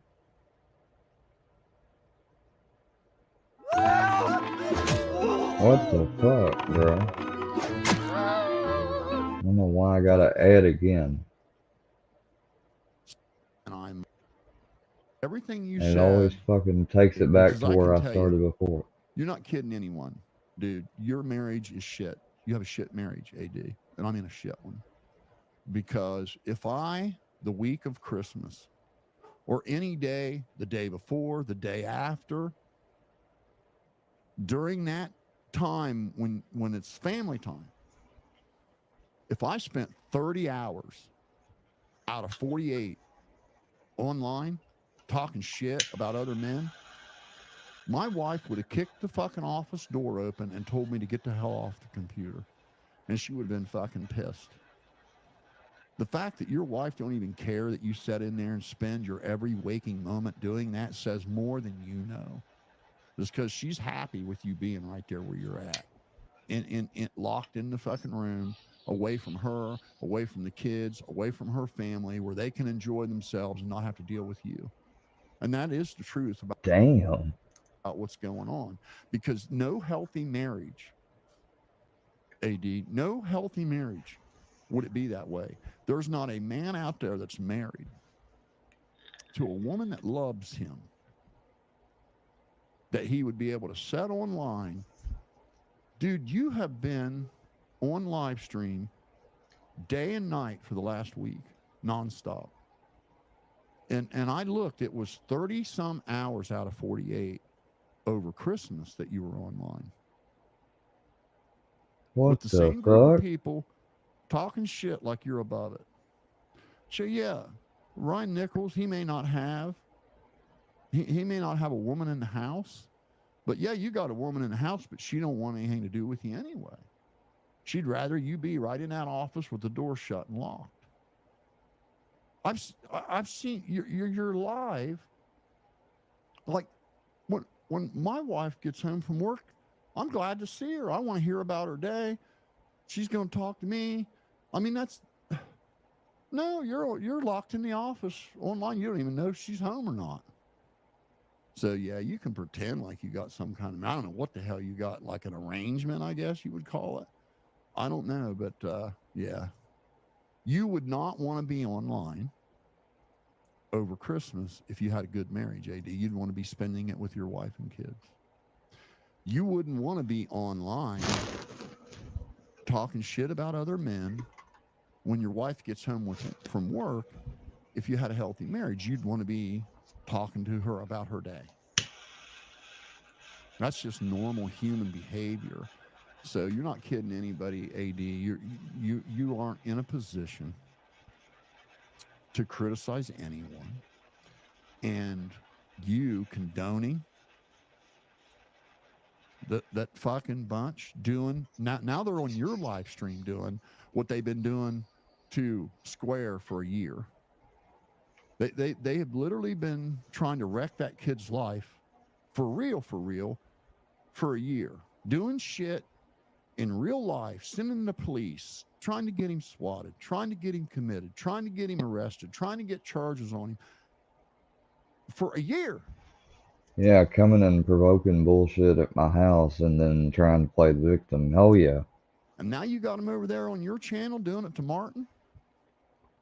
Yeah, dude, you have lost any salvageable credibility you could have ever had. And I know the people that sat on that panel over there with you are too shallow to know it. But it makes you all look just incredibly fucking sleazy to do that shit.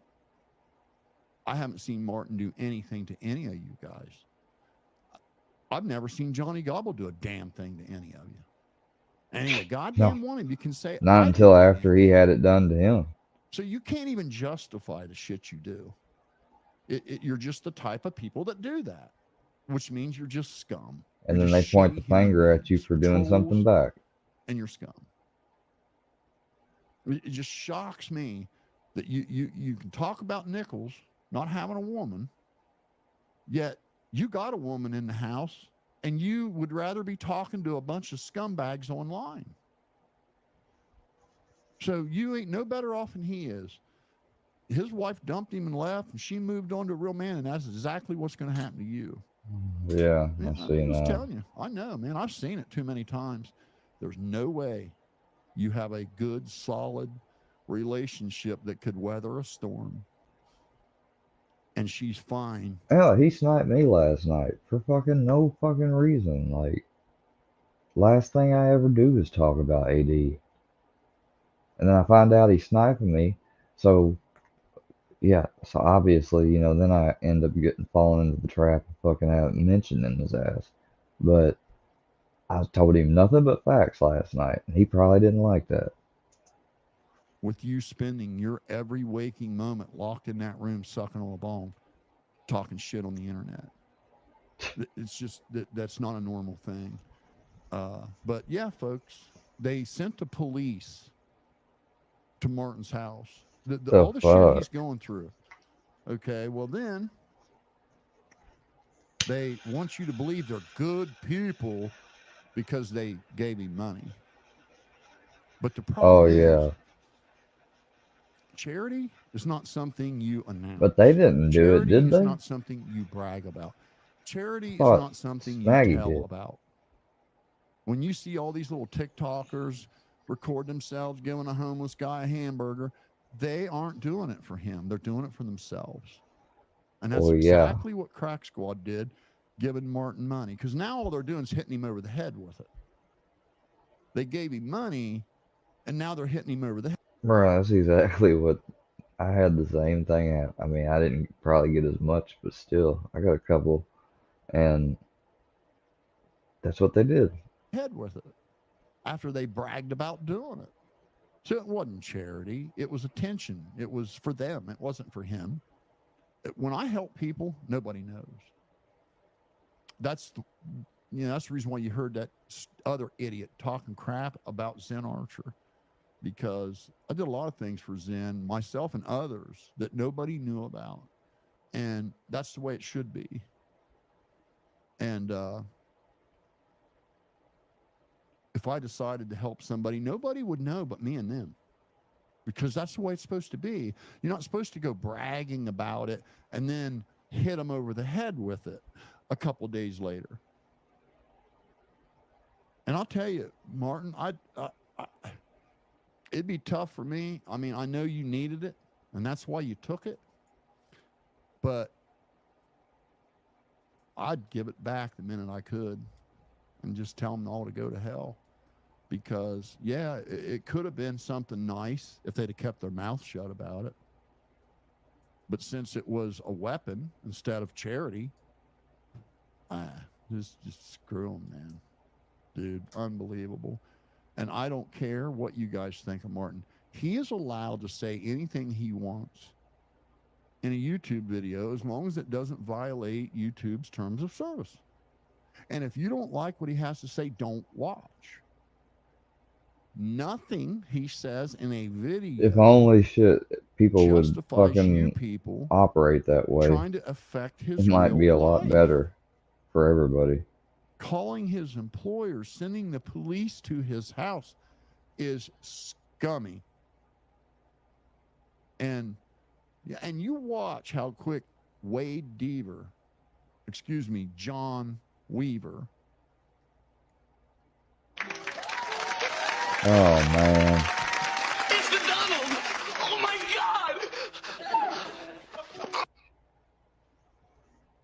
God! Or John Deaver, rather. It's hard for me because I went to school with a guy named John Weaver. Anyway, you watch how quick he becomes a victim now. Just like Fusion sitting there with the gall to say, I'm unhinged, after I tolerated intolerable bullshit for a year. They earned that response, Fusion. Unlike the shit you've done to Square for an entire fucking year, picking on somebody weaker and smaller than you, and then trying to act like you got some kind of integrity. You don't, man. You are just an insufferable, attention-seeking bully and a twerp. Period. And your best option is just shut up about me. Just shut up. And just go and do something else. That's it. That's the only time I'm going to talk to you about it in any kind of friendship way. And just remember me telling you that when you go, oh shit. And you, AD, you aren't in a position to criticize everybody that sits on that panel. You trash mouth those. You act like the last year never took place. You contradict yourself multiple times within the same hour. You have lied so many times, contradicted yourself so many times. You sit and talk shit about other people because they did exactly what you've done for 8 months.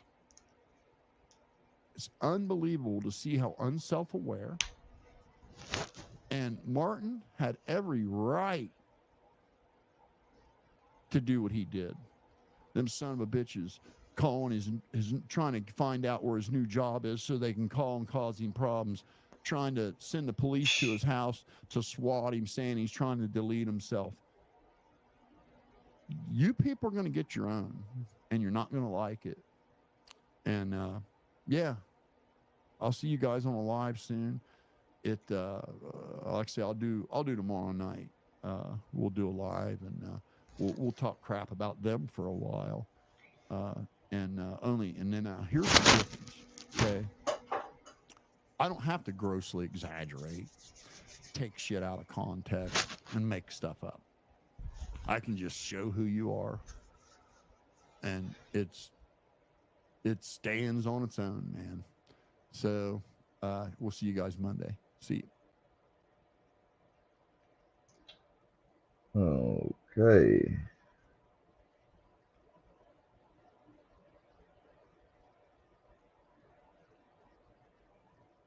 Looks like he also had went live too. Teenage.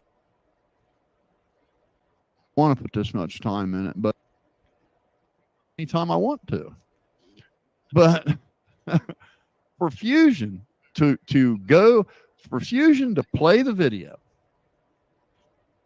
and then Wade to play it right afterwards, to then come back and bitch because AD plays the beginning of it that they wouldn't play, it is the most ridiculous shit I've ever seen. It's just stupid. It's like, if it was so worrisome that this girl would be ousted, why did you even play the video, Fusion? I don't even know. As a friend, when it's not genuine. I'll watch that another time. But basically, yeah, I agree with him. Like, I mean, well, that's basically what the two different either I could say I don't have anything to stance on it, or I can agree or disagree, which I don't know why I would disagree with anything he said because it's logical, so whatever.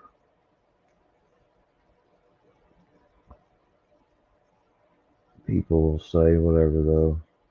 Like, well, of course he'll take his side because he took up for him. Like, that's not the reason. I mean, he just, well, I mean, that's one of them, sure, yeah, because he fucking said how it is.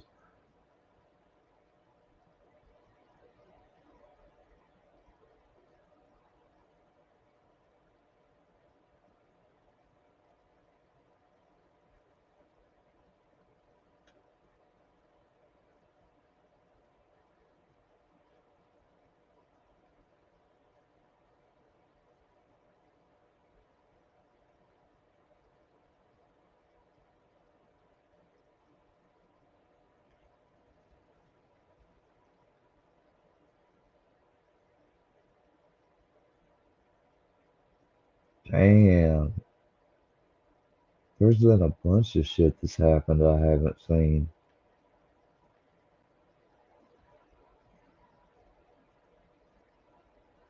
Y'all hating on my friend? For real? And of course it is who it is doing it.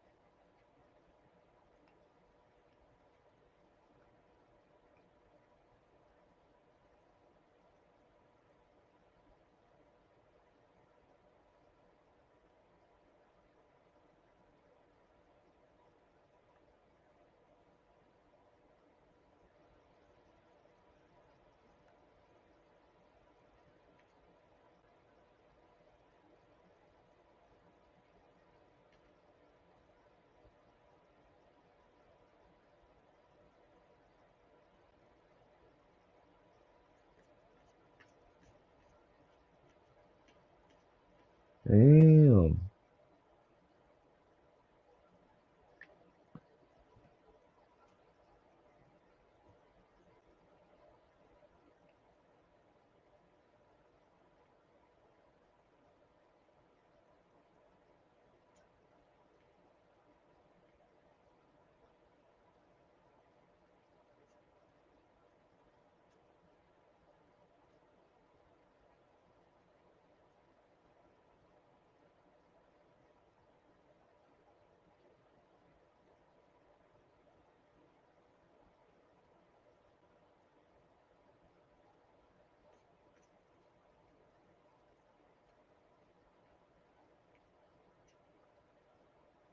See, that's the thing. They're gonna always, even when it's not that something is not the way that they're trying to make it, that they're still gonna say it and just like, you know, just bombard you with the same dribble over and over and over.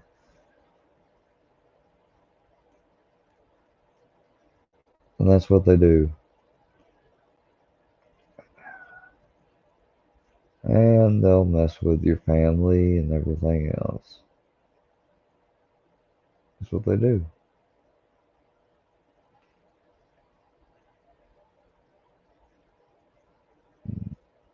You know, I kind of got sick of it a long time ago, and made the mistake of still, you know, hanging around and being invested in what got said about me, you know, and that's the last, you know, I don't want to be that way. So,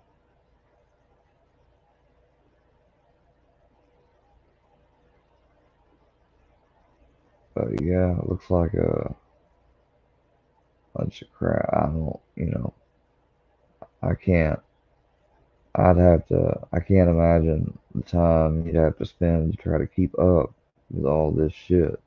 Just some of the shit I see recommended in community posts and lives that I haven't, you know, because I have my old this account, and then I have the my custom email one. It's a Google account, and its name is Square Gaunt. And when I go over to it, then that's where I have that way. Whenever I go on my other account, I don't have to worry about running into this shit all the time. Because the subscriptions are completely opposite.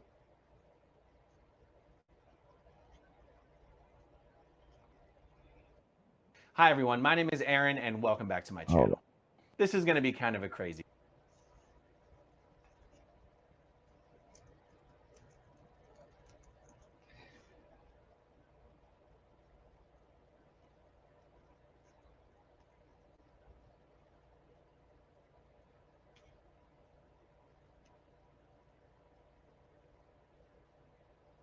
See if I can find I'm gonna play one thing that I wanted to play before, and that's the actual recording of fucking Hubbard explaining OT3.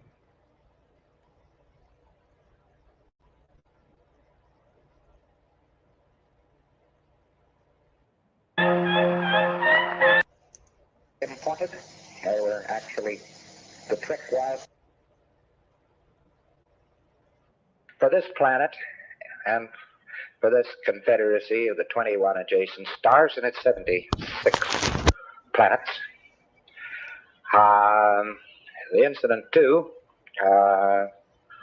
it is a very long, involved, and complex incident. It's about 36 days. It starts out normally with a capture, some kind or another. capture. And don't think of yourself as I'm trying to run a capture of having been airy-fairying around in the air and somebody something or other and got you down with a net and all that balderdash. Because people at that particular time and space were walking around in clothes which looked very remarkably like the clothes they wear at this very minute. And the cars they drove looked exactly the same, and the trains they ran looked the same, and the boats they had looked the same. Circa 1950, 1960, this civilization has simply copied our 6 100% because they were told to. And they walked down streets that looked like these streets and lived in houses that looked like these houses and so on. That's what the hell. And there was quite a bit of huffle-luffle and upset and so on before R6 took place. What it was the loyal officers were the body, the elected body. They called them the loyal officers. They were there to protect the populations and so forth. And they had elected a fellow by the name of Xemu, could be spelled Xemu, to the supreme ruler. And they were about to unelect him. And he took the last moments he had in office to really goof the floof. Yes, I don't blame you for dropping something. And he took these last moments to really upset it. He, of course, had several key birds who were close to him. He was a suppressive, and all suppressives. He got these administrators and so on, and heads of planets in various positions and places. He picked out all the cowboys in the white hat, and he got rid of them first, fast, and then troops, not knowing what the hell they were doing, but fed all kinds of false orders, were fed in against the population to pick them up, one after the other. Rat-a-tat-tat-tat-tat-tat-tat. One of the mechanisms they used was to tell them to come in for an income tax investigation. And the United States just copies income tax. They're just R6, they're a bunch of dramatizing psychotics, these guys. So in they went, and the troops started slaughtering them, and then the troops, of course, were ordered out to get a hold of certain bodies of renegade troops, which were ordered to get certain bodies of bad troops, and they shot each other up and implanted each other and wiped it out. Like he's making it up as he goes. They were imported. They were actually, the trick was to shoot somebody, disable somebody, very often a needle into a lung, and at the same time to hit him with frozen alcohol and glycol, which preparation is guaranteed to pick up a Thetan. All he had to do was pick him up and put him in a refrigerator, and they had him, boy. Because he tried to exteriorize from the body, there he was, frozen. And they threw him into collection points, boxed them up in boxes, threw them into space planes, which are the exact DC-8s. The DC-8 airplane is the exact copy of the space plane of that day. And no difference, except the DC-8 had fans, propellers on it, and the space plane didn't. And they threw them into refrigerated units and so on, in view of the fact that Einstein was absolutely right. No man can't go faster than the speed of sound, or speed of light, which is a bunch of balderdash. The length of time from the planet Coltis to the planet Tigiak, which is the name of this planet, was 9 weeks, and you'll see that it's many light years. Coltis is one of the planets, and is to this day one of the planets of the North Star, Polaris. And people were buried in here by the billions and the billions and the billions, and they were buried in here with boxes, and they were put in boxes and stacked around. And the people who were on this planet already just caught it in the teeth. They weren't bothered. Nobody bothered to pick them up. They just shot their administrators from guns and shot their control points out. And they took these people in boxes and so forth, and they dumped them, and then they set off hydrogen bombs on the top of each primary volcano there is on this particular planet. And when they blew up, it blew the Thetans into the air, and after the bomb, an electronic ribbon, which also was a type of standing wave, was erected over the area. The tremendous winds of the planet blew every Thetan there was straight into those particular vacuum zones which had been created. These were brought down, packed up, and put in front of projection machines, which with sound and color pictures first gave them the implant which you know as clearing course. and then a whole track implanted, which you know as OT2. After this, however, about the remainder of the 36 days, which is the bulk of them, is taken up with a 3D super colossal motion picture, which has to do with God, the devil, space opera, etc. They go 5 pictures to 5 words, and we have the full record of what it is. And it goes on for about 36 days, and then these poor bastards were let wander out. Pardon me. They were then boxed up again, and the boxes were mixed, so that there were 2 assembly areas. One was Las Palmas, and the other was Hawaii. And in these 2 assembly areas, they took samples from each volcano area and put it in little boxes. They had an assembly line, and at Las Palmas, it runs down the main street of Las Palmas. We had more damned accidents on that main street you'd shake a stick at. One of our captains was feeling rather queasy until I told her, well, the old assembly line of R6 is just 25 feet from you as you lie here on the slipway.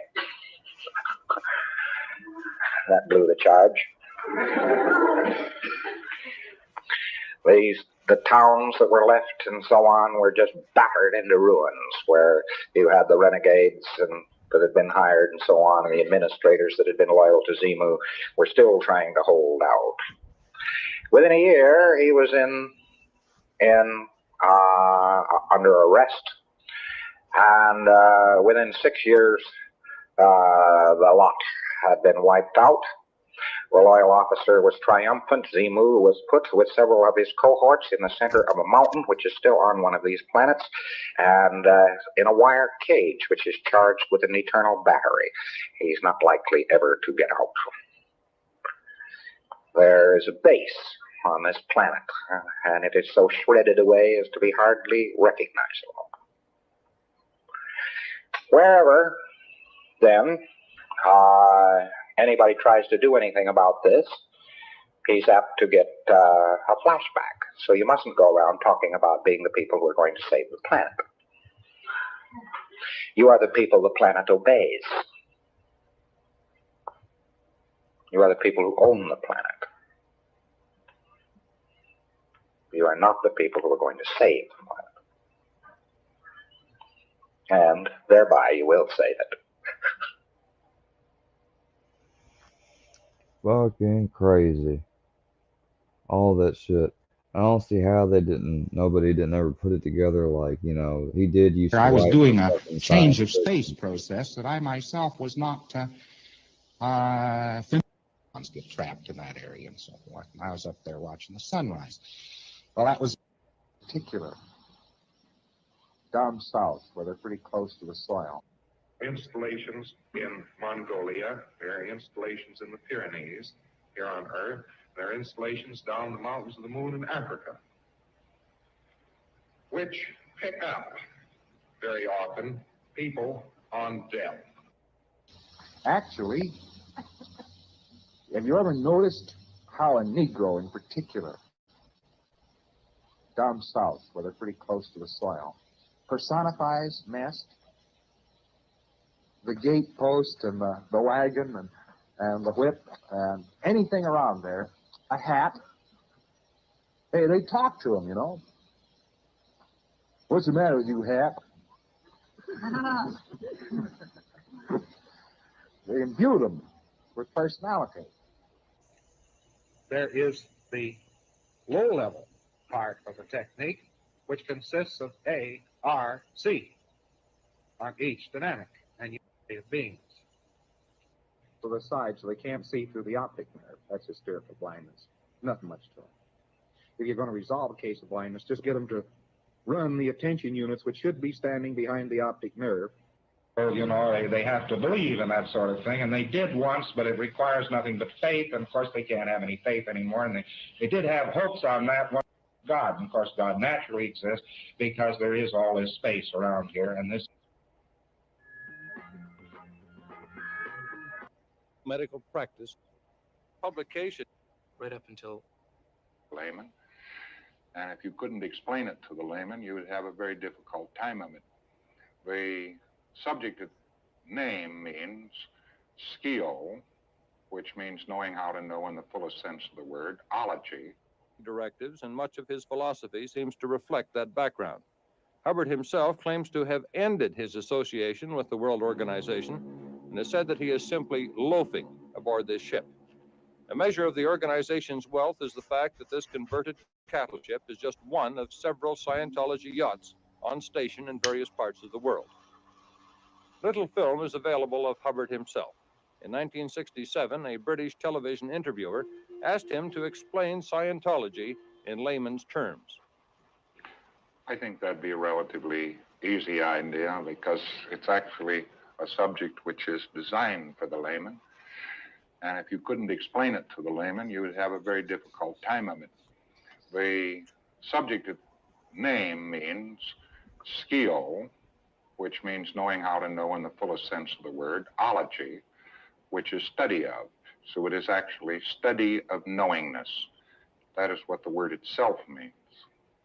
It increases one's knowingness. But if a man were totally aware of what was going on around him, he would find it relatively simple to handle any outnesses in that. The Scientology Sea Organization is, in Hubbard's words, a highly disciplined elite group and forms the vanguard of the Scientology movement. Its purpose is to lead the struggle Hubbard is waging to, quote, clear, unquote, the planet Earth before moving on to other planets. He issues policy directives, many of which are couched in quasi-military jargon. Great emphasis is placed on so-called ethics and discipline. The directives specify many crimes against Scientology. Crimes are punished by such penalties as placing a dirty gray rag on the left arm. Hubbard is regarded by his followers as a prophet, the man who invented something called Dianetics, and later Scientology itself. Hubbard has said Scientology is as important to mankind as the invention of the wheel and the arch. Devotion to the Scientology creed is costly. An individual can spend as much as $8,000 trying to reach the improved state known to Scientologists as clear. These are just a few of the courses Scientology offers. Each There's course has a OT1. prerequisite, which also costs money. The church doesn't talk about fees, but states that payment for these OT2 was $800. There's OT3. courses is a donation to further the cause. W5 has been informed that the Toronto organization's gross income has fluctuated between a few $1,000s and $3,000 for $25,000 a week. OT8. No one is certain just how much of the Hell, money that goes was to back Hubbard's then. headquarters, but at least 10% is sent abroad as a kind of tithe, and more is paid out for books and other materials. An advertisement for the e-meter. Scientologists call it a confessional aid. The machine measures It's 2/3 of a lie detector. galvanic skin resistance. Now we're going to continue with the security check. Similar instruments are components in conventional lie detectors. The e-meter is vital to Scientology auditing. Have you ever been sexually unfaithful? No. Every auditor is urged to buy one. The margin of profit on this particular machine, which Scientology sold to one auditor for $150, would be about 300%. The procedure shown here is called a security check. Hubbard announced the abolition of this questionnaire in 1968. According to a policy put out by Ron Hubbard in 1968, it was abolished. It was mainly due to political pressures put on Scientology by the British government. There was a lot of public outcry against these security checks in England. Has it been used since 1968 in Canada, in this country? Yes. It just came back into use in 1972 when, in Canada, an executive in Scientology and myself were the first two individuals to have the security check started on. And my mother and my wife and my father also had the security check. Could you give me some more of the question? Sure. Have you ever been a member of a communist party or any associated group? No. All right.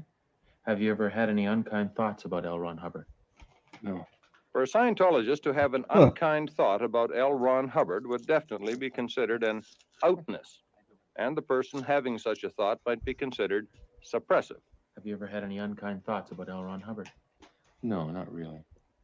All right. Your needle's floating. And that's the end of the session. That's it. You can put the cans down.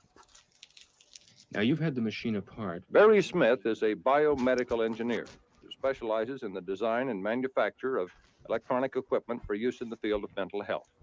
Mr. Smith dismantled the E-meter and reported that it was of a type used to measure galvanic skin resistance. He explained that the meter portion was technically sound, but that the tin can electrodes were ineffective.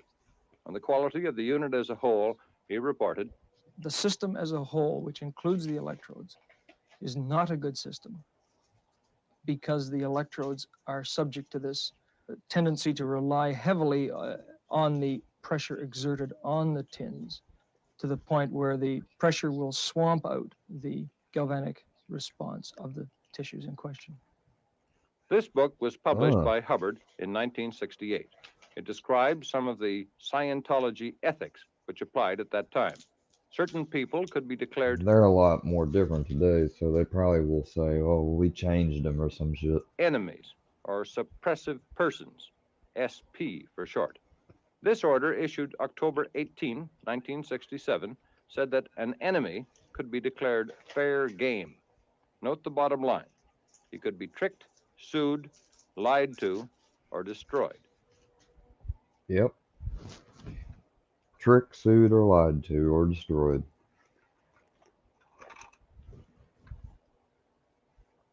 A year later, Hubbard sent out an amendment dated October 21, 1968. The amendment said, the practice of declaring people fair game will cease. Fair game will not appear on any Scientology order. It causes bad public relations. But they still do it.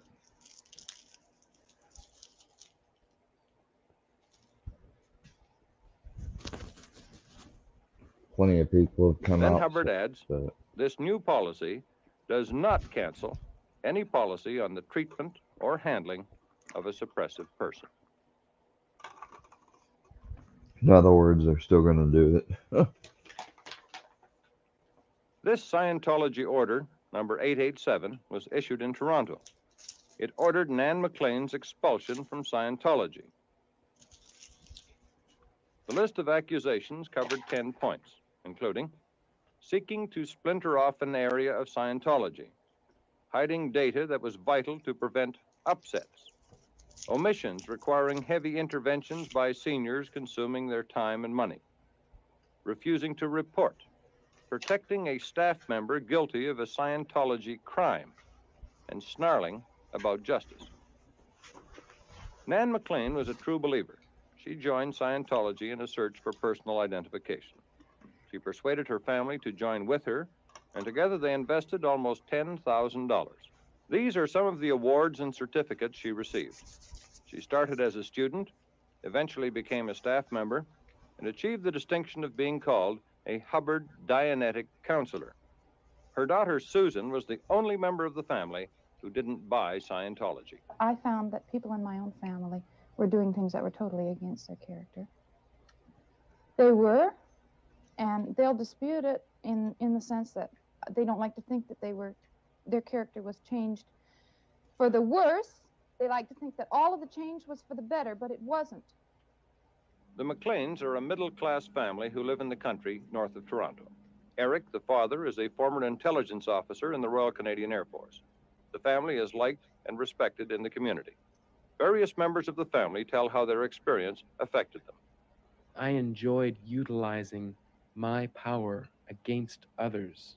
When someone was going to have a committee of evidence due to some crime that they had committed, what I would do upon occasion would be to just take the book, Volume 1, in the Organizational Executive course of Scientology, and open it and just run down and write down on a committee of evidence the worst charges I could find, just to basically catch the person in everything that was possible to catch him on, no matter how minute. And when I saw myself doing that, well, I had to stop it. On at least 3 occasions, I was asked for lists of the names of teachers within my area, and not only at my school, but also within the county. And the object of obtaining a list of names, presumably, was so that they could be flooded with literature and contacted by the organization. That's one of the things that I refused to do. I felt that anything that I would do to help Scientology was right, regardless of how much it harmed other people.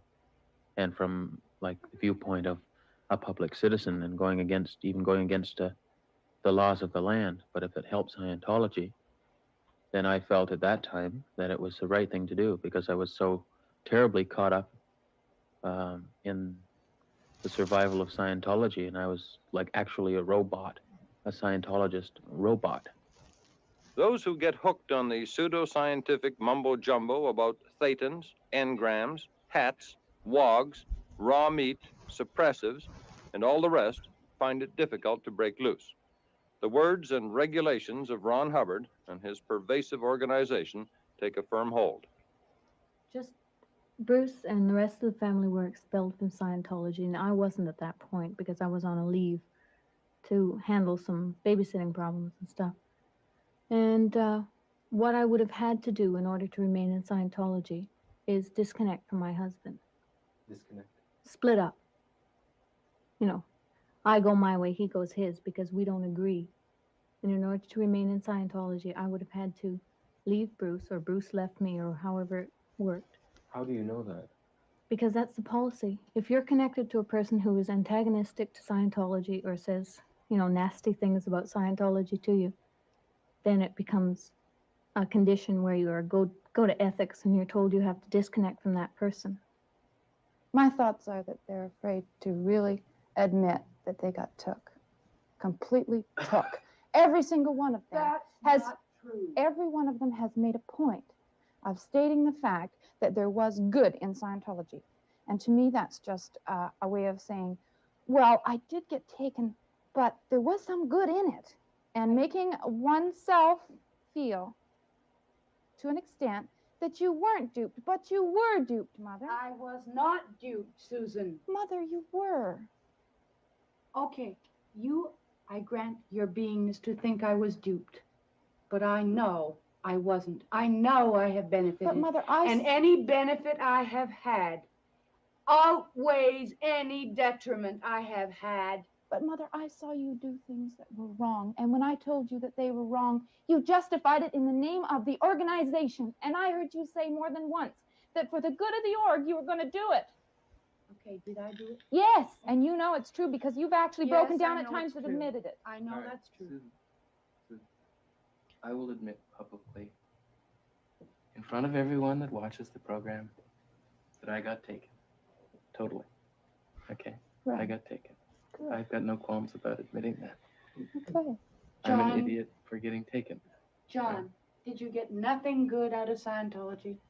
Mother. No, it's not that I didn't get anything good out of Scientology. It is the fact that I cannot definitely say that I wouldn't have gotten the same gains out of some other experience. Right. Because I am still the same person that I was. Good. You are. I'm not. I know I'm better. But Mother, you gained from every little bit of fanaticism that you ever had in your whole life. You gained from all the books you used as your Bible before Scientology came along. You gained some little iota of truth. Just as you gained from Scientology when it came along, because you have to gain with the things that you have to reach for. You have this need to gain something and to have something held up as all right and all powerful. I hold it there. Don't forget that. No one holds it there for me. Only I. Then in saying that Scientology has ripped you, Mother, you've got to be able to admit to yourself, it really did rip you. I'm sorry. I don't have to admit that it ripped me. I don't believe that it ripped me. I'm the only one in this whole room that doesn't believe it ripped me. And I really, really, really mean that. I don't agree with you. I don't agree with that. Okay, fine, you don't have to. But I know. I find the longer that people are in Scientology, the stronger their absorption of L. Ron Hubbard's thoughts, words, and considerations. and that retreat from these particular feelings is perhaps a very slow process, and this is why we have such a divergence of opinion amongst us. I can't believe I ate the whole thing. Yeah, right. I got more out of confronting the fact that I got ripped than I ever did in all the sessions I ever had. I don't want to offend you, but Mother doesn't have any considerations on money. It doesn't mean anything to her. She'd spend it as soon as look at it. And I'd go without it if I didn't have it. all right, but in all honesty, to put up thousands of dollars for a service for which you have no proof it's ever going to do anything. You take the word of a group of people that worship a man just like any other man, and to take those people's word for it and shell out that kind of money just slays me. I received my bill last week from the flagship Apollo, and I owe them $17,500. Bruce and Don owe them $9,300 total. So that's $26,000, something like that, that we three owe Scientology. But the thing is, That Scientology claims you owe them. Yes, claims. We'll never have to pay it. We never Yeah, you don't have, yeah, because it's a religious service. It's a donation. So long as that's essentially. established. You asked me earlier if I felt guilty. Okay.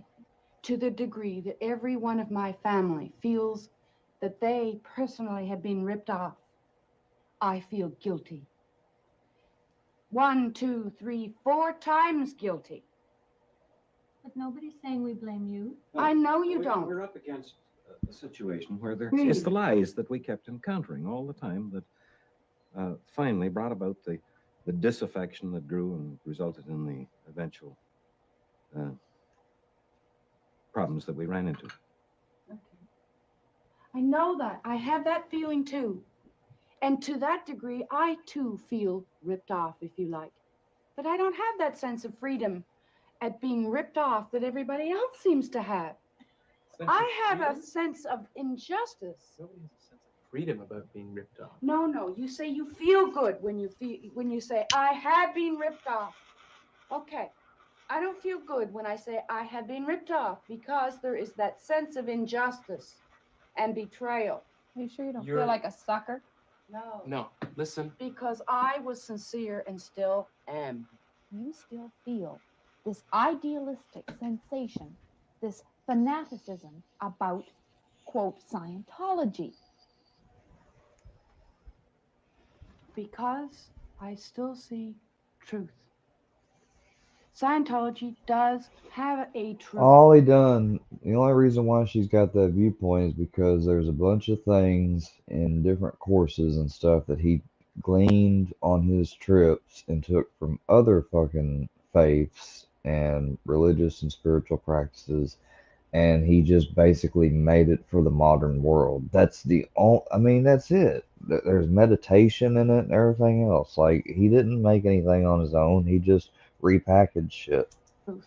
It has the truth as I see it. It's there, and I want it. I wonder if she got up to the OT levels, because I'm telling you, there ain't no truth once you get up past that into that crazy shit. Truth in the Bible. Everywhere in No, life. Everywhere in life. Listen, John's absolutely right. The If you Bible. look around the corner, you can find a speck of truth here and a speck of truth there. Okay, fine.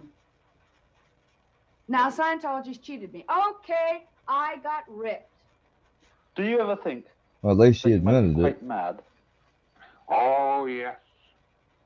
The one man in the world who never believes he's mad is a madman. With me in the studio is Brian Levman, the president and assistant guardian of the Church of Scientology in Canada. Mr. Levman, before we begin, I'd like to reiterate the terms of your appearance here. It is not a statement of reply. It's an interview. We don't have equal time as yet in Canada, and I think in the context of the film we've just seen, maybe that's a pretty good thing. So I'd like to start by asking you about your organization's interest in mental health. I gather that this is a matter of great concern to the Church of Scientology. Is that true? Well, before we start, do you mind telling me how many people are watching the show? I haven't the faintest idea. I see. Well, I must congratulate you. You've done an excellent professional, as CTV is known for, smear job on the church. There's been a lot of libelous statements made tonight. Yeah, I presume Libel is you're something basing... that's settled in court. It's just not a matter. I presume, well, I'm sure that that will be mentioned as well, despite the fact that you may have got the people who appeared on the show to sign releases releasing you from legal liabilities. If you think that CTV is indeed released, I'm sure we'll leave that to you're the very lawyers. misguided. I'd like to pursue let me your church's interest in mental first health. of I all understand say- you did a big report in mental health. Has that report been endorsed by any legitimate organization? Well, Mr. No. Gould, I don't think we're here to discuss Scientology because nothing I've heard I'm here in the to first ask you 20 minutes of questions the tape about Scientology. had anything to do with Scientology. I'd like to make an answer to the spokesman, the McLeans, that spoke at the first part of the show. I'm not here to continue a mudslinging campaign that has already been started against the slinging mud, church. Mr. Ledman. We're trying to seek the But truth. I would like And to your say- church, I must say, has probably been the most uncooperative organization that we've ever tried to report on. To continue, I'm getting very much less than a quarter of the show to appear on the church on behalf of the Church of Scientology. To continue, I'd like to say that Mr. Levman, you're here for an interview, not for a statement. Those were the terms I think under we which you made first an of all appearance. should take a look at the credibility or lack of such of the people you've had come on and testify against us. Now, you tell me, Mr. Gould, if an alcoholic comes on a show and tells you that you're an alcoholic, or some such other thing, or if a drug addict tells you that you're a drug addict, I repeat to you, what Mr. is Levman, the credibility of we that? asked your organization for a number of interviews and we refused them. Now, I'd like to pursue some questions, and if you refuse to answer the questions, then we can forget it. I'd like to ask you, for example, about handling illness in Scientology. From the Hubbard Communications Office, St. Hill Manor, East Grimstead, Sussex, HCO Bulletin, 16 August, etc., etc., etc. Well, I think Don't we're... mistake that Dianetics can all by itself practically bring the dead to life to all intents and purposes, and it can be used all by itself. Is that a true statement of the If I may of your just church? go back to something you said earlier about the church, you asking for the church several times to get interviews. And may I point out that that was conducted in a very unethical way by CTV. You sent undercover people into the church to harass Mr. us. Ledman, would you care to I'd answer be the very, question? yes, I would. I'd Would love you to answer- answer would your you answer question. that question? You're asking me, is it true that Christ raised the dead? Is that it? No, well, maybe Christ did. You're It seems to me saying that Dianetics has. I'm saying Can. that Dianetics, as a science of the mind or the spirit, by alleviating spiritually caused ills, can handle a person suffering if indeed they're spiritually caused. That is all that so-called bulletin says. It says that you're reading from. handling illness in Scientology. You're taking something out of context. I think Well, what we're I'll dealing read with, the whole thing if we have a that's real problem necessary. in communicating. I'll read the whole thing if that's necessary. Why don't we get down to Because the real when issue? Dianetics can't, if it doesn't work, it says it can do. When that doesn't work completely, then the Class 8 case supervisor and well-trained Scientology auditors can step in. Why don't we get down to the real issue? That is that the church has a campaign going to decry abuses in the field of mental health, abuses like psychosurgery, involuntary sterilization that is going on now in Ontario, electric shock therapy, and matters like this. And some people don't like that for some reason or another. And as a result, the church has been attacked back. For example, I know that Mr. Katz of the Toronto Star tried to write an article, a bad article on us, but was not able to. He was a friend of Mr. Reed's, so presumably he put him on to Mr. Reed, who's an associate producer of this show. And now you're trying to do this type of smear campaign on us. Now, what can I do? Deny the allegations you've made? 9 million Scientologists can deny the allegations you made, but I notice you don't have even one on the show. Are there 9 The million? purpose of this is to make Are there the 9 million? yes, there are. The purpose of this is to make the church look There's bad. no Why ever make it a been joke? anywhere If near CTV is 2 being million unethical, or a unfair, million, and let making a alone smear of a 9. religion. If there are 9 million, Why religion, are pretend you a to make it religion? accurate? Are you a religion? The church has never been called anything else but a religion. Do You you bring worship? up, for example, Do you worship? Of course, you bring up, for example, the Victoria. To whom do you The pray? Victoria Inquiry at the beginning of your show. To whom do you But pray? you failed to mention that the Attorney General of Australia, Senator Lionel Murphy, has officially exonerated Scientology from any charges and has officially recognized this as a religion.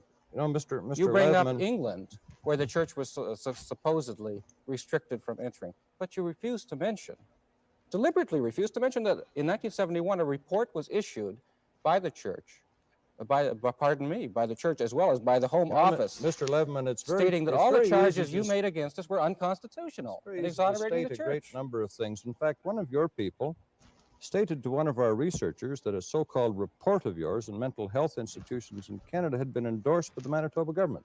No, we stated that I they assume bought, that was a they true bought statement. 100 copies of such. True statement to our researcher. We have a letter here from the Minister of Health and Social Development in Winnipeg, who denies that completely.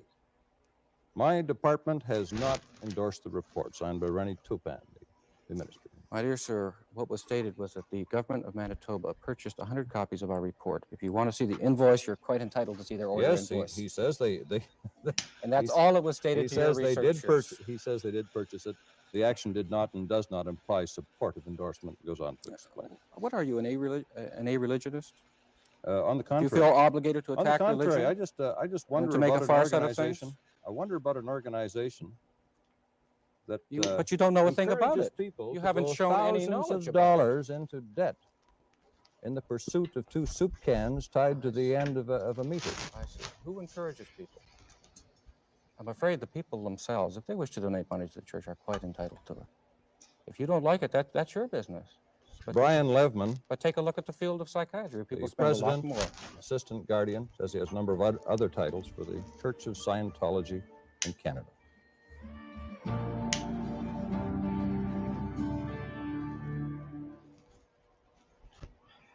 So that was an interesting little thing.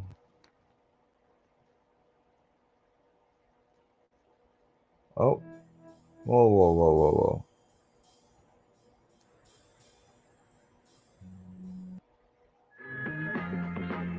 I didn't know this. It's an organization shrouded in secrecy and mystery, but its members include some of the most famous and public celebrities in the world, like Tom Cruise and John Travolta. The Church of Scientology has its headquarters in Clearwater, Florida, but has celebrity centers in places like Los Angeles, Paris, and Nashville. Now, one of their most famous former members has filed a lawsuit against the church. Actor Leah Remini is suing the Church of Scientology. Remini claims in her lawsuit that Scientology hires outsiders and uses its own members to stalk, surveil, harass, threaten, and intimidate her and others who have spoken out. Tonight, we will take a look at her allegations with one of Leah's close friends who has also left the church. And we will examine the impact the rape convictions of Scientologist and actor Danny Masterson will have on the church as we investigate the allegations against the Church of Scientology. I'm Vinny Politan. Thank you so much for watching tonight. Great to have you with us here on Closing Arguments. And when this lawsuit by Leah Remini was filed, shockwaves through the legal world, through Hollywood, through LA, and obviously through the Church of Scientology as well. You know, when it comes to churches and religion, I mean, everyone's got their own, right? Those that practice. And in this country, we have that freedom of religion where we can practice whatever we want. That was one of the founding principles of the country, is that there's no state religion and you don't get persecuted for practicing what you believe in. That's the American way. It's absolutely the American way. Now, Scientology obviously is one of the newer ones, one of the newer religions, and all religions begin at some point. This one, I believe, was like 1952, maybe. I think that's around the date. L. Ron Hubbard was the founder. Okay, so, you know, you can believe what you believe. You can practice what you practice. And many people do. And I mean, this Church of Scientology has grown. It's large. It's, you know, not nearly the size of other religions like mine, Catholicism, a little bit bigger. But still, it's, you know, it's in its infancy, really, when you think about it compared to some of the other religions around the world. Now, Leah Remini was a member. Now, she wasn't someone who became a star in Hollywood and then joined. We've seen that happen, right? She was born in the same religion I was. She was a Catholic. And then I think when she was about 8 years old, her mother joined Scientology. So, you know, the children come along, and she was, since that age, raised in Scientology and really grew up that way, and then became the star and became pretty prominent, you know, in terms of a face of someone who's a member of this church, right? Tom Cruise, the biggest, John Travolta up there as well. We always hear about them, but there are others.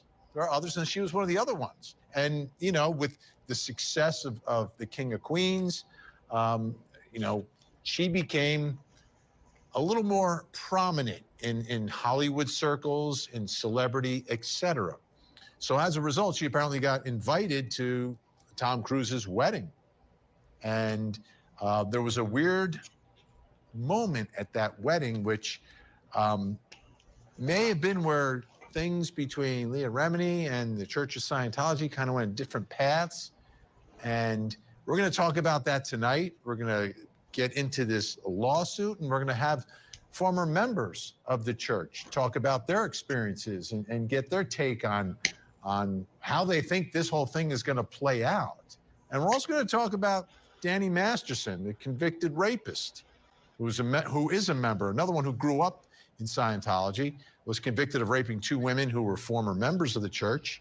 So we got a lot to get to tonight, but I want to begin He with this grew up lawsuit. in it. That says a And for those of whole you not lot. familiar with it, we've read through it, and here's part of it tonight that I wanted you to hear. Beginning in the mid-1960s, the Church of Scientology, through its founder and leader, L. Ron Hubbard, institutionalized a series of retaliatory activities to be taken against any individual, organization, business, or government that Scientology deems to be an enemy or suppressive person. Yep. The ultimate purpose of the handling of suppressive persons or attackers is to totally restrain and muzzle, obliterate, and ruin utterly any individual they deem an enemy. Scientology directs followers to spot who is attacking us, start feeding lurid, blood, sex, crime actual evidence on the attackers to the press. In the past 70 years, Scientology, via defendants, has conducted countless sophisticated, well-funded, and brutal operations against suppressive persons that have spanned every decade in many countries. Here, defendants have undertaken a campaign to ruin and destroy the life and livelihood of Leah Remini, a former Scientologist of nearly 40 years, after she was deemed a suppressive person and declared fair game by Scientology in 2013 when she publicly departed Scientology. For the past 10 years, Ms. Remini has been stalked, surveilled, harassed, threatened, intimidated, and moreover, has been the victim of intentional malicious and fraudulent rumors via hundreds of Scientology-controlled and coordinated social media accounts that exist solely to intimidate and spread misinformation. So that kind of gives you the flavor for what this lawsuit is about and what the allegations by Leah Remini against the church are. And I mean, all churches get sued, folks. They all get sued, right? The Catholic Church had a lot of problems, right? We know about that. And, you know, churches get sued like any other organization in our country. They have problems. Well, this is another one of these lawsuits. But this one is a little different in that the church is targeting and trying to ruin people, like as an organization. You know, that like a concerted effort to do that, which is a little unusual when it comes to lawsuits involving churches that I've seen. But, you know, let's continue. And the church, obviously, denies all of that. And here's part of a statement from the Church of Scientology about that lawsuit that was filed against them. This lawsuit is ludicrous, and the allegations pure lunacy. Remini spreads hate and falsehoods for a decade and is now offended when people exercise their right to free speech, exposing her for what she is, an anti-free speech bigot. The church is not intimidated by Remini's latest act of blatant harassment and attempt to prevent truthful free speech. If Remini does not believe in free speech, then she should consider emigrating to Russia. Interesting posturing there, saying that, kind of trying to turn the tables there and say that she's attacking them, they're not the ones attacking her. All right, let's bring in a guest who knows a lot more about this than I do, joining us tonight from Denver, Colorado, former Scientologist, author of the book Scientology. Chris Shelton. Is that Xenu? Xenu, yes. Xenu, okay. And Chris Shelton is with us. Chris, great to see you today. Thanks so much for joining. One thing I noticed, you left in 2013 also, same time that Leah Remini left? I did. In fact, Leah and I have a few parallels that way because we're both about the same I age left as in well. 2012. And did you grow up in the church? Did you come in as an adult? What's your backstory? Yeah, I grew up as we're called second generation Scientologists because we grew up in the church. My parents got involved when I was very young. And so all of my living memories involve growing up in a Scientology household and learning Scientology principles. So I never questioned or had any reason to question that L. Ron Hubbard was the greatest human being who ever lived and that sort of thing. It was just part of the reality I had growing up, even though I went to public school and had a fairly normal life that way until at 15 years old, I started doing actual Scientology services when I lived out in Santa Barbara, California. And 2 years later, after graduating high school, I started working for the Church of Scientology, which I did for the next 25 years. So I spent quite a bit of time at the public level, at the staff level, and then going all the way to the billion-year contract in Los Angeles in the Sea organization. And so I have all those years and decades of experience to speak to about this. So if someone asked you, how would you describe the Church of Scientology? Is it a religion? Is it an organization? Is it a community? How would you describe it? Well, it is all of those things, and yet it's also at its heart, and this is how I talk about it. It is a money-making scam. That is my opinion of it, and that is the opinion of many other people who experienced it and left it in disgrace, in ruins, financially, psychologically, even physical abuse is a routine occurrence there. At least that was my experience of it and the experience of others that I've spoken with. So I found it to be a fairly abusive organization that actually operates pretty exclusively to make money.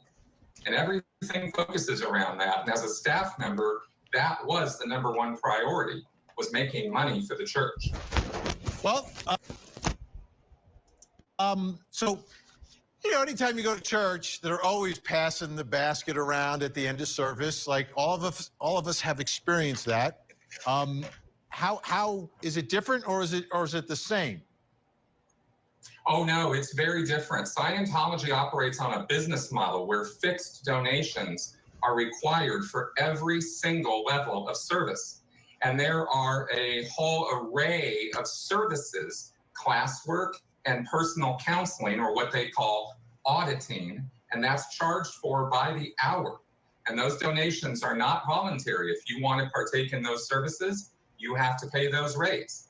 This also includes written books and spoken lectures on CDs or cassette tapes that Scientologists have to listen to as part of their coursework. So there's a very fixed amount of money that is required to be a Scientologist, and going up the line, the higher you go and the more information you're exposed to, the higher the cost of the services. So by the time you reach the highest levels, Scientologists have on average given somewhere between $1 and $2 million for services. Even middle income families end up with many credit cards, mortgaging their home 3 times. I've seen parents clean out their children's college funds in order to pay for their Scientology services. It's a very rapacious business model, and I really can speak from experience on that one. Right. So two questions. For you, you didn't have outside work, so how did you afford all this? So if you work for the church, do you get sort of like a scholarship so you don't have to pay for all these services? Yeah, as part of the contract as a religious volunteer, and that is what you are when you work for the church by legal contract, you receive your services for free. So you don't pay for them as a staff member or as a Sea Org member, but even those routes are a little clogged because there are so many mandatory services and jobs and training you have to do to be a staff member for Scientology, and you're rarely afforded the time to actually be able to do those services because you're so dedicated to clearing and saving the planet. And that is the mission that staff think that they are accomplishing by being Scientology staff. So when you left, was it a difficult separation?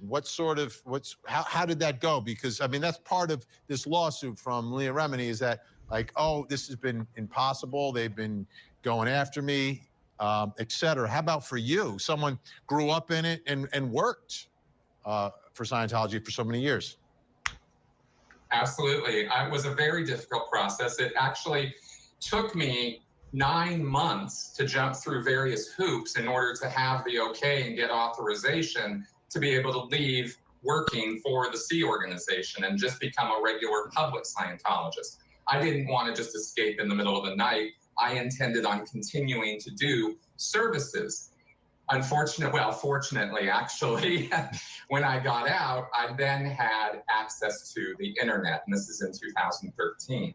I did not have access to the internet as a Sea Org member, at least not an uncensored internet. They do allow their crew. Yeah, they allow their crew access, but it's censored very similarly to how China's is.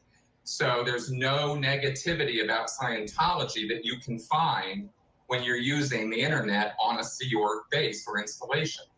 And that was where I lived for 17 years. Those great big blue buildings in Los Angeles, that was my home for 17 years.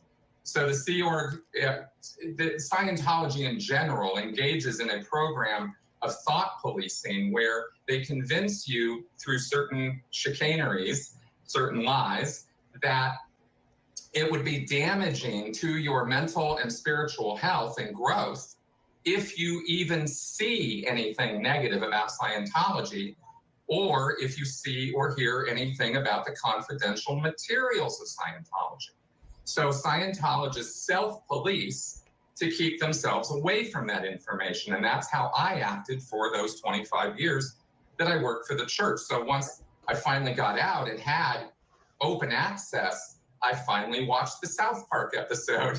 I finally read information I had not seen or read before, and I learned the true biography of L. Ron Hubbard, as opposed to the carefully cultivated set of lies that we will call the Church of Scientology's biography of L. Ron Hubbard. And the two are very, very different stories. And when you find out just how different they are, the very validity of Dianetics and Scientology is blown out of the water. And I can give you specific examples if you'd like, but that was my journey out. And once I realized that I had been part of and had given my life to a complete lie, well, to say I was angry would be an understatement. And so ever since that time, I've been speaking out about Scientology as I have learned more and more about it, and the abuses I endured and the abuses that other people have endured as a result of trying to be part of it. It is a process of a lot of failures trying to make progress in Scientology because you're constantly pushed back down the line.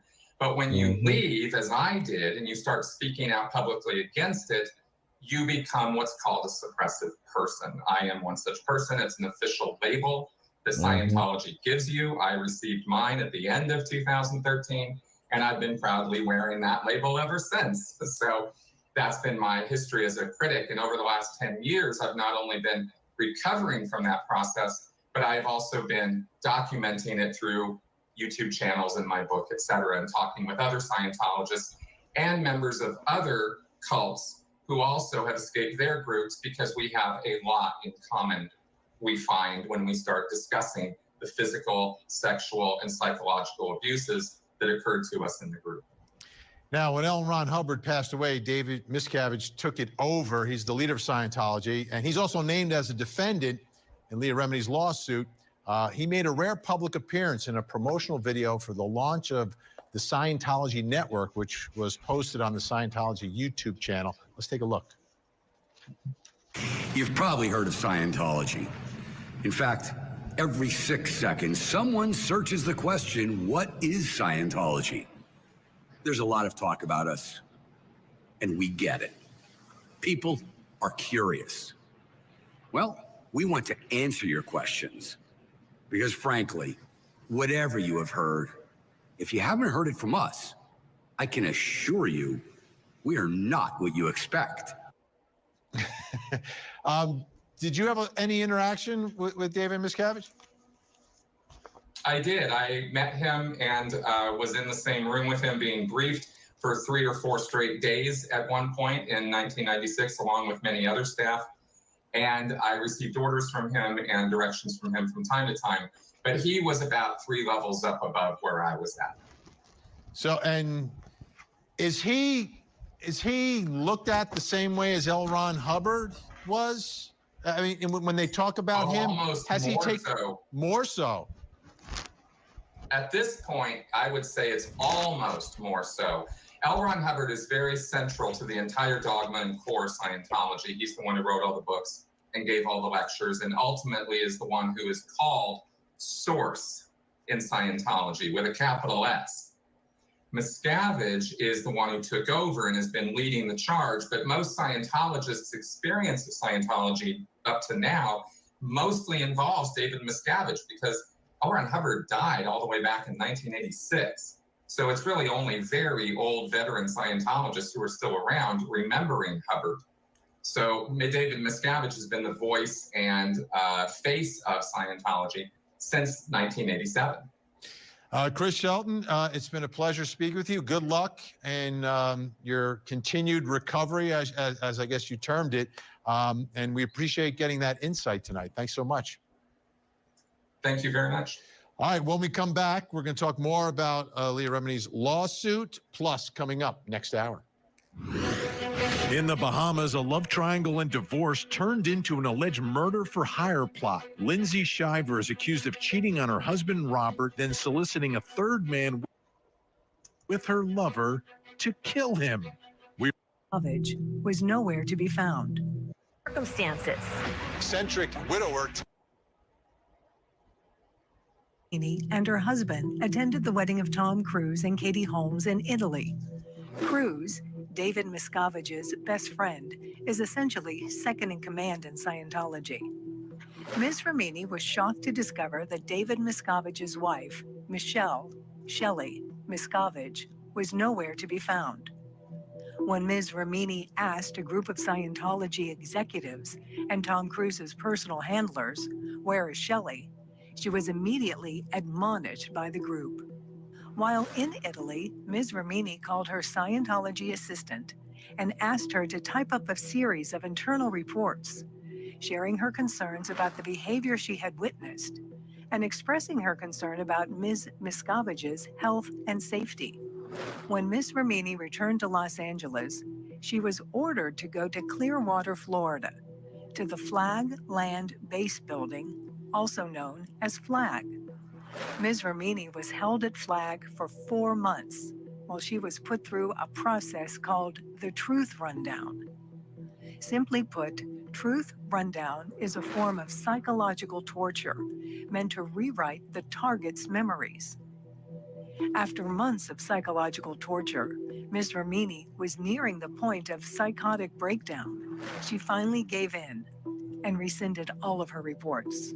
After leaving Scientology, Ms. Remini filed a missing person report on Shelley Miscavige, who has not been seen in public for 17 years. Again, that is from the lawsuit filed by Leah Remini against the Church of Scientology and David Miscavige, who is the leader of the church at this point. She also sent out a tweet.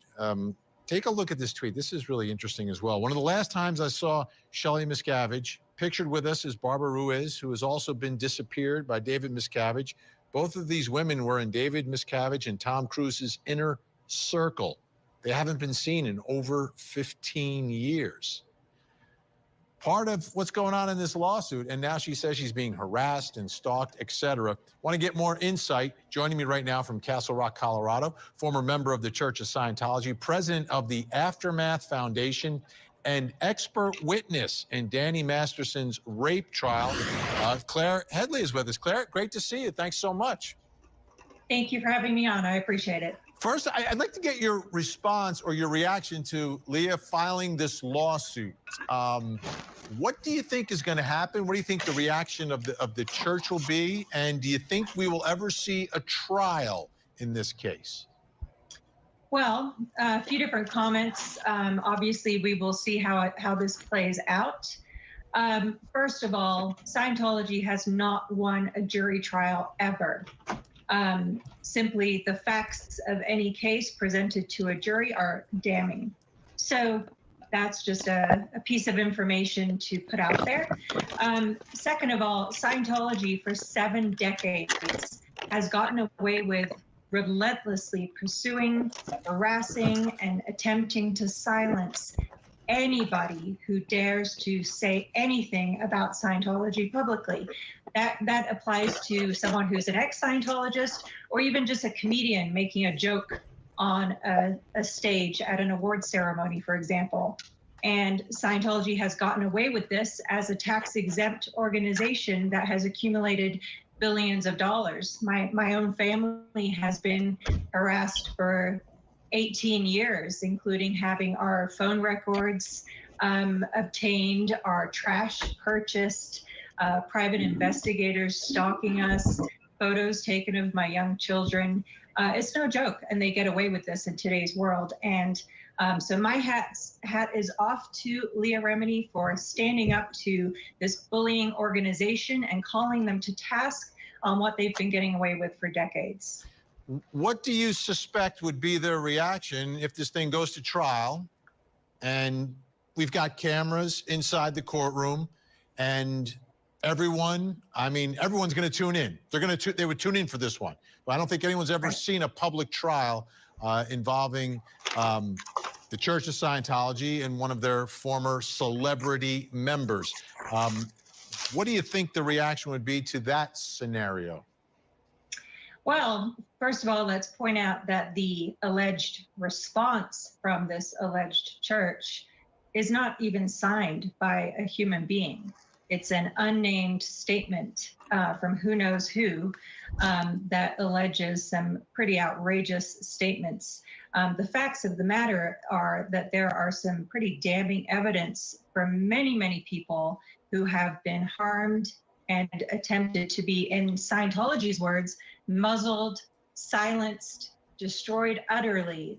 Those are the words of the founder of Scientology as to how to deal with anyone who speaks publicly about Scientology. So in my opinion, it will be very interesting to see how this plays out, because there is absolutely ample evidence of the claims being made here, in my opinion, and not having seen any evidence, but just speaking from what's been done to me personally. So your mother was a part of the church, and that's how you became part of it. What was the moment for you when you're like, I'm leaving, I'm getting out? And then what happened to you when you reached that point? Yes, fair question. I was born and raised in Scientology. At the age of 16, I began my billion-year contract of service in the so-called Sea Organization, which is Scientology's paramilitary organization whose members commit to 1 billion years of service of management of Scientology. So at the age of 16, I began working at Scientology's headquarters. It's a 500-acre, extremely secluded compound in Gilman Hot Springs, California. My parents were made to sign over guardianship of me. They did not know where I was physically located. I then spent 8 years working directly under David Miscavige in Religious Technology Center. It's the highest ecclesiastical organization in Scientology. And in January 2005, My husband, Mark Headley, escaped from that compound on a motorcycle.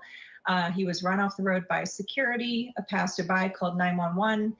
The only reason he was successful in his escape is because Riverside County Sheriff's Office responded.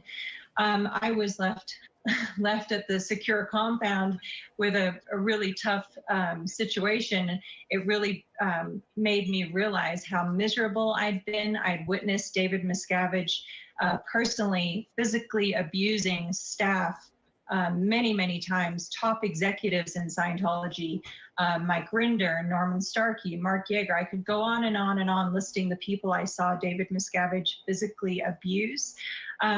When my husband escaped, it really brought me to a crisis, if you would call it that.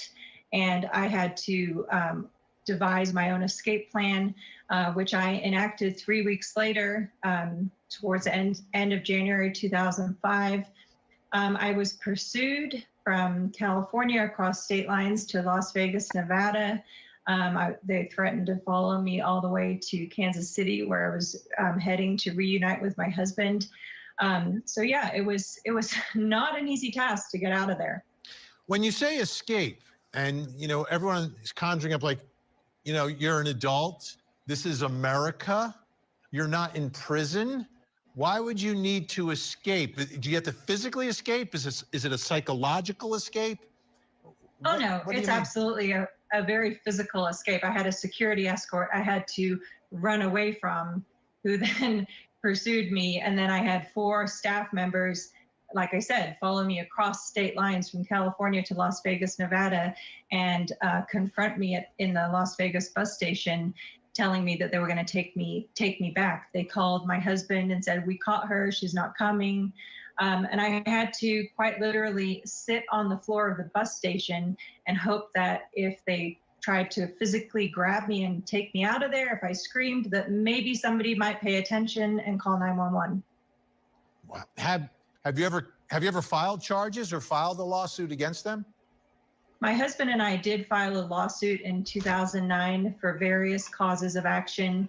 That lawsuit was dismissed in the end. The judge said that had we pursued other causes of action, such as false imprisonment, assault and battery, et cetera, we may have fared differently.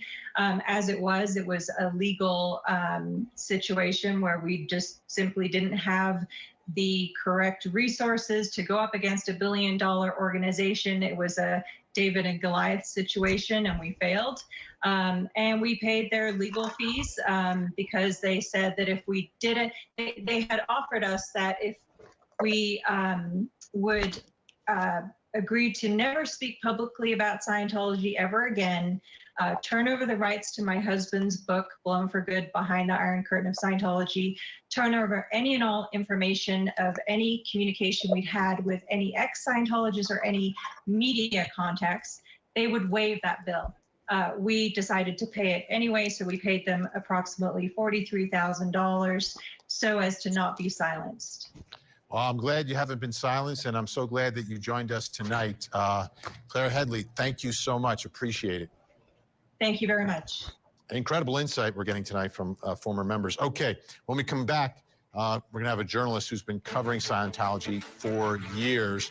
We'll get his take on this. Legendary trials go to court. It's also used and manipulated Ms. Ramini's estranged and now deceased against Ms. Ramini to this day, and became an outspoken.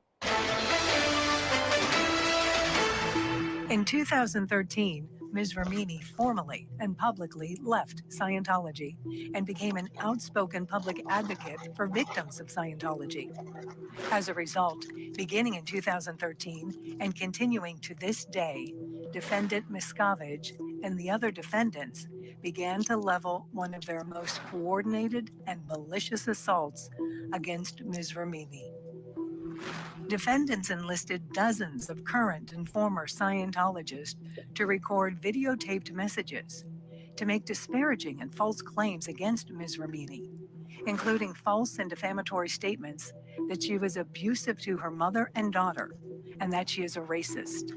Defendants also used and manipulated Ms. Ramini's estranged and now deceased father, George Ramini, and his third wife, Dana, to make false statements about Ms. Ramini, including that she is a liar, that she only wanted to have her name in the news, that she would not help to pay for his cancer treatments. These false statements were posted to websites created and controlled by defendants. While Ms. Ramini was in New York in 2015 to promote her book, she became aware that she was being followed by private investigators hired by defendants. These private investigators followed Ms. Ramini to and from her hotel and to and from all interviews and media appearances. Defendants hired surveillance consistent with Scientology directives was so intimidating that it made Ms. Ramini fear for her physical safety. More of the allegations from Leah Remini in her lawsuit against the Church of Scientology. Let me bring in our next guest, joining us tonight from Scarsdale, New York, journalist and author on Scientology, Tony Ortega. Tony, great to see you. What are your thoughts about this lawsuit and the possibility of this thing going to trial with cameras in the courtroom? How do you think the church would respond to that? Thanks for having me on, Vinny. Oh, they're gonna listen, try to you keep in your cameras. introduction, If it you made a did, really they great would point try to keep about cameras religions in out. general and litigation. And I just want to point something out right from the beginning. In this 60-page complaint, there is not a single word about the beliefs of Scientology. I mean, the beliefs of Scientology are pretty weird. It's about past life therapy and invisible alien beings attached to you. Leah Remini does not have a word about that. It's about the practice of harassing former members and retaliating against them, and specifically in ways that have harmed her ability to make a living. That's why I think this is such a powerful lawsuit, Vinny, is that it has specifics about the ways that the things she was working on, documentary, podcast, her game show, have all been harmed materially by Scientology's coordinated attacks. And I know Scientology is going to come back and say, this is about free speech. We can call her names all we want to. And I think that Leah's legal team is very smart. They know how there's been numerous lawsuits from ex-Scientologists in the last 10 years. They have learned from those lawsuits. They are anticipating Scientology's attacks. And one of them is they're going to say this is just free speech. And this lawsuit lays out that it's not just about name calling, that it's about action, that it's about activities undertaken by the church to harm her materially. And I think that's what makes it such a powerful lawsuit. As far as a trial, you know, Vinny, civil lawsuits tend to be settled. I know they do. The only reason I'm saying it's different, could this be different because the motivation? I mean, when we covered Johnny Depp's lawsuit, that was never about money, right? That was about Johnny Depp wanting to get in court and wanting to show the world, right? Is that what you think this one is about? I think you're right. And one thing that proves that is early in the lawsuit, in the complaint, Leah spells out that she just does, it's not just about money. It's about, she wants to change Scientology's practices. She wants a court to give injunctive relief that will prevent Scientology from attacking people in the future. So she's got her eye on real change that she hopes this lawsuit will make happen. The reason why I say that a trial may be difficult is that David Miscavige cannot afford for this thing to be in court. Claire Headley, just before me, was talking about that juries do not like Scientology. The press would eat up any testimony being given in court. Another example, Laura DiCrescenzo was a Scientologist who sued in 2009. It took her 9 years to get to trial through various just really difficult hurdles. And literally a couple of days before that trial was going to start, David Miscavige wrote a big check and made it all go away. So, it'll be interesting to see if Leah can get this into court. But along the way, it's going to be amazing because she's going to be introducing incredible evidence about the church. Scientology is going to fight in ways that will blow people's minds. We've seen it in the other cases. They have no shame, Vinny. They will file the most of you. Well, you saw that response. It's off the hook, right? Oh yeah. And that's how Scientology acts in court. So it's really going to be a lot of fun to watch. Let me ask you this on a different case, and I know you're involved covering that as well. Danny Masterson, convicted rapist. He's got to be sentenced. You know, when a lot of people are sentenced, they bring in the priest, they bring in the pastor to speak on their behalf. Do you think David Miscavige or anyone from the Church of Scientology will come in and speak on behalf of Danny Masterson, the convicted rapist? Well, I think in cases like this, what happens is they submit letters. Isn't that how it usually works? And I have, you know, and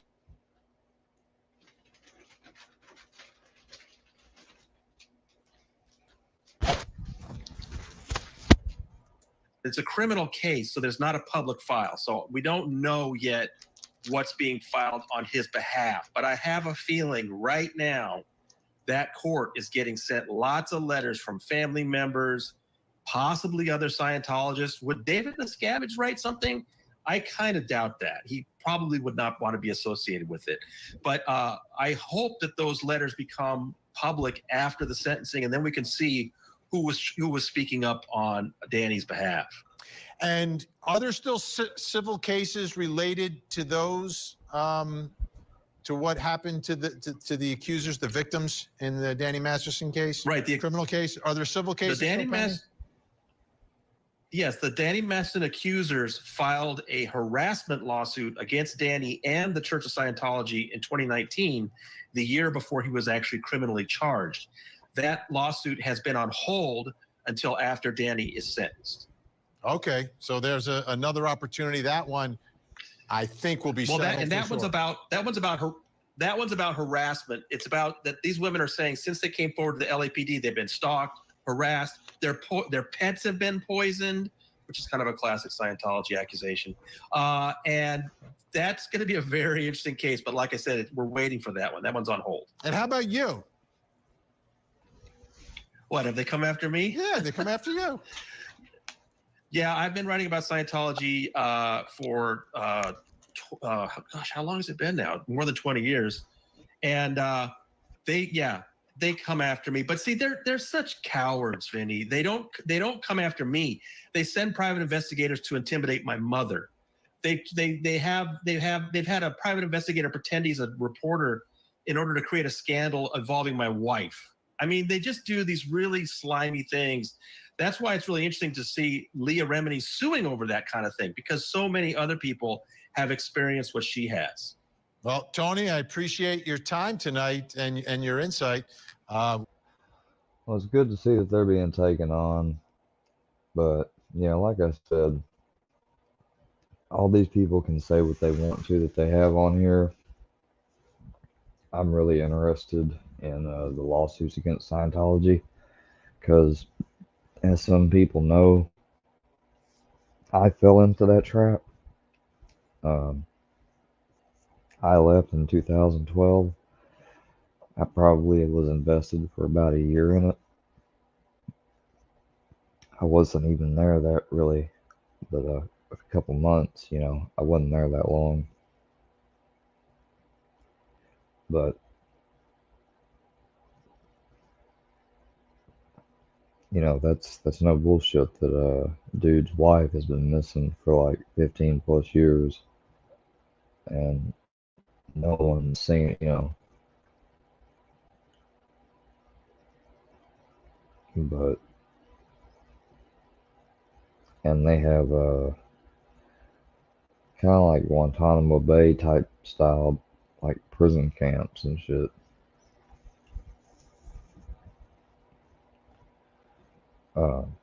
Girl that was on before the last dude, Miss Claire Headley, her husband, he basically escaped on his motorcycle, and they chased after him, and they ran his motorcycle off the road. And had it not been for another vehicle coming by that seen it and stopped and intervened, they might have gotten him back to the compound or whatever.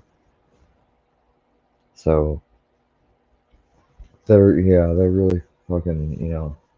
Now lower level, as new as I was and everything, you know, they really didn't give too much up, but they insisted I sign this thing that said I would never criticize or any, you know, which I didn't.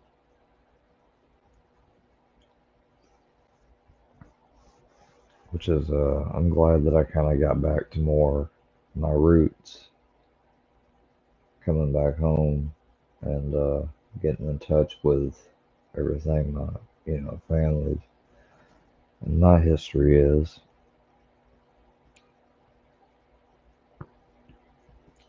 But yeah, I got gypped. I can admit it.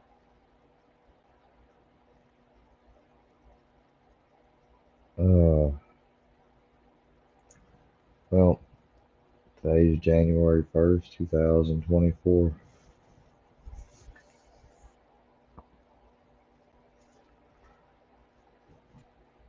It is a whole new year.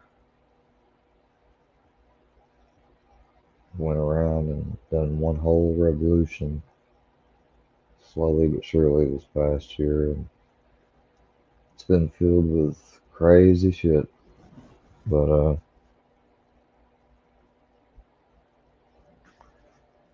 keeping that in the rear view and try to learn what we can from it and move on for the future.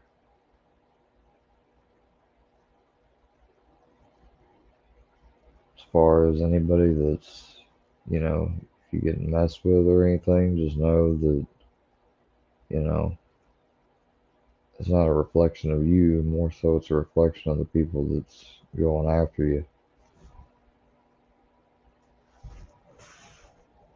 Keep that in mind. Peace.